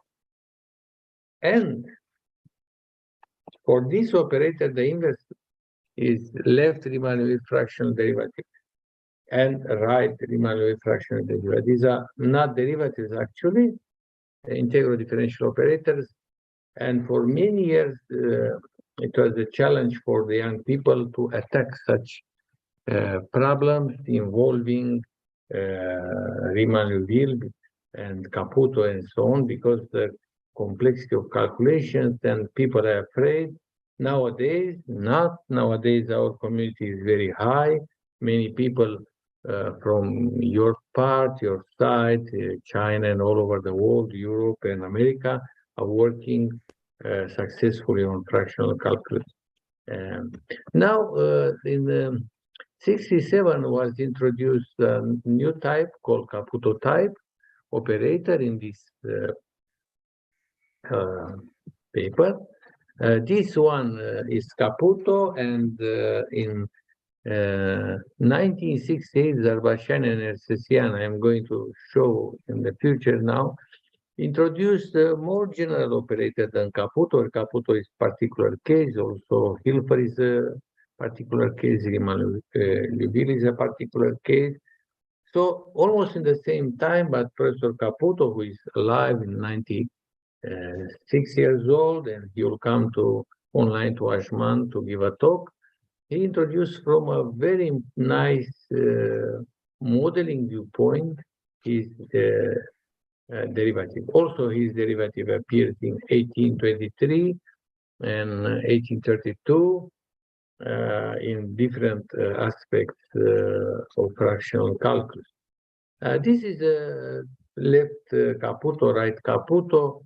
If you put Caputo fractional derivative on Google, you'll find a lot of papers and important strategies to model phenomena with memory effect, where these derivatives are very applicable. However, for the young generation, since we are in India, I am very proud to see many people from this country working in fractional calculus, and they were before also in generalized fractional operators, special functions, and in general in mathematics and science.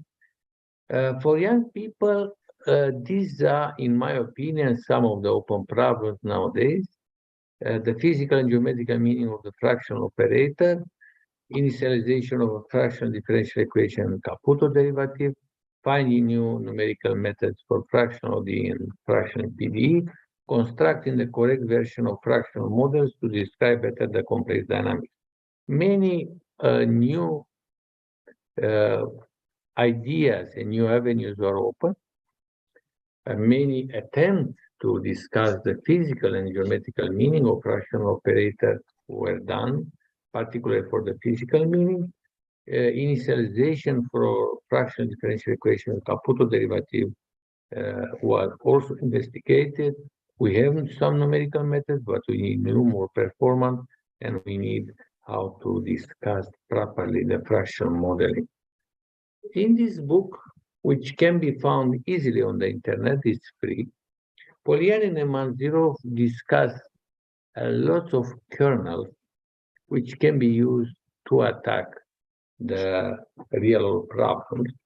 By real-world problems, means a general definition, not a particular one, not in a domain. For example, fractional calculus is spread and used in more than 100 fields in science and engineering. But you will see here many kernels, like power law, first of all, exponential, Mittag-Leffler, and since we are here, we can also ask about Prague-Hakar operator,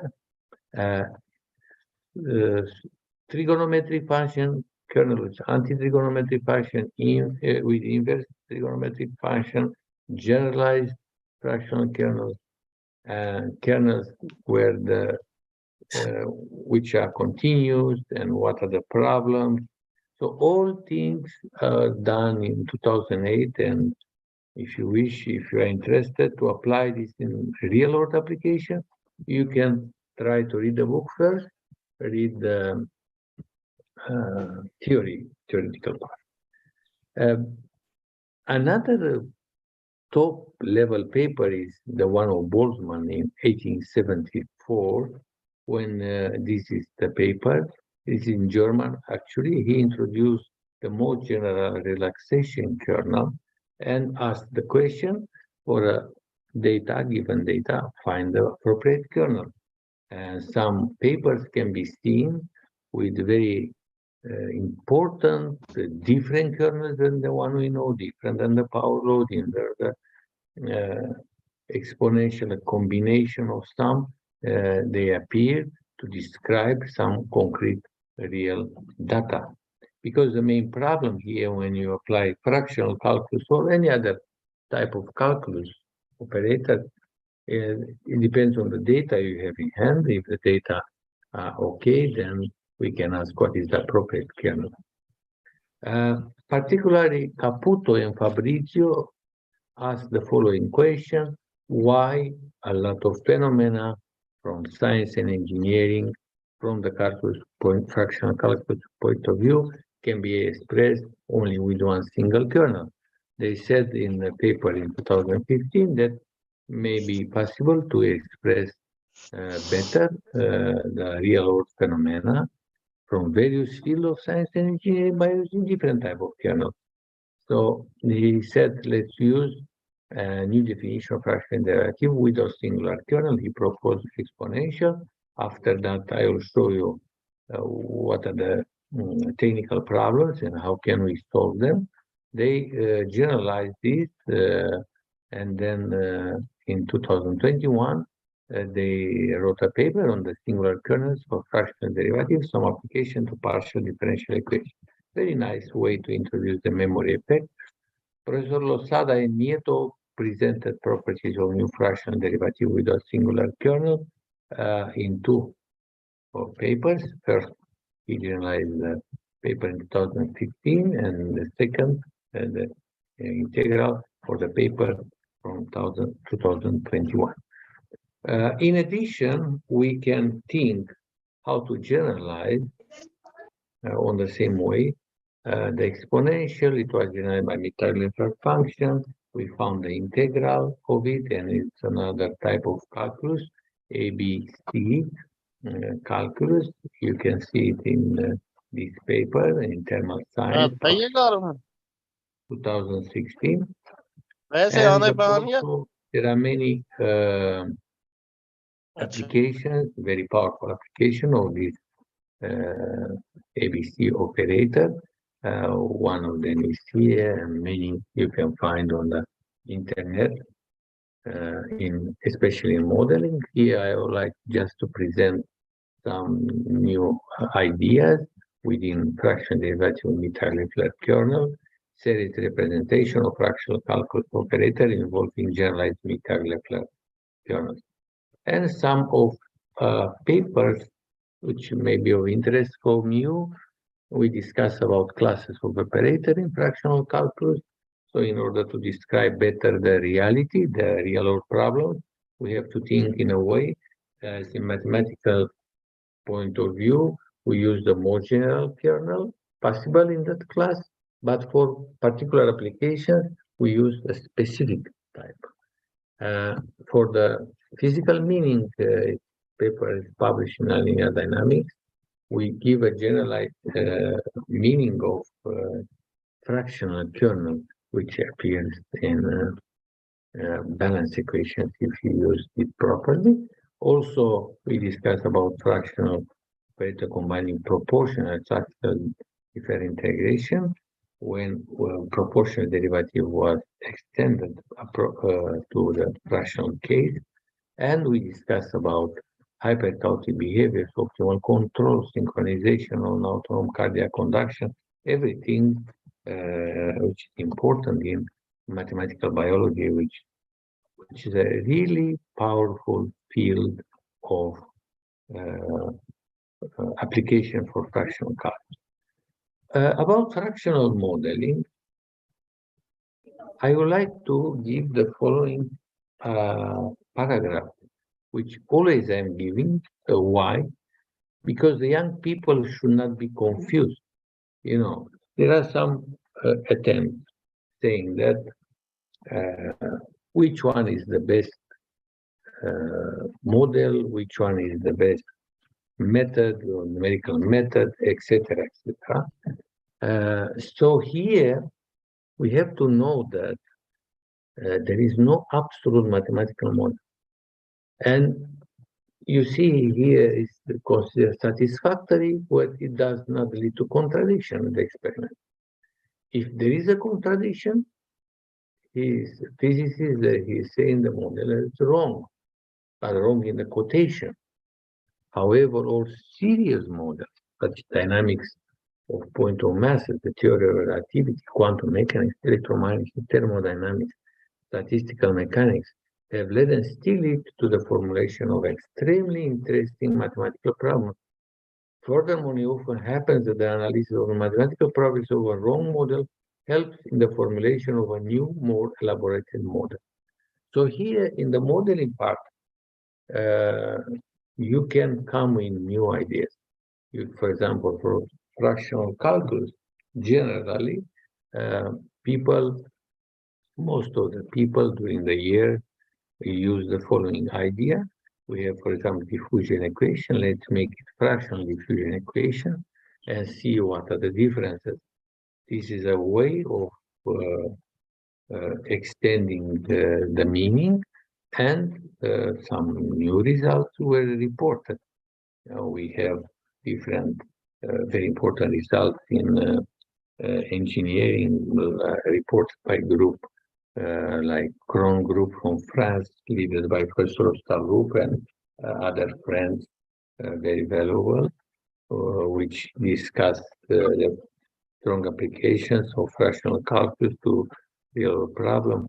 There are also applications in chemistry. If you look to the book of Oldham and Spanier, we have a lot of applications of chemistry process where the memory effect appears by, and these applications are done by fractional calculus.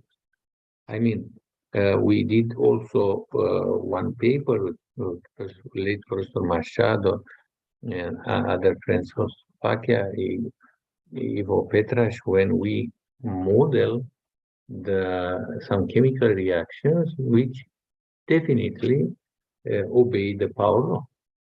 But the power law can be obtained also by different approaches. not only by fractional calculus. So here there are many people have many nice idea, good idea in fractional modeling. Now there is a debate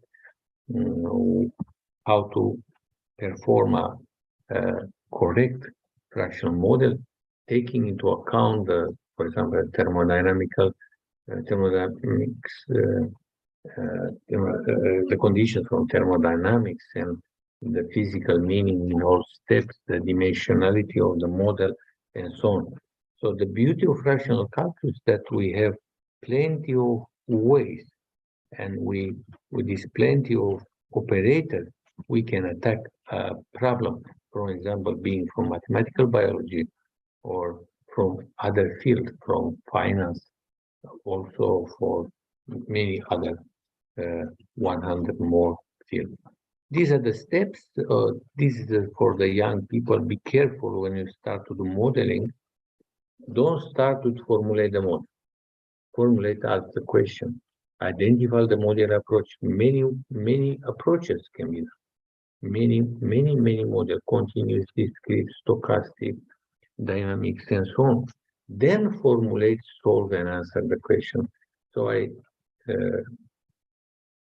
strongly recommend the book of late Professor Mark Mercer. Also, why do you have to report always the result in contrast to the experiment?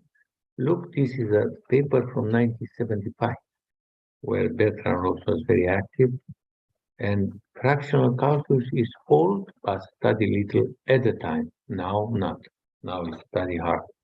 And this is always involve a non-homogeneous audience, including scientists, mathematics, engineers, and so on, which is true, and all today it's an interdisciplinary study. So what he said, fractional calculus can be categorized as applicable mathematics. And another objective of this conference, first conference 1975, was to encourage attempts to discover additional formal methods of representing physical phenomena with mathematical models that can be treated with the elegance of fractional calculus. How nice and nice presentation and good hopes. And these are our paper related to physical meaning. Internal law of memory is possible to derive internal equation of motion and memory, how to define the power law kernel, and this is the last one from nonlinear dynamics 2021. Here we extended for more general kernels like multivariate multilateral type functions and already known mathematics, but they have never discovered real applications until now. So we were able to find in this paper some systems based on balanced equations which generate generalized kernels. Now, a real-world application, one is mathematical biology. And I recommend the book of Professor Megin, Fractional Calculus in Bioengineering, also our book with Professor Dieter Scalas and Trujillo, Fractional Calculus Models and Numerical Methods. We have 2 editions where we treated the problem. How to argue? Why fractional model is better? When the fractional model is better? What are the limitations? What are the advantages of the fractional model? This is a paper in 2014, Bolton, Clute, and Scumbi. Proposal fractional order Gompertz model and its application to tumor growth. Briefly, the idea is the following. If you wish to apply not only to tumor growth, if you wish to apply to any mathematical biology, epidemiology, for example, COVID and so on. So we have some data and we have some proposed model. One proposed model is based on classical model always, and one proposed model is based on fractional model. Which one is better? Can you give me the absolute answer to this question? No. But for the real data, we have fractional model with mu 0.68 in Caputo type is better, fitting better. So this can be one reality. People forget the following thing when they ask what's the use of fractional modeling, what's the advantage of it. Fractional calculus by construction recovers the classical calculus in the range alpha is 1. It is varied almost up to some terms, depends on left and right, but this is the case. So we start to generalize, to improve, to extend the meaning of the classical model. Always classical model is a particular case of fraction for the dynamical system for this type. So always you can argue that fractional calculus contains the classical, contains the how to do it. If you, for example, look to some physical phenomena, some vibration problem, we were able to find in a paper that a term depends on alpha minus 1. When alpha goes to 1, that term disappears. That term disappears. Very, very important, which shows that there are phenomena valid only for alpha between 0 and 1, strictly between open set 1 and 2 and so on. So this is the beauty of fractional calculus, that it gives us more things that the classical calculus can do or the other. Of course, there are problems where we obtain the same result from classical case with 8 parameters, for example, in dentistry, and 1 kernel and alpha for fractional. At the time we asked, what is due to fractional calculus? Fractional calculus is much more simple, much more easier, describe non-locality better. Or there is in Poland, there is a debate, I know from Professor Starchuk, that one professor said, since I obtained the same like in classical case, we conclude that we don't need fractional calculus. This is absolutely wrong. Absolutely wrong. First of all, not true. First of all, fractional calculus has its own range of applications. Fractional diffusion is very well known. Mathematical biology is very well known. If you try to reduce fractional calculus to classical calculus, there is no hope to, no way to think in this way. So locality, non-locality can be done by different operators. Non-locality, for example, fractional Lagrangian can be done for variation principle. Also for a system with friction, we have Lagrangian, which have no physical meaning, but contains no fractional calculus. So you can attack non-locality by different tools. This doesn't mean that we have to exclude. And this is an open issue now to find fractional calculus, which kernel in fractional calculus is reasonable for mathematical biology, and how to produce the model to be very well understood and correct from mathematical viewpoint. So in NMR, nuclear magnetic resonance, this is the first paper, and you see real world application means what? Means that why did you study the diffusion in medicine, why it's so important for tumor strokes and white matter, and why the classical model given by this equation at the time was not able to fit and describe correctly the some real data, which means signals of the brain, and how the fractional generalization of Bloch-Torre equation generalized correctly with a constant here to make the terms having the same dimension were better. So this is the applications, one of them. Nowadays, these applications in nuclear magnetic results are very easy, but in 2008, it was the first paper in the field. And it was very much resistant against introducing the concept. But nowadays, fractional calculus is applied very well in mathematical biology and nuclear magnetic resonance in particular. Now, going back to the things I told you about generalized fraction operator, how to generalize, for example, Caputo. You know how to generalize, there are many definitions, how to generalize fraction operator, how to modify the kernel, like ABC, like exponential, like multivariate, and so on. Here, this paper is based on the Zarbachian-Nevsetian operator. So what we are doing here is we are discussing the solutions on a Samarsky's union type. Very real. Let's see what we are going to add more with fractional calculus when you use Zarbachian-Nevsetian. These are the equations. We make it deform in the time, only not in space, and we add the correction for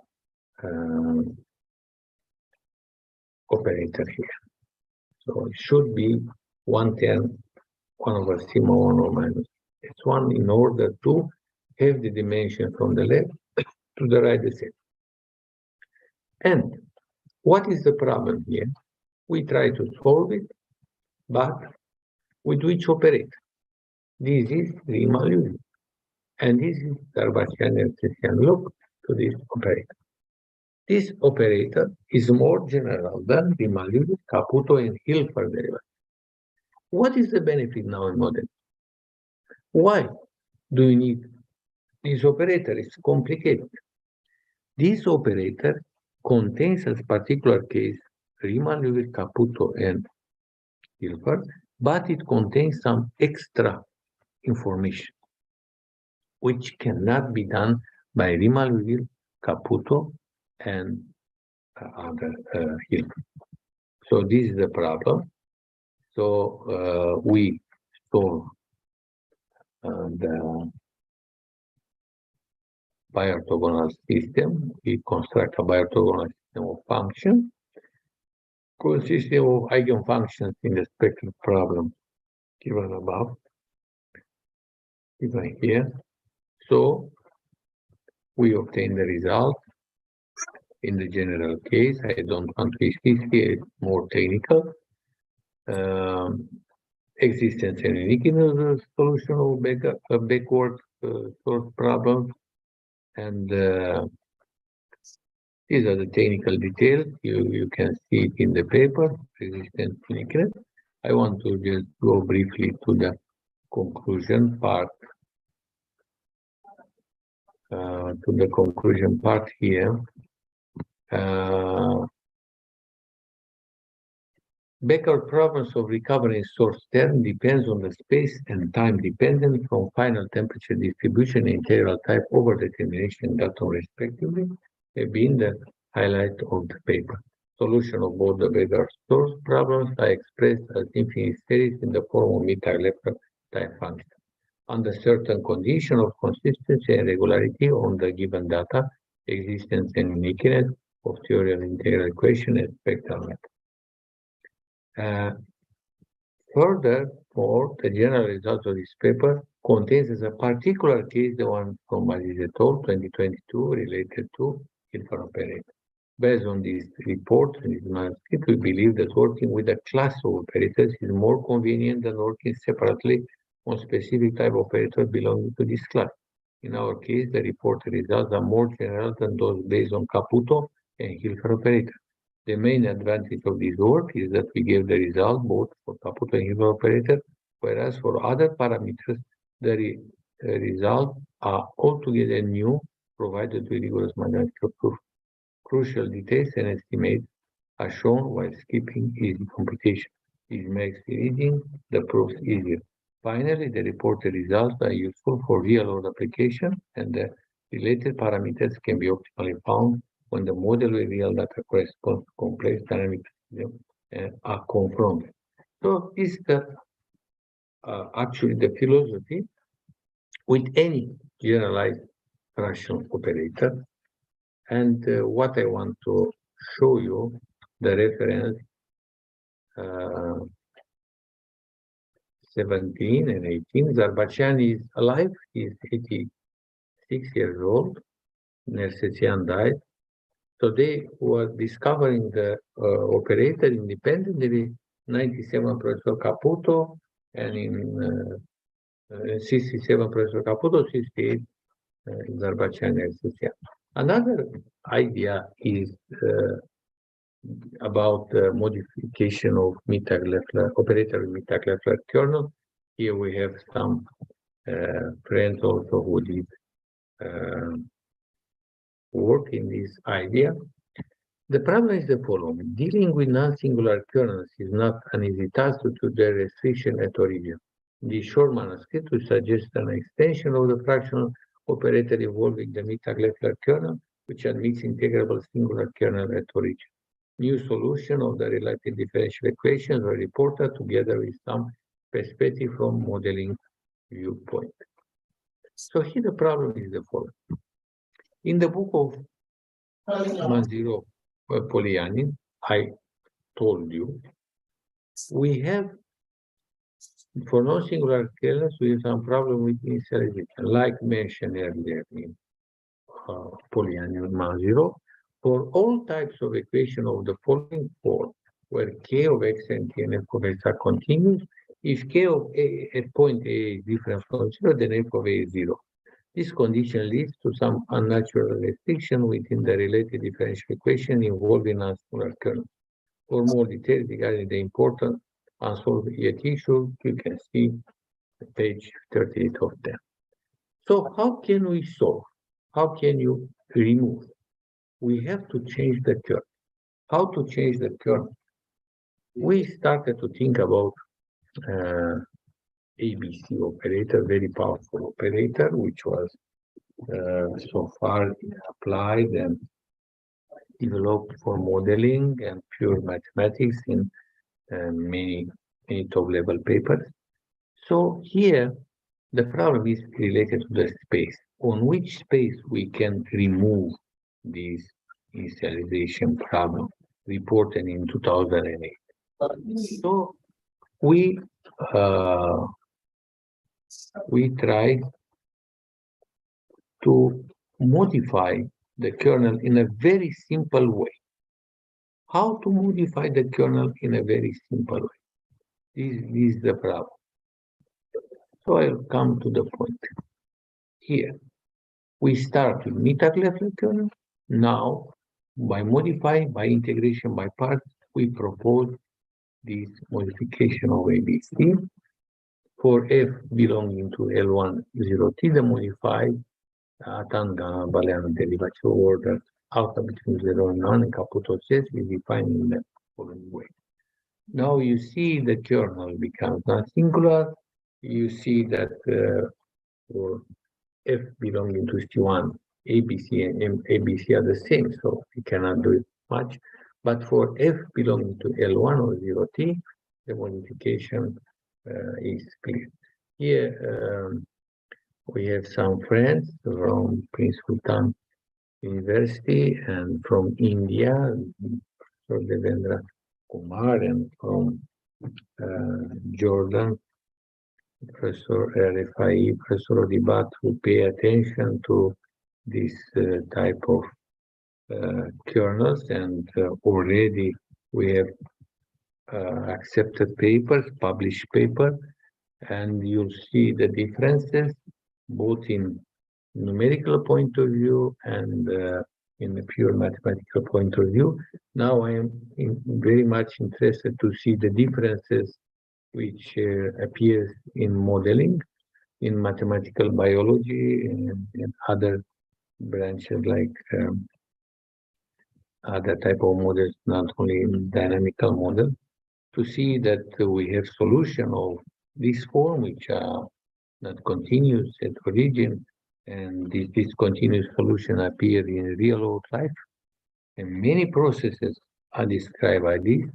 So we are working now on some applications and also develop the theory part of this modification of ABC, and we hope we will report soon the result.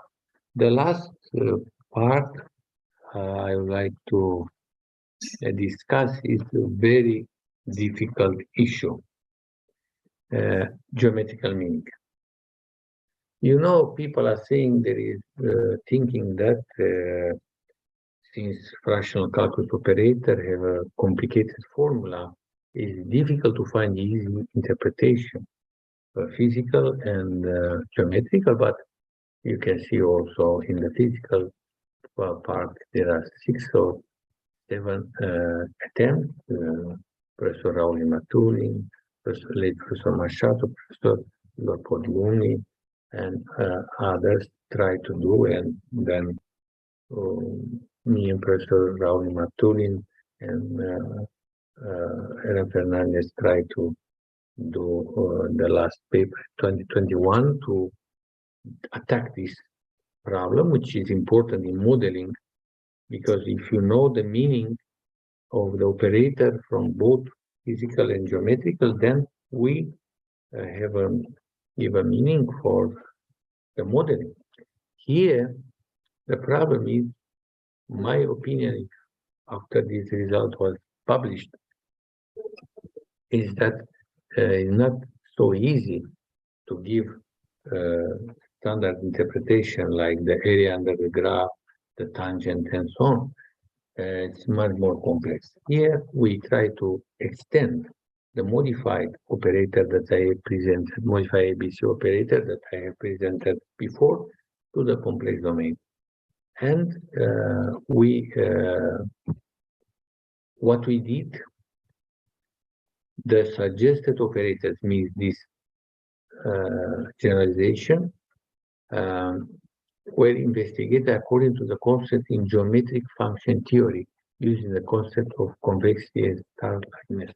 Therefore, we reformulate the new operators in the Maminda class of analytic functions in order to act as normalized analytic functions. Our method is based on subordination, superordination, majoration theory. As an application, we employ this operator to generate Bernoulli equation and a special class of Briot-Bouquet equation. What I suspect that if you go in this direction, we can find different meanings also for other kernels, for other fractional operators. So here is the geometric concept. We illustrate the geometrical function theory. Here we have these two analytic functions are subordinates. If we have this property, we assume the class of a normalized analytic function. With the general Mittag-Leffler function, we are very familiar with it. And complex fractional differential operators, we can define in this way, but it has no meaning, geometrical meaning. We have to give geometrical meaning in a way, like I said before. So we can generalize. Now, in order to have a Maminda, in the Maminda theory, we have to introduce two Mittag-Leffler kernels. And then we propose the modification of ABC. Of course, the title was not about Atangana Baliano, because it is not related, but editor-in-chief insisted to put this title, because it's a big result here. We give a geometrical meaning, so that's why we put the title. So this is ABC in complex, but contains two Mittag-Leffler kernels. So with this type of, let me tell you the conclusion. I don't want to discuss the technical details. Modify ABC fractional differential operator defined in a complex domain, acting in the class of normalized functions. Proposition 2 shows the normalization formulas of this fractional operator. Also, it indicated the relation between these operators using the coordination modernization concept. Geometrical interpretation is a difficult task in fractional calculus. As a result, the ABC fractional derivative operator is studied geometrically in terms of a complex variable in this method. This method reveals the variety of quality and opens the door for future generation to consider or change it in order to obtain additional geometrical data. Theorem 3.1, for example, stated the necessary condition for the ABC differential operator to be star-like. Other properties talk about convection. Geometric properties are illustrated. Differential inequalities are formulated to include them. We explore that when F is convex, then the complex is also convex. Why this star-like same? Theorem 3.2 illustrated differential inequalities for formulas involving the suggested fraction differential operation. The results are sharp. Application presented the actual solution. We indicate that the solution can be formulated by a special function type generalized hypergeometric function. For future work, the formulated operators can be used to generate some classes of analytic functions or to define other kinds of differential operators. And these are the paper is together Professor Rabah Ibrahim, now in the US. A lot of related papers. So concluding, I would like to say the following. When you deal with the real world application, please don't hesitate to apply fractional calculus as a fundamental tool, like Professor Singh is doing, Professor Devendra Kumar is doing, and many of our friends from India and all over the globe. If you have problems with non-locality, memory effect, then don't hesitate to apply the powerful tool of fractional calculus, generalized fractional operator, modified fractional operator. Of course, we have plenty of modification and generalization. All of them are good from mathematical point of view. Let's see which is more suitable for applied point of view from mathematical biology, for problems from physics, and the last word about the modeling. Fractional modeling is a powerful field, and there are still many problems how to define correctly from both mathematical and from physical, biological, economical viewpoint. Many methods, many attempts are provided, many sometimes going one in contradiction with the other, but this is the beauty of fractional calculus. If you don't have any dispute, how can we survive? So I'm very optimistic for the fractional calculus, and I am sure that during the next few years we will obtain better results in modeling, better results in numerical method, and we'll come always with solutions for any type of complex problem to be solved. Thank you very much, Professor Singh, and to our colleagues for listening to me. Thank you. Thank you so much, Professor Dumitro. Well, the participants in this conference, they will definitely benefited from this talk. And in this talk, you have basically covered all the basic and important aspects of fractional calculus. And I hope all the participants in this conference, they will apply all these aspects, and they will start the research work. And now, if there is anyone or one students or researchers who want to interact with Professor Dumitro, although we have limited of time, so we may permit only one scholar if you want to interact. If you have any query, please.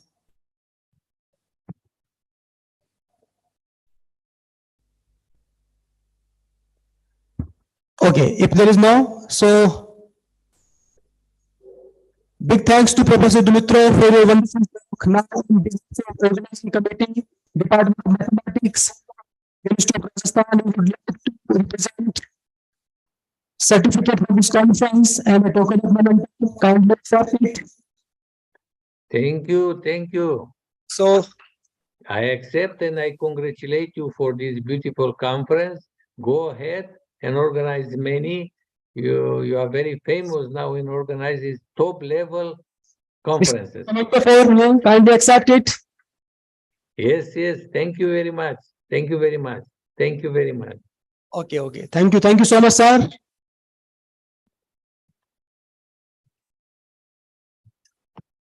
And in the next keynote session, we have a next talk of Professor Ali Chamka. The title of the talk of Professor Ali Chamka is Transport of Nanofluid with Applications. Professor Chamka is Dean of Engineering and in charge of all academic and research affairs at Kuwait College of Science and Technology, Kuwait. His former Dean of Research, Dean of Graduate Studies, Director of the University Research Center, Peace Sultan Edward Chair for Energy and Environment. He is full professor and former chairman of the Mechanical Engineering Department and member of the Rectors Advisory Council at Prince Mohammed bin Fahd in University, Kingdom of Saudi Arabia. Professor Chamka earned his PhD in Mechanical Engineering from Paris Technological University, USA in 1989. His research interests include multi-phase fluid particle dynamics, nanofluid dynamics, fluid flow in porous media, heat and mass transfer, magnetohydrodynamics, and fluid particle separation. He has served as an editor, associate editor, or a member of the editorial board for many journals such as ASME, Journal of Thermal Science and Engineering Application, ASME Journal of Nuclear Engineering and Radiation Science, International Journal of Numerical Methods for Heat and Fluid Flow, Thermal Science Journal, Science Evanka, Special Topics and News in Porous Media, Journal of Porous Media, Journal of Thermal Engineering, Journal of Nanofluids, and many more. He has authored and co-authored over 1,000 publications in archival, international journals, and conferences. And his talk, we will find his talk on YouTube, and we will also provide the link of this talk. It's really wonderful talk. You will learn a lot from this talk. Thank you. We have also, and on the behalf of organizing committee, Department of Mathematics, University of Rajasthan, we would like to present a certificate for Professor Ali Chamka.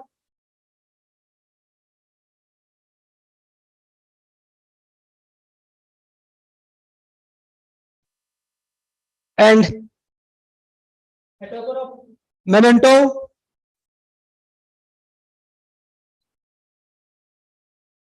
Thank you.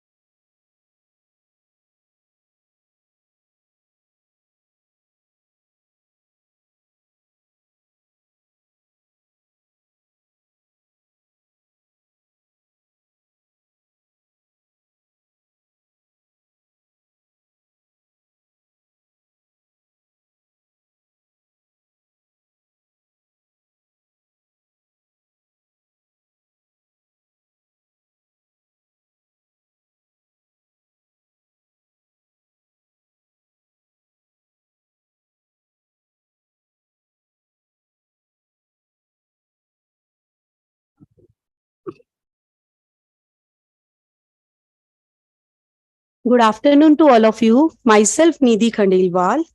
On behalf of Program Committee, I extend a warm welcome to all of you of valedictory function of the International Conference on Real-World Domains and Interfaces in Mathematics, Challenges, Tools and Strategies, organized by Department of Mathematics, University of Rajasthan, Jaipur, under the auspices of the National Academy of Sciences, Rajasthan Chapter, India.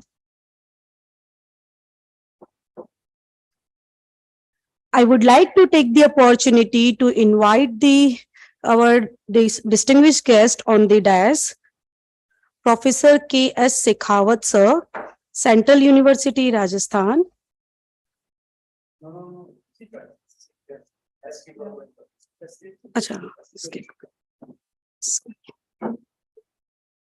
Okay.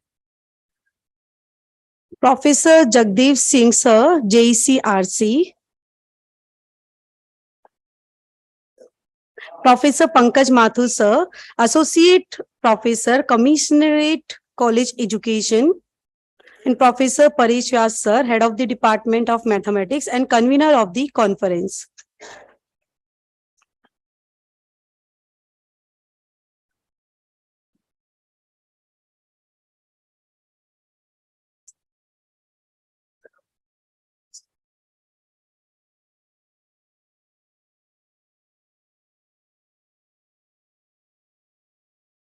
इसके नीचे गई।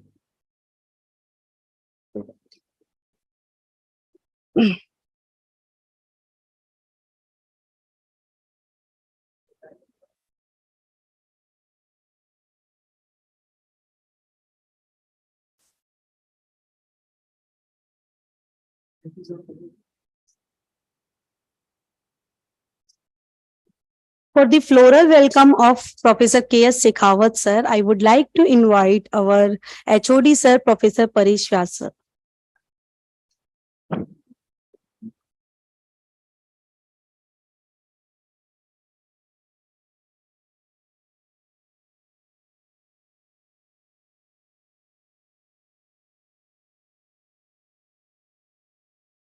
For the floral welcome of Professor Jagdev Singh sir, our guest of honor, I would like to invite Dr. Shalini Jain ma'am.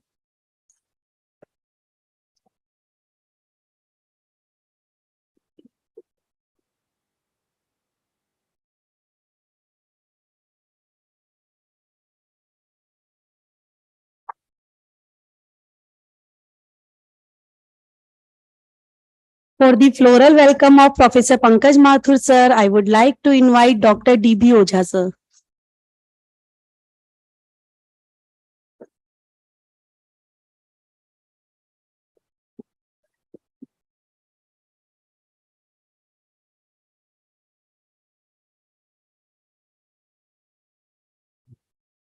The fragrance of flowers is spread not only in the direction of the wind, but the goodness of a person is spread in all the directions. So I would like to invite our chief guest, Professor K.S. Sikhawat sir, to address the gathering.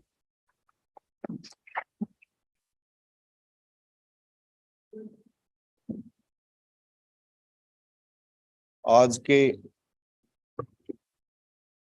के इस कार्यक्रम में उपस्थित देश विदेश के कोने से पधारे महान गणितज्ञ, डाइस पर विराजमान गणित के विभागाध्यक्ष प्रोफेसर परेश व्यास सर, JECRC से पधारे हुए प्रोफेसर जगदेव सिंह जी और डाइस पर विराजमान प्रोफेसर पंकज माथुर और मैथमेटिक्स डिपार्टमेंट के सभी विद्वान साथियों और राजस्थान और देश विदेश के कोने कोने से पधारे हुए गणितज्ञों, ये अपन सब के लिए बहुत ही खुशी की बात है कि कई सालों के बाद कोरोना काल के पश्चात राजस्थान विश्वविद्यालय द्वारा इस अंतर्राष्ट्रीय कॉन्फ्रेंस का आयोजन किया गया है। मैं समझता हूं कि इस कॉन्फ्रेंस में आप सब लोगों ने भाग लेकर के अपना पत्र वाचन तो किया ही किया, देश विदेश के अन्य जो विद्वान थे उनके व्याख्यानों का लाभ भी आप सबने लिया होगा। मैं तो इसी डिपार्टमेंट से पढ़ा हुआ हूं और क्योंकि इस डिपार्टमेंट से लगाव भी बहुत है और मैं तो डिपार्टमेंट के सभी विद्वान साथियों से एक ही आग्रह करूंगा कि इस तरह के आयोजन साल में 3-4 बार करते रहें, जिससे कि अपन सब मिलते रहें और इस बहाने से गणित के क्षेत्र में जो होने वाली शोध की जो प्रगति है उससे एक दूसरे को अवगत कराते रहें। और सबसे बड़ा इस डिपार्टमेंट में कल गणित के सभी विद्वान साथियों ने, पुराने साथियों ने जो कार्यक्रम किया उसमें हमारे जो टीचर थे जिन्होंने हमें पढ़ाया, जिनकी वजह से आज हम यहाँ खड़े होकर के बोल रहे हैं, उन सबका जो सम्मान किया उससे मन में बड़ी खुशी हुई कि इतने लोगों को एक साथ लेकर के परेश व्यास जी ने और उनकी पूरी टीम ने अपन सबको जो बुलाया है उसके लिए बहुत बहुत धन्यवाद। अब आप लोग इतनी दूर इस व्यवस्था में पधारे हैं, बाहर से आने वालों को कोई असुविधा भी हुई तो मैं गणित डिपार्टमेंट की तरफ से ही नहीं, यहाँ का पुराना छात्र होने के नाते आप सबसे ये कहूंगा कि उस असुविधा को भूल जाइए और आगे फिर अपने सभी साथियों को लेकर के आइए और सेमिनार में जितने अधिक से अधिक गणित के बारे में अपन सोच सकें और कुछ कर सकें, उसके लिए अपन सब काम करें ताकि अपने जो मैथमेटिक्स का जो क्षेत्र है उसका राजस्थान में नहीं विदेश में इस विभाग का भी नाम रोशन हो और आपके भी व्यक्तिगत करियर में वो काम आए। धन्यवाद। Thank you.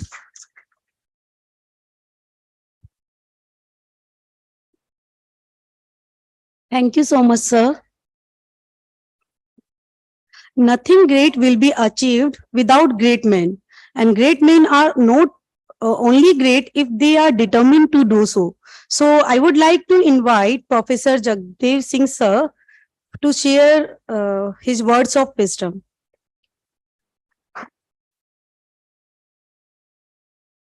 Thank you so much, ma'am, inviting me. A lot of has been spoken by Professor Singh.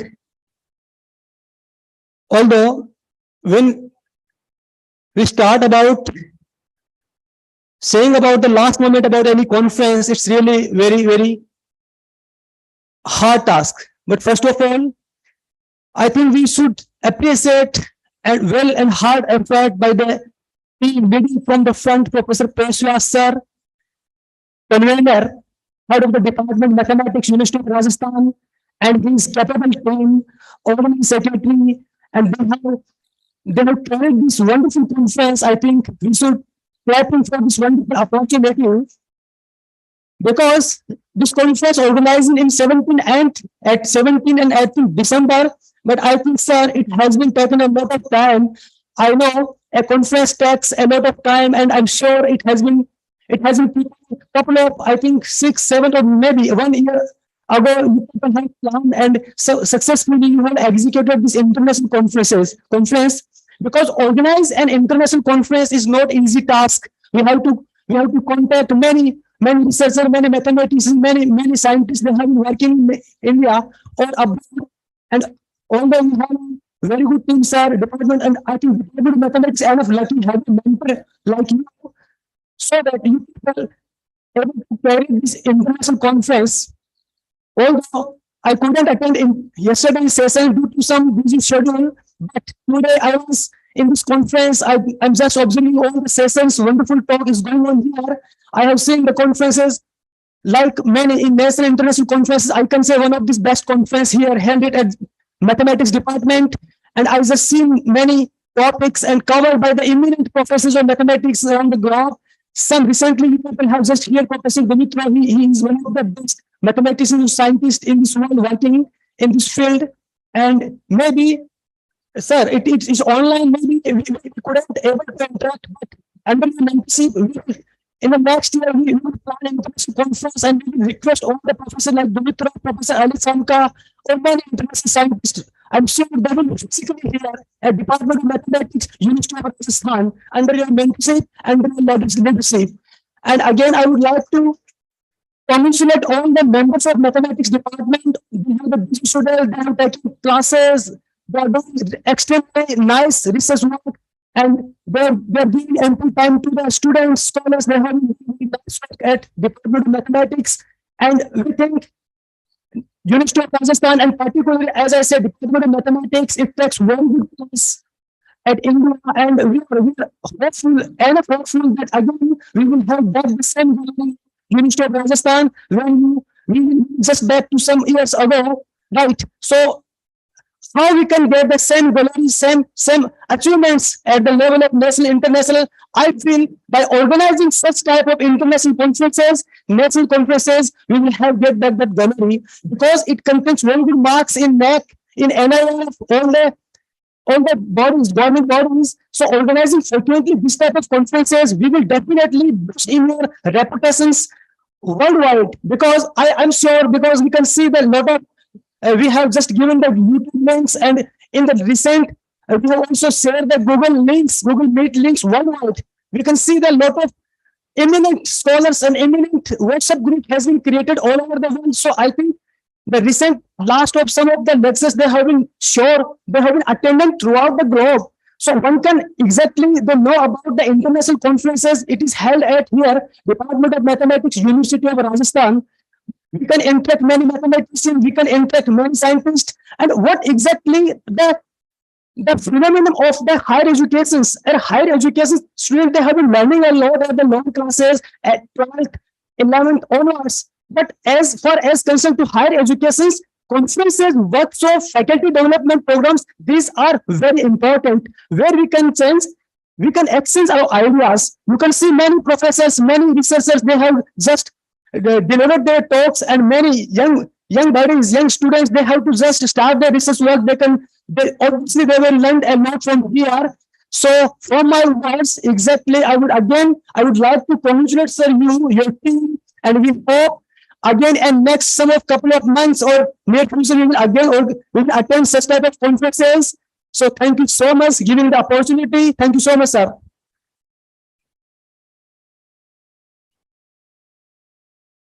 Thank you so much, sir. When you are around enormously successful people, you realize that their success is not an accident. It is about their hard work. So I would like to invite Professor Pankaj Mathur, sir, for their words of wisdom.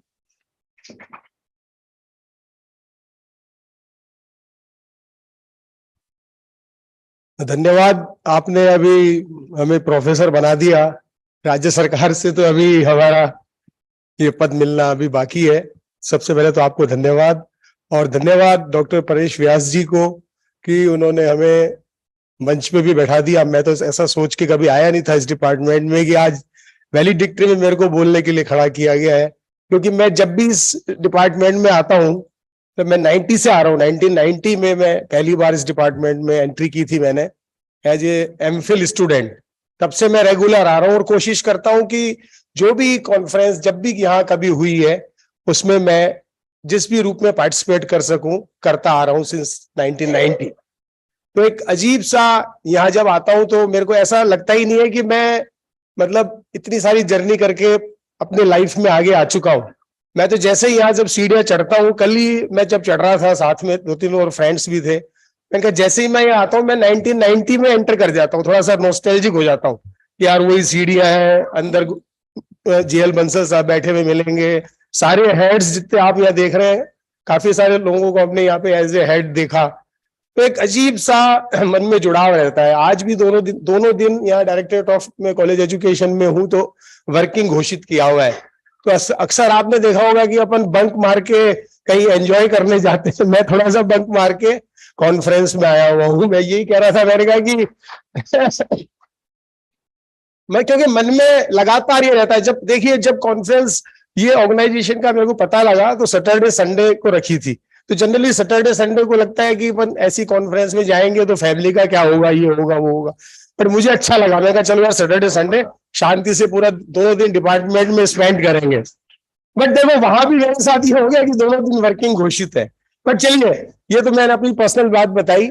मैं अभी थोड़े दिनों पहले अभी Shalini ma'am ने मेरे को वापिस वो बात इंस्टेंस याद दिला दी, तो मैं ये बातें जो दोनों मेरे से पहले के शेखावत साहब ने और जगदेव सिंह जी ने कही, मैं रिपीट नहीं कर रहा हूँ, क्योंकि मैं ये मान के चल रहा हूँ कि वो सारी बातें मेरे को एज इट इज रिपीट करनी है, तो उसको मैं एज इट इज बोल रहा हूँ जिससे आपको दोबारा से सुननी नहीं पड़े। बट मैं एक पॉइंट बार बार मेरे दिमाग में आता है जब भी मैं यहाँ आता हूँ, और मैंने कोशिश की है कम्युनिकेट करने की, कि हमें कॉन्फ्रेंस के अलावा भी, बस ये मेरा एक पॉइंट है, अगर इसको आपको अच्छा लगे तो अपन इसको इवॉल्व कर सकते हैं सर की हेडशिप में या जो भी नेक्स्ट हेड होंगे उनमें, कि अपन एक मंथली या क्वार्टरली या हाफ ईयरली एक सेशन ऐसा रखें जिसमें वो कॉन्फ्रेंस से थोड़ा सा चाहे कम लेवल का हो सकता है, जिसमें हम सारे स्कॉलर्स, चाहे वो टीचर्स हैं, चाहे वो रिसर्च स्कॉलर्स हैं, चाहे इनवाइटेड लोग हैं, वो उसमें ब्रीफ एक सर्टेन अपने टॉपिक को या रिसर्च एरिया को एक्सप्लेन करें, और उस एक्सप्लेनेशन को बिल्कुल चाहे नीचे के लेवल से शुरू करते हुए मॉडलिंग तक लेके आ जाए। तो उससे क्या होगा कि अपने को एक थ्रस्ट मिलेगा उस पर्टिकुलर टॉपिक का। अभी क्या होता है, कई सारे टॉपिक्स ऐसे होते हैं हमारे कुछ सेलेक्टेड एरिया ही कवर हो पाते हैं। जैसे अभी 80 रिसर्च पेपर प्रेजेंट हुए तो उसमें से हमारे 10-15 ऐसे होंगे जो हमारे फील्ड के थे। हमें पहले से ही पता होगा कि ये 4 टॉपिक या 4 रिसर्च पेपर पे इसको डिस्कस कर रहा है, और उन सब के लिए हम भी प्रिपेयर होकर आ रहे हैं के साथ। And that session should be informal and 1 hour 2 hour 3 hour अपन उसको कहीं भी फ्रीज कर लें, और उसके बाद उसके ऊपर सभी लोग अपनी अपनी बात रखें, जिससे कोई टाइम कंस्ट्रेंट नहीं रहे। हालांकि थोड़ा सा अलग तरीके का मॉडल है, अभी इंप्लीमेंट हुआ नहीं है, बट मैं मन में कैसा बार बार आती है फीलिंग्स कि एक पर्टिकुलर, जैसे अमला मैम का कोई रिसर्च एरिया है या शालिनी मैम का रिसर्च एरिया है, ये कुछ अपने बातें बताएंगी, फिर हम उसको सुनेंगे और उसमें से फिर हमारे क्रॉस क्वेश्चंस आएंगे, वो ये भी डिफेंड करेंगे और दूसरे भी डिफेंड करेंगे। ऐसे करके अपन एक इसको रिसर्च का एक वो बना सकते हैं। तो इस पे और भी आपके विचार आ सकते हैं। मैं एक बार कंक्लूजन में ये कहना चाहूंगा कि आज आप जो लोग बैठे हुए हैं, ये निश्चित रूप से बधाई के पात्र हैं कि आपको एक ऐसी जगह पे ये सब बातें होती हुई दिखाई दे रही हैं जिसकी एक बहुत ऐसी लीगेसी है जो मैं एक शब्द में कहूं तो पूजनीय है, क्योंकि जहां से मैं एंटर हुआ उसके पहले से यहाँ से लीगेसी चली आ रही है। तो मैं सोचता हूं कि आप सब लोग बहुत लकी हैं कि आप एक ऐसे सेंटर पे रिसर्च कर रहे हैं या ऐसे सेंटर पे कॉन्फ्रेंस अटेंड करने आए हैं जो वास्तव में एक हाईएस्ट लेवल इंडिया में अचीव करके अपनी पोजीशन बनाए हुए हैं, और उसको हम कंटिन्यू करेंगे। ऐसी मन में भावना के साथ हम प्रस्थान करें। और डॉक्टर परेश व्यास और उनकी पूरी टीम को मैं बधाई देना चाहता हूं कि क्योंकि बीच में जो कोरोना का पूरा एक पीरियड ऐसा निकला जिसमें हम सब लोग फिजिकली मिलने जुलने से डरने लगे थे, आज उन्होंने वापस से हमें रिवाइव कर दिया, री एनर्जाइज कर दिया है। सर, तो हम कोशिश करेंगे, अगर आप हमें फिर से मौका देंगे तो हम आपको वादा करते हैं कि हम इसमें और होल हार्टेडली पार्टिसिपेट करेंगे और इसको सफलतम से सफलतम बनाने की कोशिश करेंगे। आप सबको, पूरी टीम को, पूरे डिपार्टमेंट को, नए स्कॉलर्स को बहुत बहुत शुभकामनाएं, बहुत बहुत धन्यवाद।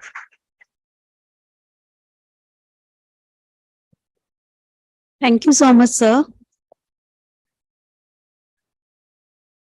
We hope this international conference has added a few memories to your lives. So I would like to invite our guests and participants to put their light on the conference about their views, their suggestions, their comments.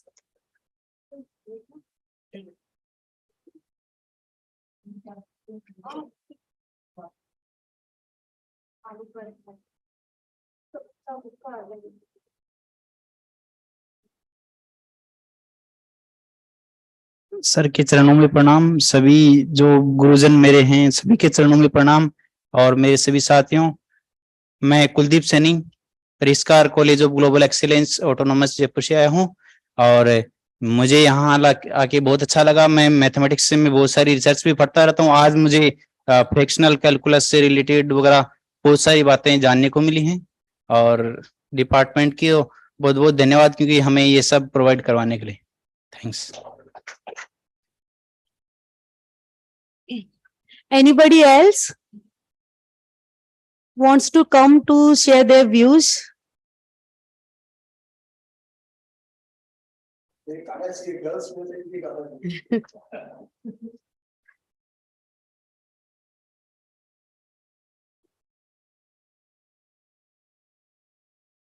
हाँ sir, देखो आपका feedback तो और अच्छे celebration के लिए basis होगा, और अच्छा कर पाएंगे। Good afternoon, everyone. One and all over present over here. I'm Rashmi Sharma. I'm from Vivekanand Global University, Jaipur.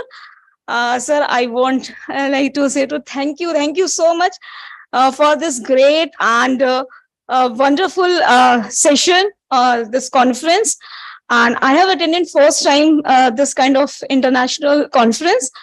I'm just a research scholar. I have just started my PhD, and this is my first experience, and I gained so many things about fractional derivatives and special function and all, and it was wonderful. Thank you so much. And I would like it should be happen again so that we all come here to take more knowledge. Thank you so much, sir. Thank you so much, ma'am.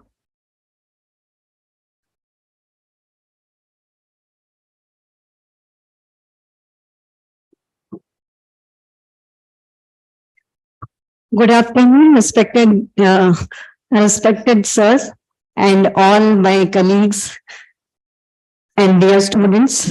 मैं रचना Bhargava Subodh college से हूँ, और actually 8-10 साल पहले हम लोग जब conference research कर रहे थे तब हम लोग यही प्लेटफॉर्म बहुत ज्यादा, चाहे कोटा यूनिवर्सिटी में हो चाहे कहीं पर भी, हम लोग को प्लेटफॉर्म मिलता था और विचार मंथन की बहुत अच्छी जगह है।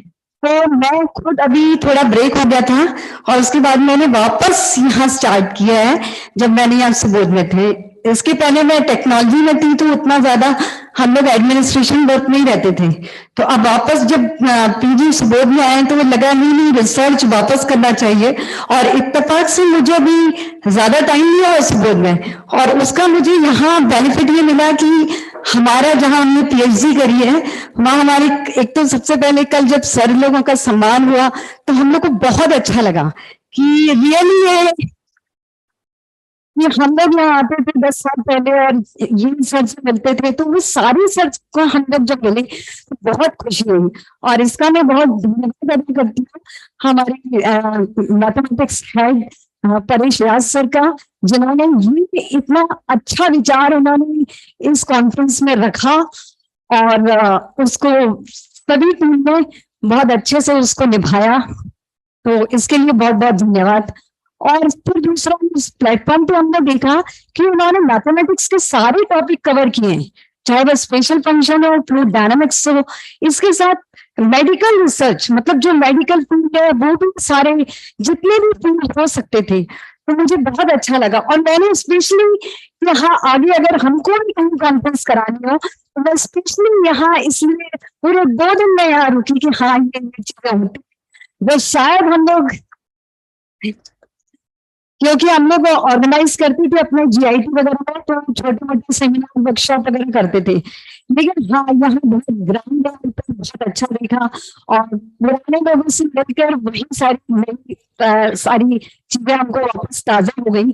तो सबसे पहले मैं सर को और पूरी टीम को, जितने लोग बाहर से आए हैं या जयपुर से बाहर से, और जो लोग डांस कर रहे हैं, सभी का बहुत बहुत धन्यवाद अदा करती हूँ इतने अच्छे प्लेटफॉर्म के लिए। धन्यवाद। Thank you so much, ma'am, for your kind words. Now, I would like to invite Professor Paresh Vyas sir to present memento to Professor K.S. Shekhawat sir.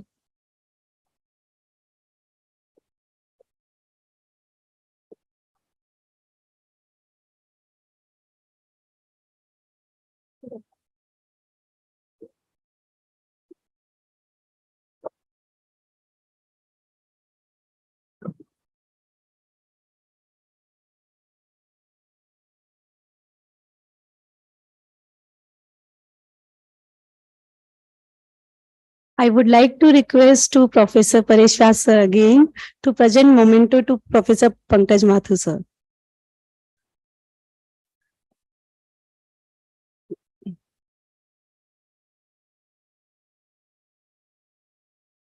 Now I invite Professor Paresh Vyas sir for vote of thanks.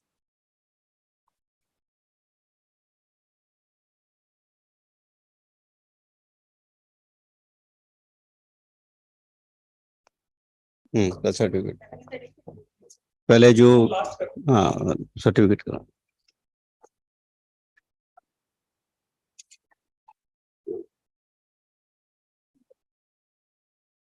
So now we are distributing the certificates to all the participants. So for the certificate distribution, I would like to request to Professor K.S. Shekhawat sir to distribute the certificates to participants.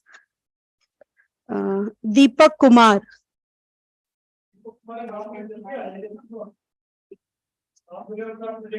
Meenu sir तक लेकर जाए। मीनू,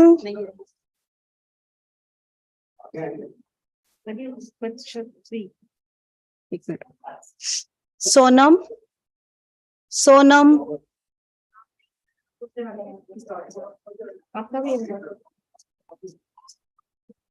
सोनम आ रही है, सोनम,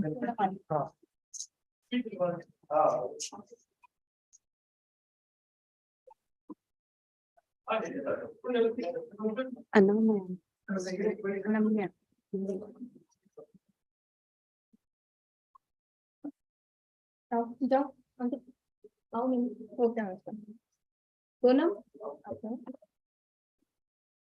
अनम्या व्यास,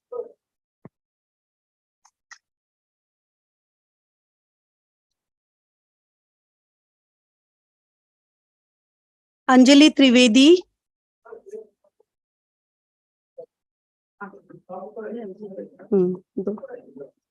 ज्योति, ज्योति,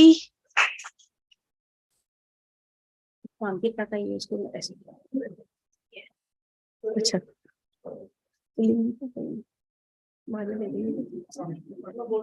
आभा single,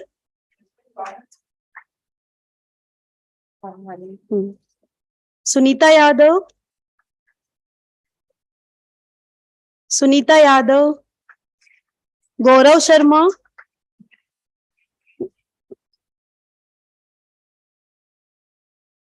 Pulkit Khandelwal,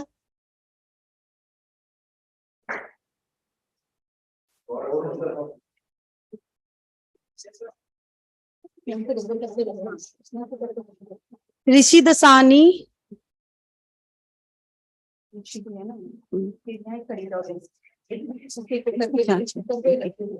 Jogendra Singh,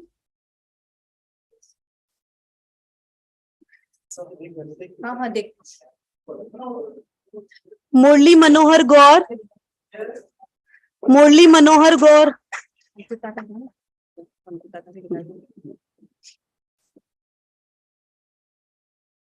Ankita Saini,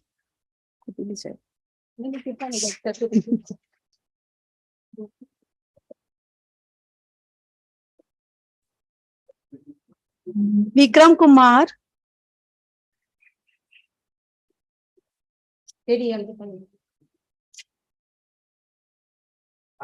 Vikram Kumar,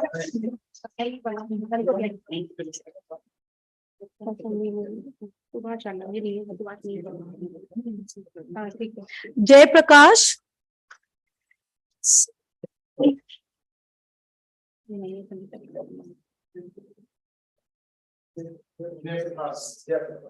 Manita,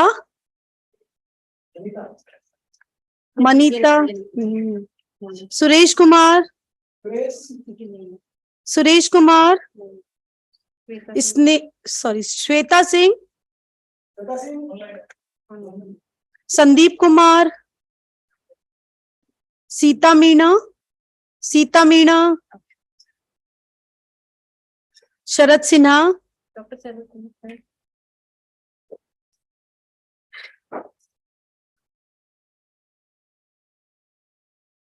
Abdullah,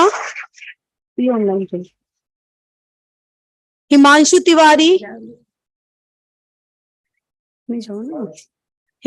Tiwari,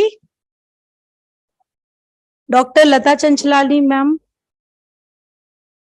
Puja Meena,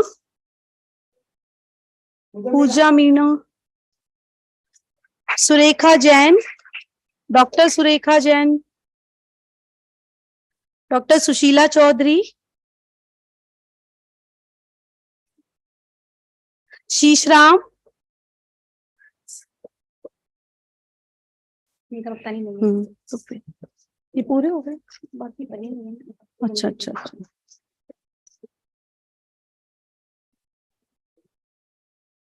Thank you so much, sir. Thank you, everyone. So now I invite Professor Paresh Vyas, sir, for vote of thanks.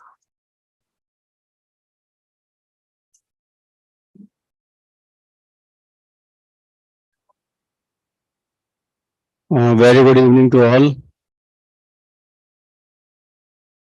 So we are coming to the point where this conference is technically going to cease.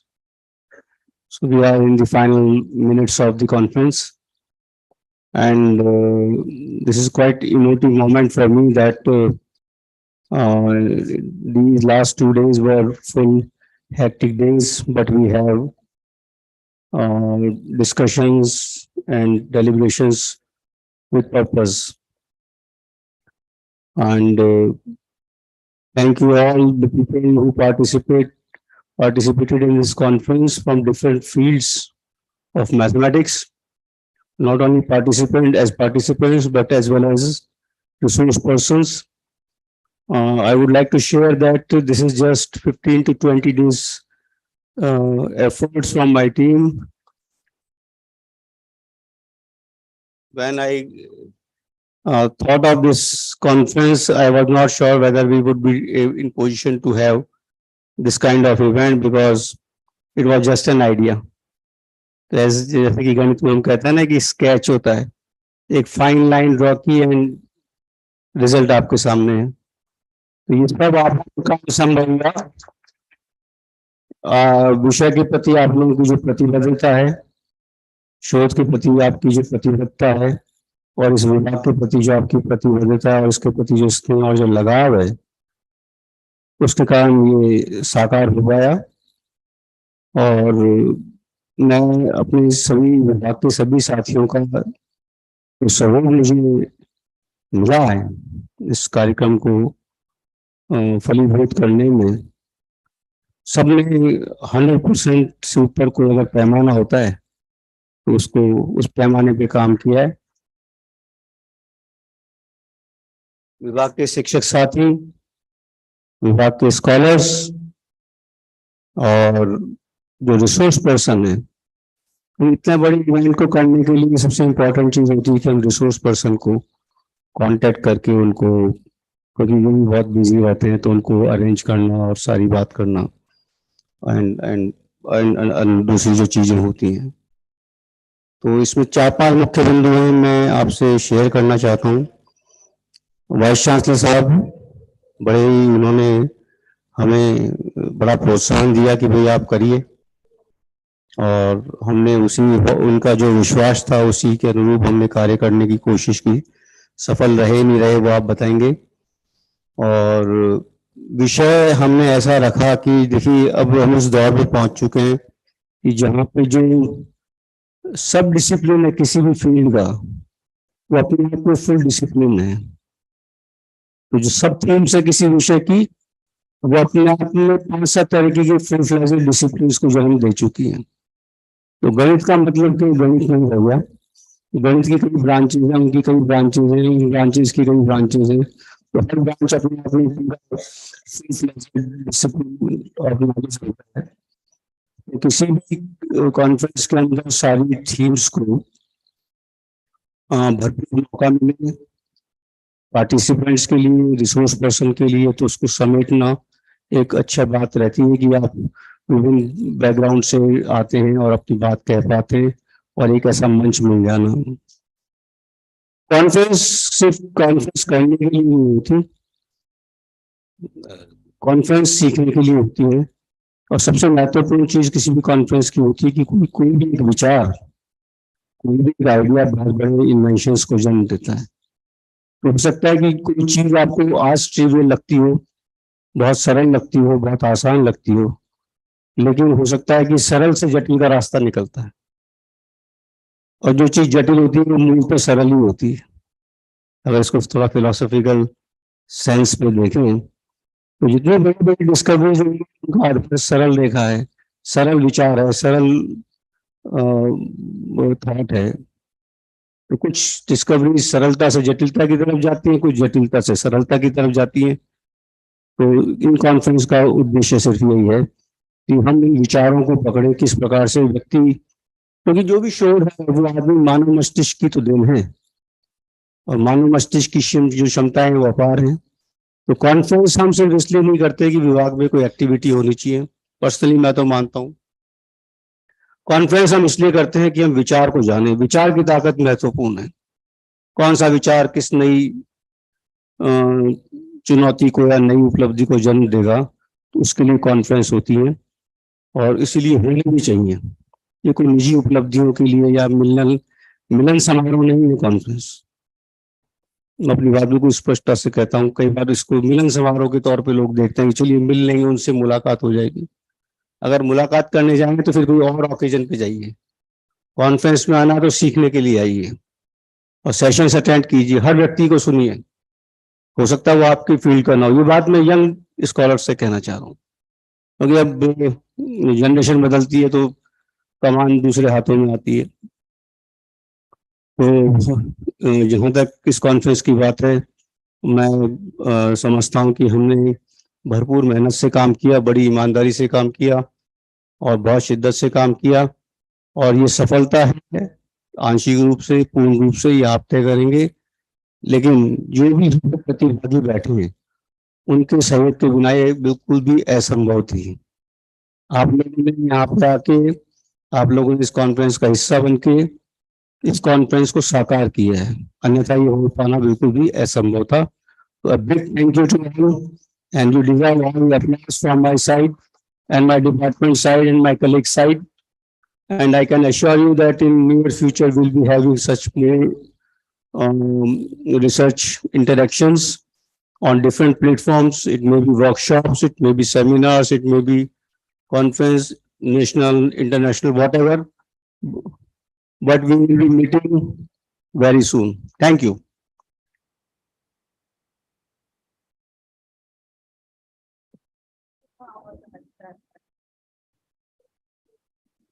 Wait करूँ अभी।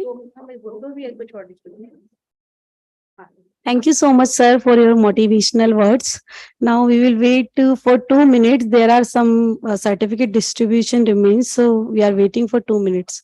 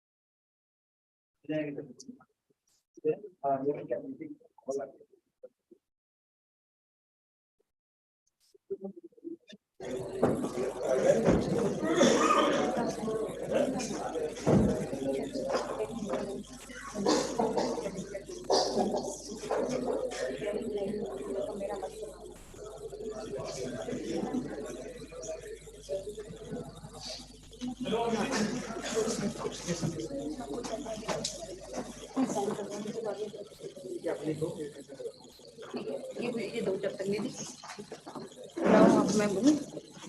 मेरा ही है।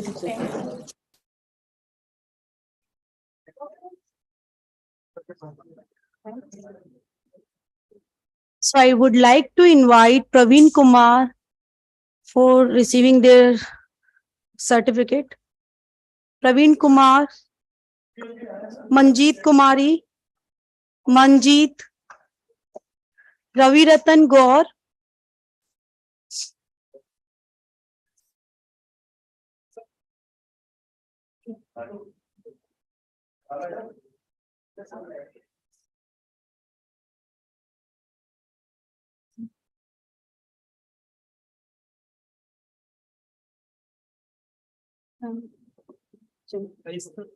रवि रतन का हाँ।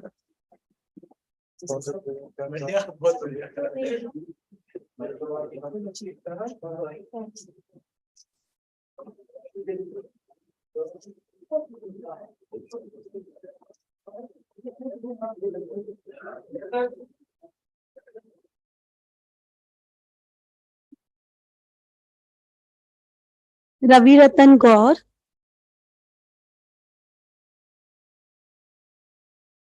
अन्नू बंसीवाल, कपिल पाल, दीपक कुमार, मुक्ता नागर,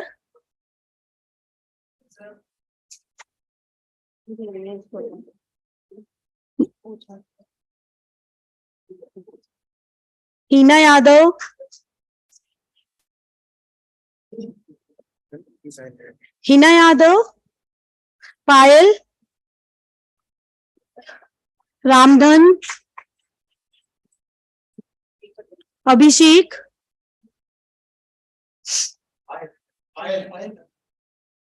पायल से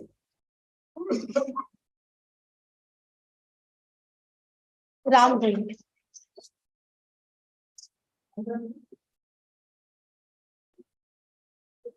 खुशबू भास्कर, अभिषेक,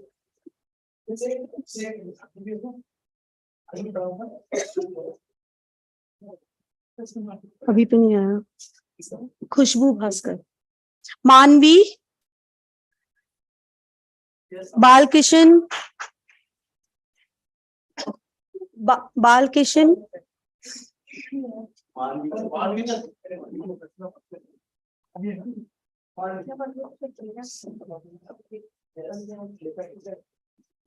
रविंदर यादव,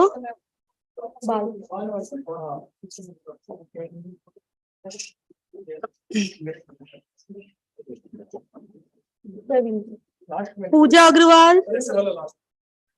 अग्रवाल, राहुल चौधरी, राजेश कुमार कसाना, मुकेश कुमार, सोनू कुमार सैनी,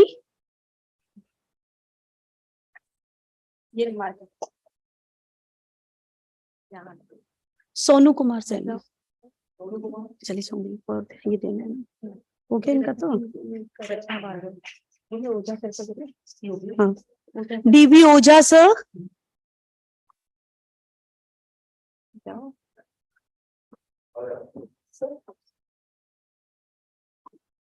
ओमेंद्र सिंह, सीमा स्वामी,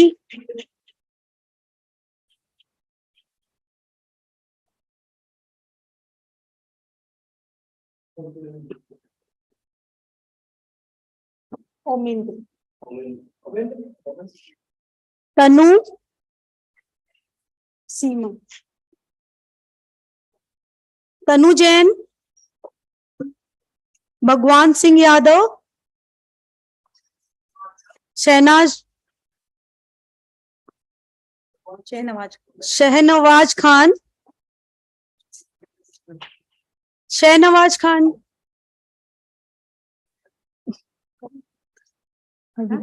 अर्पिता गुप्ता, संजय में आपका हो गया, रचना भार्गव, नाम कुछ रवि रतन का देना, हाँ देना है, अब आपका है निधि खंडेलवाल, क्यों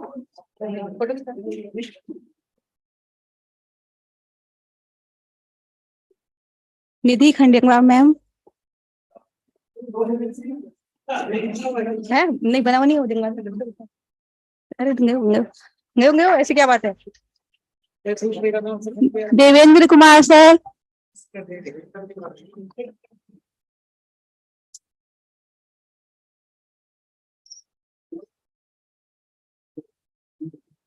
कौन रह गया?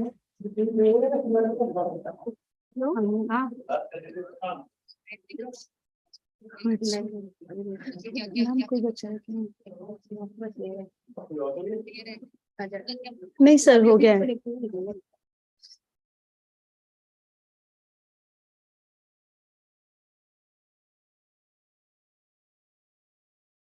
प्रवीण सर को, प्रवीण सर यादव सर को दूंगा ना। प्रवीण सर कौन है?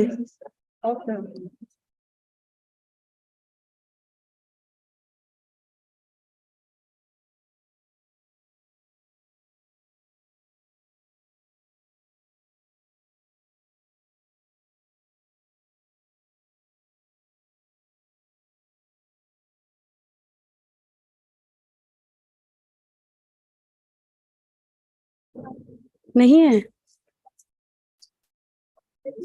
2 मिनट लगेगी डाउनलोड करने में, तो बहुत टाइम तो होने लगता है। मोबाइल से बताओ, हाँ यहाँ बचा देते, 2 मिनट में डाउनलोड हो जाएगा। अनाउंसमेंट तो कर दो पहले। एक minute. The end of a story is the new beginning for many others. So I once again extend a warm gratitude to all our distinguished guests and participants for the success of the conference on the behalf of all the program committee. Now I request to everyone kindly stand up for the Rashtragan.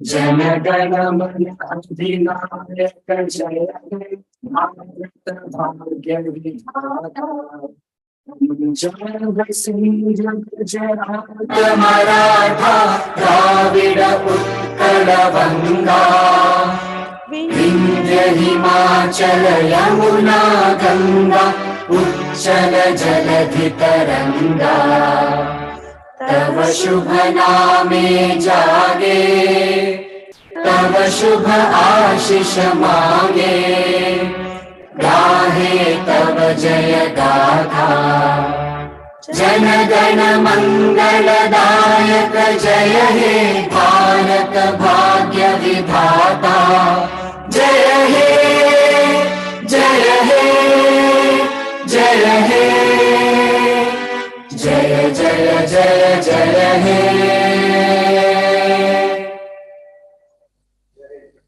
Jai Hind. Thank you everyone. Now those who received certificates